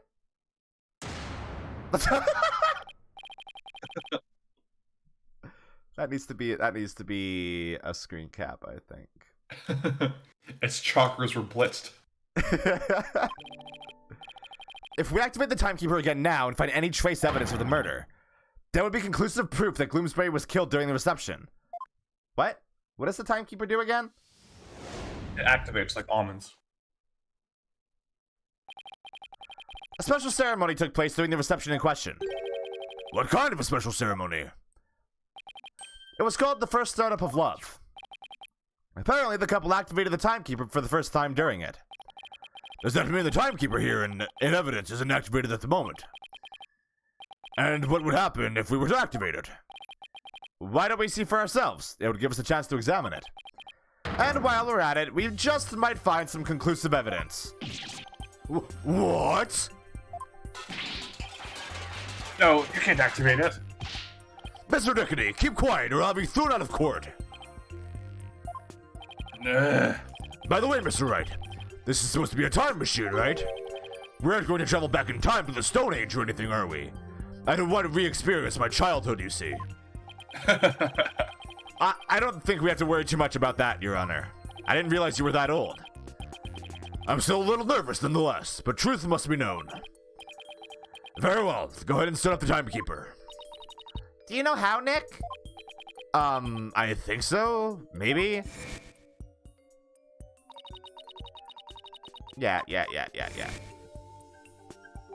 Let's see, I think the symbol of the groom's love must be the timekeeper itself. What symbol of the bride's love would fit together with the timekeeper? Oh, I know, this has to be it. Mr. Wright, are you ready to activate the time machine now? Yes, Your Honor. Yeah, the key? No, this is the symbol of the bride's Wait. love. But, okay. Take that! Miss Wyatt's pendant is the symbol of the bride's love that's necessary for activating the timekeeper. What? Then does that mean you can start it up with Miss Wyatt's pendant? I believe so, Your Honor. Very well. Please try it now, Mr. Wright. Okay, here I go. But first I have to figure out where the pendant goes. Oh. You actually want me to do it? Where does it go? Oh, right here. Where there should be where there should be a gear, right? Yeah. This hole looks like a good spot. I'll try setting the pendant in here. It's a gear. Is that what it... Oh, it is. It did look like a gear before. Yeah. It fits. This must be the right spot. Now I have to find a place to insert the key. In the same place. Think phallic. It's very sex. It's very sex. This It's hole... very sex. It's very sex. This hole in the middle of the pendant. Could this be it? Jesus Christ.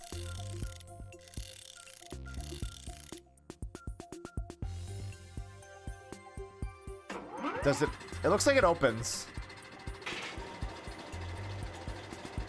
Oh, look! It worked! The timekeeper's been activated. Now all I have to do is find proof that the crime was committed during the reception.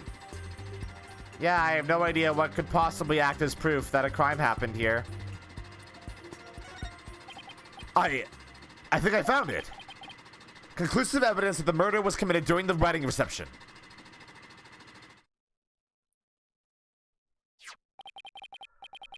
Just as I suspected, there's evidence of the murder inside the timekeeper, Mr. Nickety. The timekeeper was only activated and opened during the wedding reception, right? No, stop! So that means this is conclusive proof that the crime was committed during the reception. After you killed the victim under the cover of fog, You closed the timekeeper to hide the bloodstain, didn't you?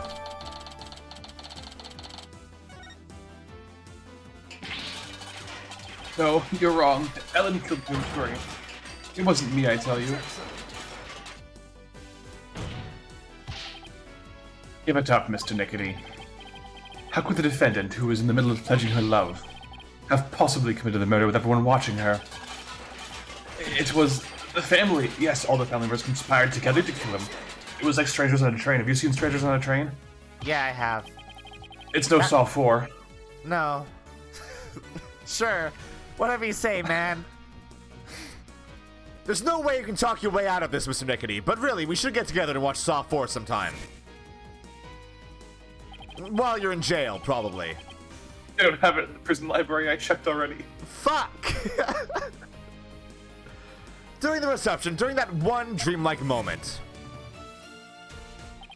only one person could have used the timekeeper to beat the victim to death. And that one person was you, Pierce Nickety.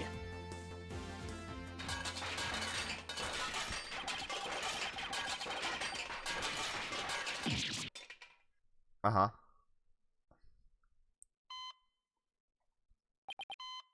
No.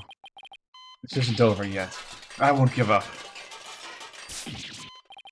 Oh no, I cut the artery. This stupid thing. I must stop the bleeding now. Give me the forceps. The forceps, I said. Hey, where is everyone? Fine. I'll manage this alone. I'll do it all by myself. I can fix anything. Repair anything. So you have to get better. You have to live. I would have been able to save her. If only I hadn't listened to her. If only I had treated her first. If only that Soren hadn't been there. Oh, Selena. No. did he just fucking die?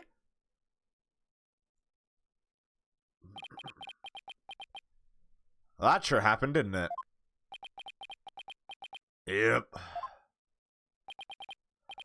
Witness, are you finally ready to tell us the truth? Just as the lawyer deduced. So it was all a revenge scheme against Soren Sprocket.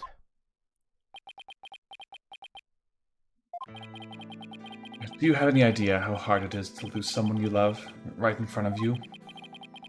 Celine's condition was clearly more critical than Soren's, but in spite of that, she said, Yeah.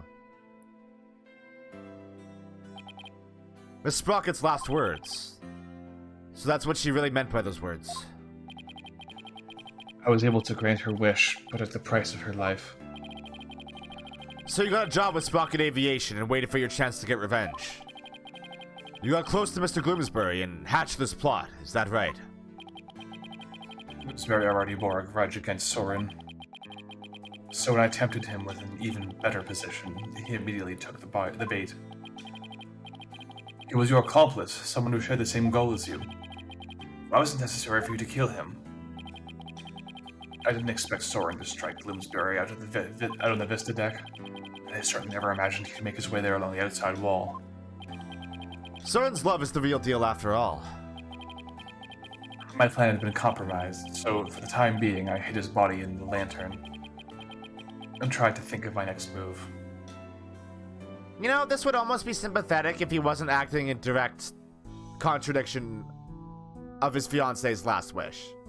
Yeah. Like, I would have sympathy for him if not for that. And then Mr. Gloomsbury came too during the second wedding reception. As soon as I saw Bloomsbury, I instantly hit upon an idea.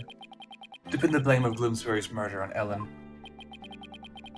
You tried to break up the couple by making the bride out to be a murderer. How despicable.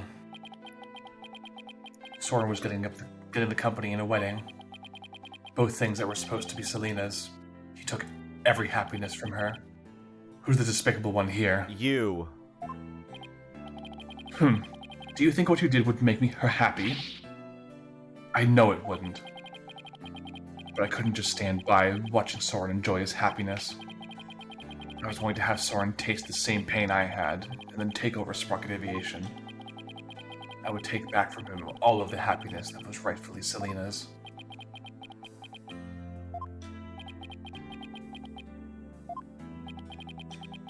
Time stopped for me the day I lost her. Just like this pocket watch of hers.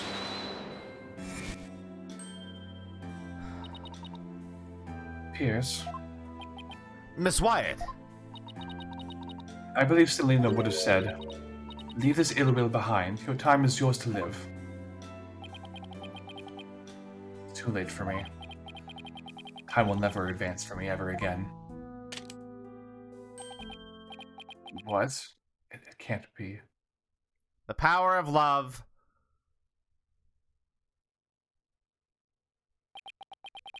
I see now, Selena. What I did was wrong.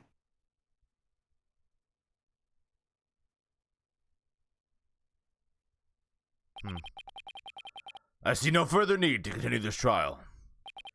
Bailiff, please take Mr. Nickety away. Pierce Nickety, another inconsolable time traveler, who lived in time that stood still.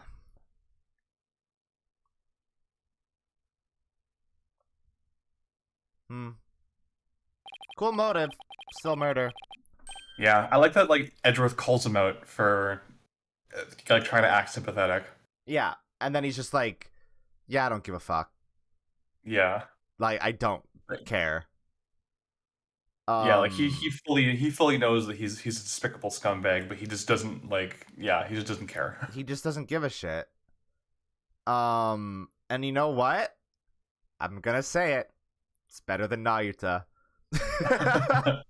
It sure is. Because at least Pierce here is like, yes, I recognize I suck. Whereas Nayuta literally said he never even questioned anything he ever did. Anyway, we'll talk about this more on Monday. Now then, I must render my verdict regarding the defendant. Hi. Your Honor, before you give your ruling, would you please allow me a moment? Very well.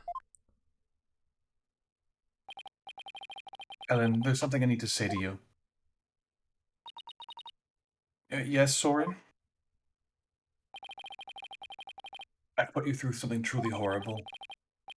This whole thing happened all because of me. I understand if you wanted to call off our marriage.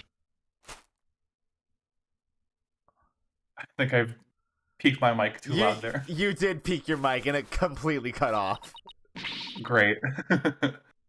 Of course not. I've never once thought that. If you stay with me, you'll only face even more trying times in the future. What do you mean? The truth of this incident and the car accident before it. I'm going to tell the public everything.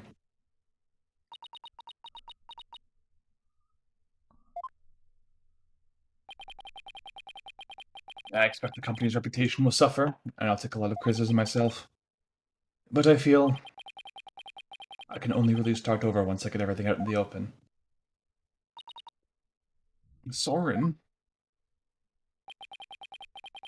After all that's happened, I might not have the right to ask you this, but... Well, how should I say this? Maybe I'll just...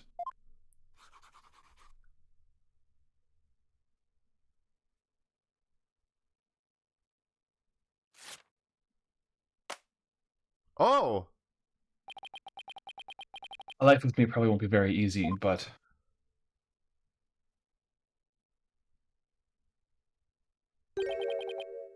Will you marry me?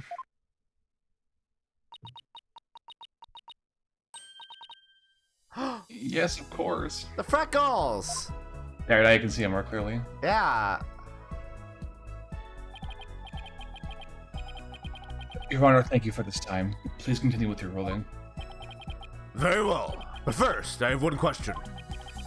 Did the two of you pledge your eternal love for each other to the goddess of justice, Themis? I do, Your Honor. I do. Does the prosecution or the defense have any objections? Well done, Your Honor. No objections here. The defense has no objections either, Your Honor. This court finds the defendant, Ellen Wyatt. Ah, that's not right. This court finds the defendant, Ellen Sprocket. Just married.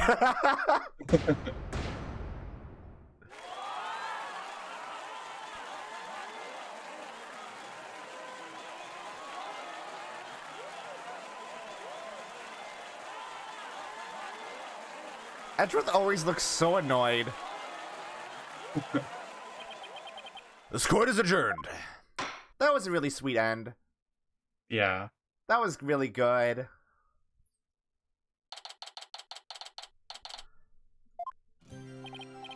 Ellen, Soren, congratulations. Mr. Wright, I can't thank you enough. If you hadn't exposed the truth, Soren and I wouldn't. We wouldn't. But now you can finally start your new life together, right? Oh, thank you. Mr. Wright, we'll be holding our real wedding ceremony in the near future. Would you do us the honor of coming to it? I want you to witness our fresh start. Of course. I wouldn't miss it for the world. And Ellen, this time, it'll finally be happily ever after, right? Oh, yes. The two of you have persevered and overcome this trial together. Now, no matter what obstacles come your way, I'm sure you'll be able to handle them. And there's another thing I'm sure of, too. This person will always be watching over the two of you. Soren's sister. Take that! Yeah. Selena. Yeah, I think you're right. And we promise to live life to the fullest, for Selena's sake, too. Right, Soren? That's right. Well, we better be on our way. Yes, my love. Aw. Aww. Wow, the old threshold carry, huh? Way to show off. We'll be seeing you. Goodbye for now. I've been looking forward to that wedding. Hold on tight, Ellen. You better believe I will. I'm never letting you go. Fucking Rocketeer over here. There they go. I don't think you're going to that wedding by yourself. Oh, sorry, that's not Edgeworth. Edgeworth would never call Phoenix boss. You don't think I'm going to that wedding by yourself, are you, boss? You're taking us too, right? Oh boy, but there's gonna be all kinds of fancy food there. Athena, when did you get here? Just now. I would have been here to cheer you guys on earlier, but Trissy never gave me a chance to slip away. You're gonna be in even bigger trouble with her later. Speaking of the wedding, maybe I should ask them to invite Edgeworth. Mr. Edgeworth, really? But he thought Ellen was guilty all the way to the end. It may be true, but...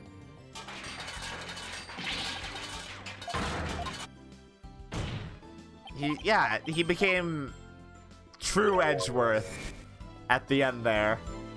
In Mitsurugi. No, that's actually his dad's name in the Japanese version. I forgot. Yeah. Oh. If he hadn't stood up for us when he did, the trial probably would have ended there. You mean Mr. Edgeworth gave us that chance? Maybe.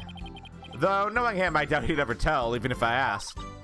Well, if that's how you feel about it, Nick, then why not get him invited? Hey, Maya, have you ever tried to catch the bouquet? What? No. I never have either. Fighting over a bouquet that's been tossed by the bride? Talk about a fierce competition. I'm totally stoked. I'm not sure it's really supposed to be all that competitive. I'm a pretty good jumper, so I think I've got a chance. She's definitely missing the point of the whole thing.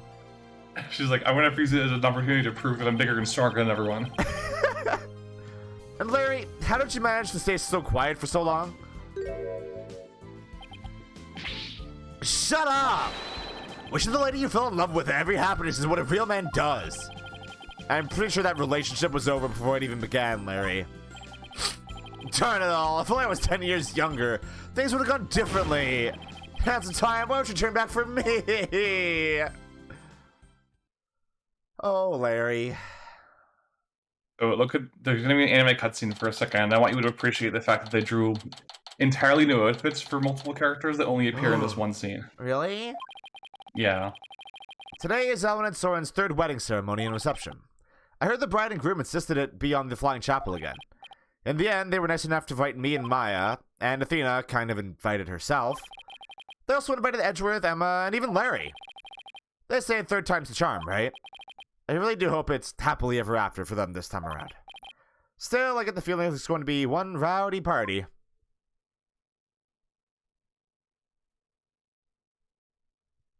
Ready when you are. Okay. Look at Maya! We go. Oh, Look at Emma. Look at Emma! Oh, hey! Look who's next! Huh? Get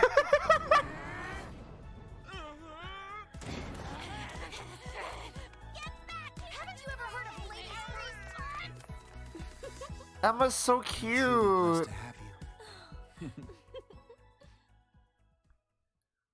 Oh, that's my wife. Oh, it over. It over. Wow, we fucking do it, huh? I know. But hey, at least you get to see the really cute outfits right at the end. Uh-huh. You know what we never did? The costumes. Yeah. We never actually had anybody wear the costumes.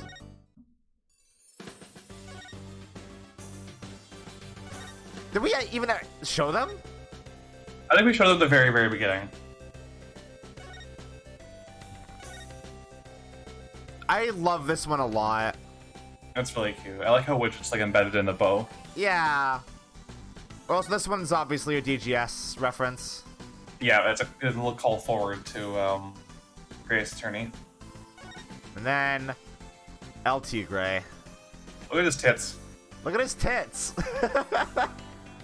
That's some impressive cleavage you got there, Nick. All right. We've done it. Ingration. We finished mainline Ace Attorney. Wow. That, you know what? That was a really good case to end it on, I think. I'm glad you thought so. Like, to just, like, loop it back around to the beginning. Give us that little bit of nostalgia for, like, the start of this year. Yeah. Yeah, that was very, very fun. I liked that a lot. So, hey, for the record, we're not totally done with Ace Attorney forever.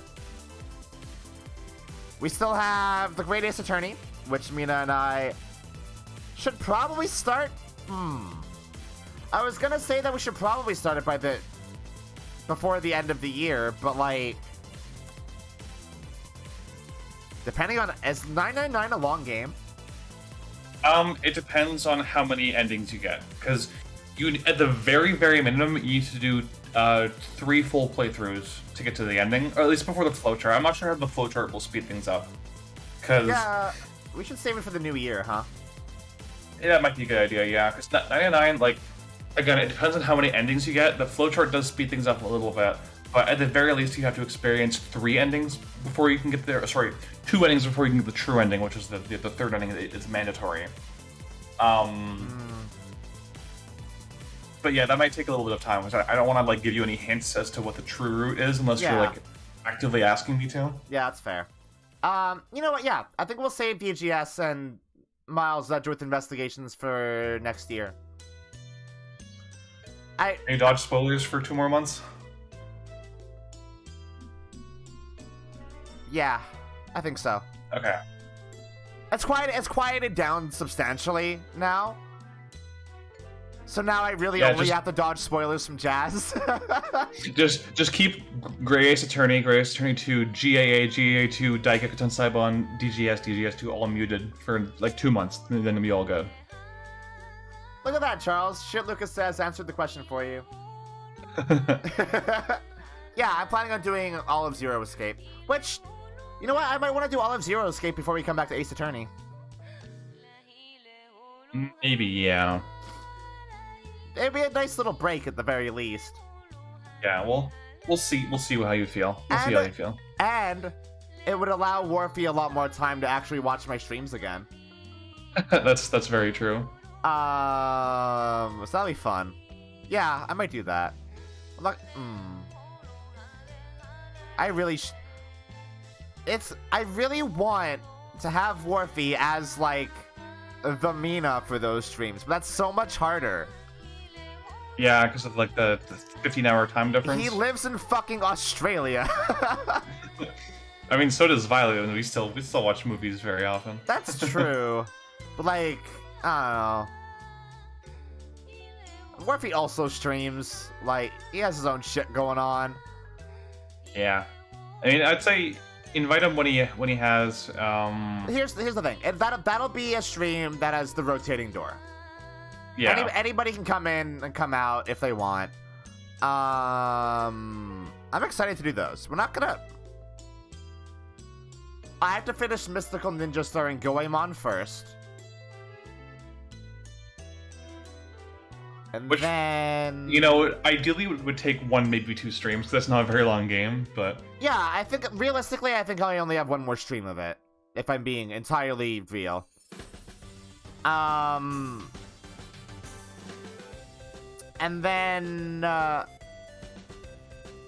don't know. Mina, we'll have to discuss, because we were talking about doing, like, Legend of Mystical Ninja. Yeah. For the Super Nintendo. And I think that'd be a fun... So we don't tend to do co-op games here, really. Yeah, and it might be difficult, because if Parsec introduces an input delay on a game that's that... finicky and hard, Yeah. it'll be a nightmare. Yeah, so we'll have to do some testing on that. But that's for us to talk about off-stream. Hey, Mina. Once again, from the bottom of my heart, thank you for joining me on this journey. It was fun. It was amazing. From the bottom of my heart, it was absolutely my pleasure. I am so extremely grateful that all of my badgering paid off and you enjoyed this series as much as you did, because it really is near and dear to my heart. Like, I'd say it's there for me now too. Yeah, this is a series I get really emotional just like talking about. So the fact that I got to experience all of it again with you in a year is it really reignited my love for this franchise as a whole. Yeah, these were some of my Val and I were talking, and like Val said that Tulip was like my best playthrough, and I was like, yeah, I like Tulip a lot, but like the Ace Attorney ones I think are gonna be the ones that I forever just like look back on really fondly, because they're incredibly fun. They're just good times, and I got to have good times hanging out with my friend Mina. Aww. I feel like we brought a lot of good energy today too, because we had to. Yeah, we had to. We had to. I feel like this was up there for like the Ace Attorney streams, because we had to make it special. I let myself be a bit more unhinged than usual. Yeah, and I made a lot more jokes than I usually do. I'm glad we got to do things like the extended Saw 4 tangent, and the Pussy's so good it gives you amnesia. Yeah, and a lot of innuendo between Phoenix and Edgeworth. It's good. It's my favorite. Some of the jokes were even funny, I think. Maybe. I don't know. That's not for me to judge. To more people than maybe just us. I don't say things because they're funny. I say them because my brain is broken. I say things because I think they're funny. That is the only reason I ever say things. There you go. Listen, that's the only approval you need. It's your own. If I can make myself laugh, that's all that matters. Exactly. Alright.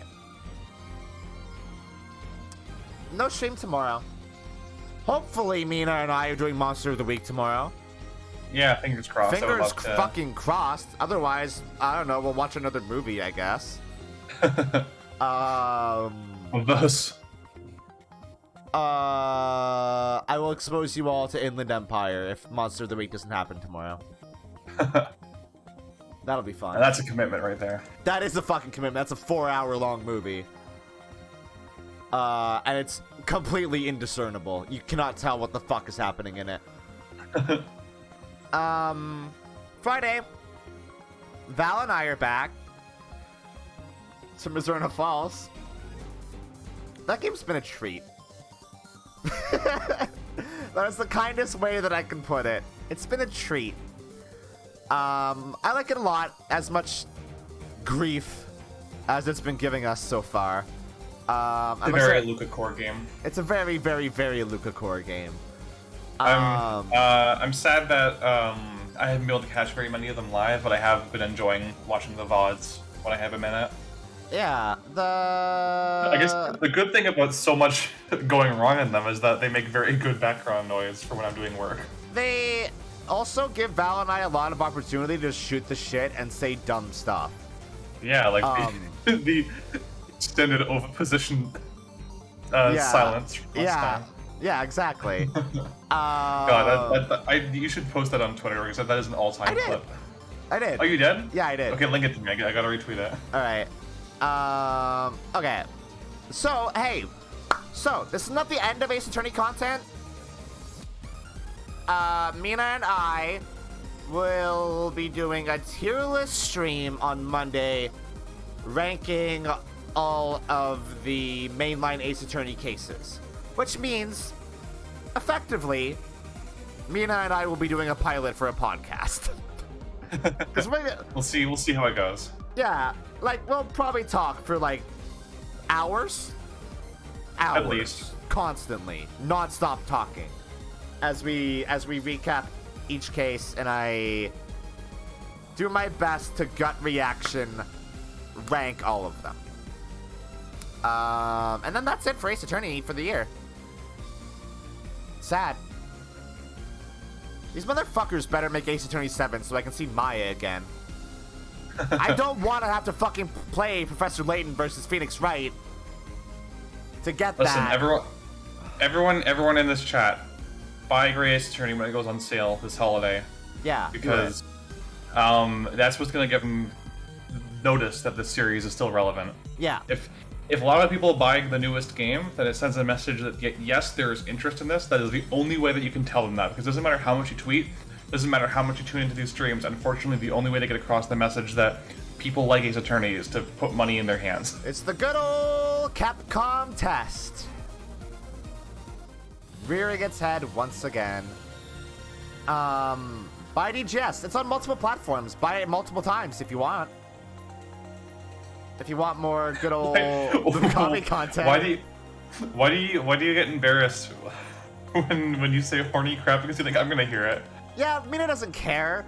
Mina said some incredibly horny shit on this stream today.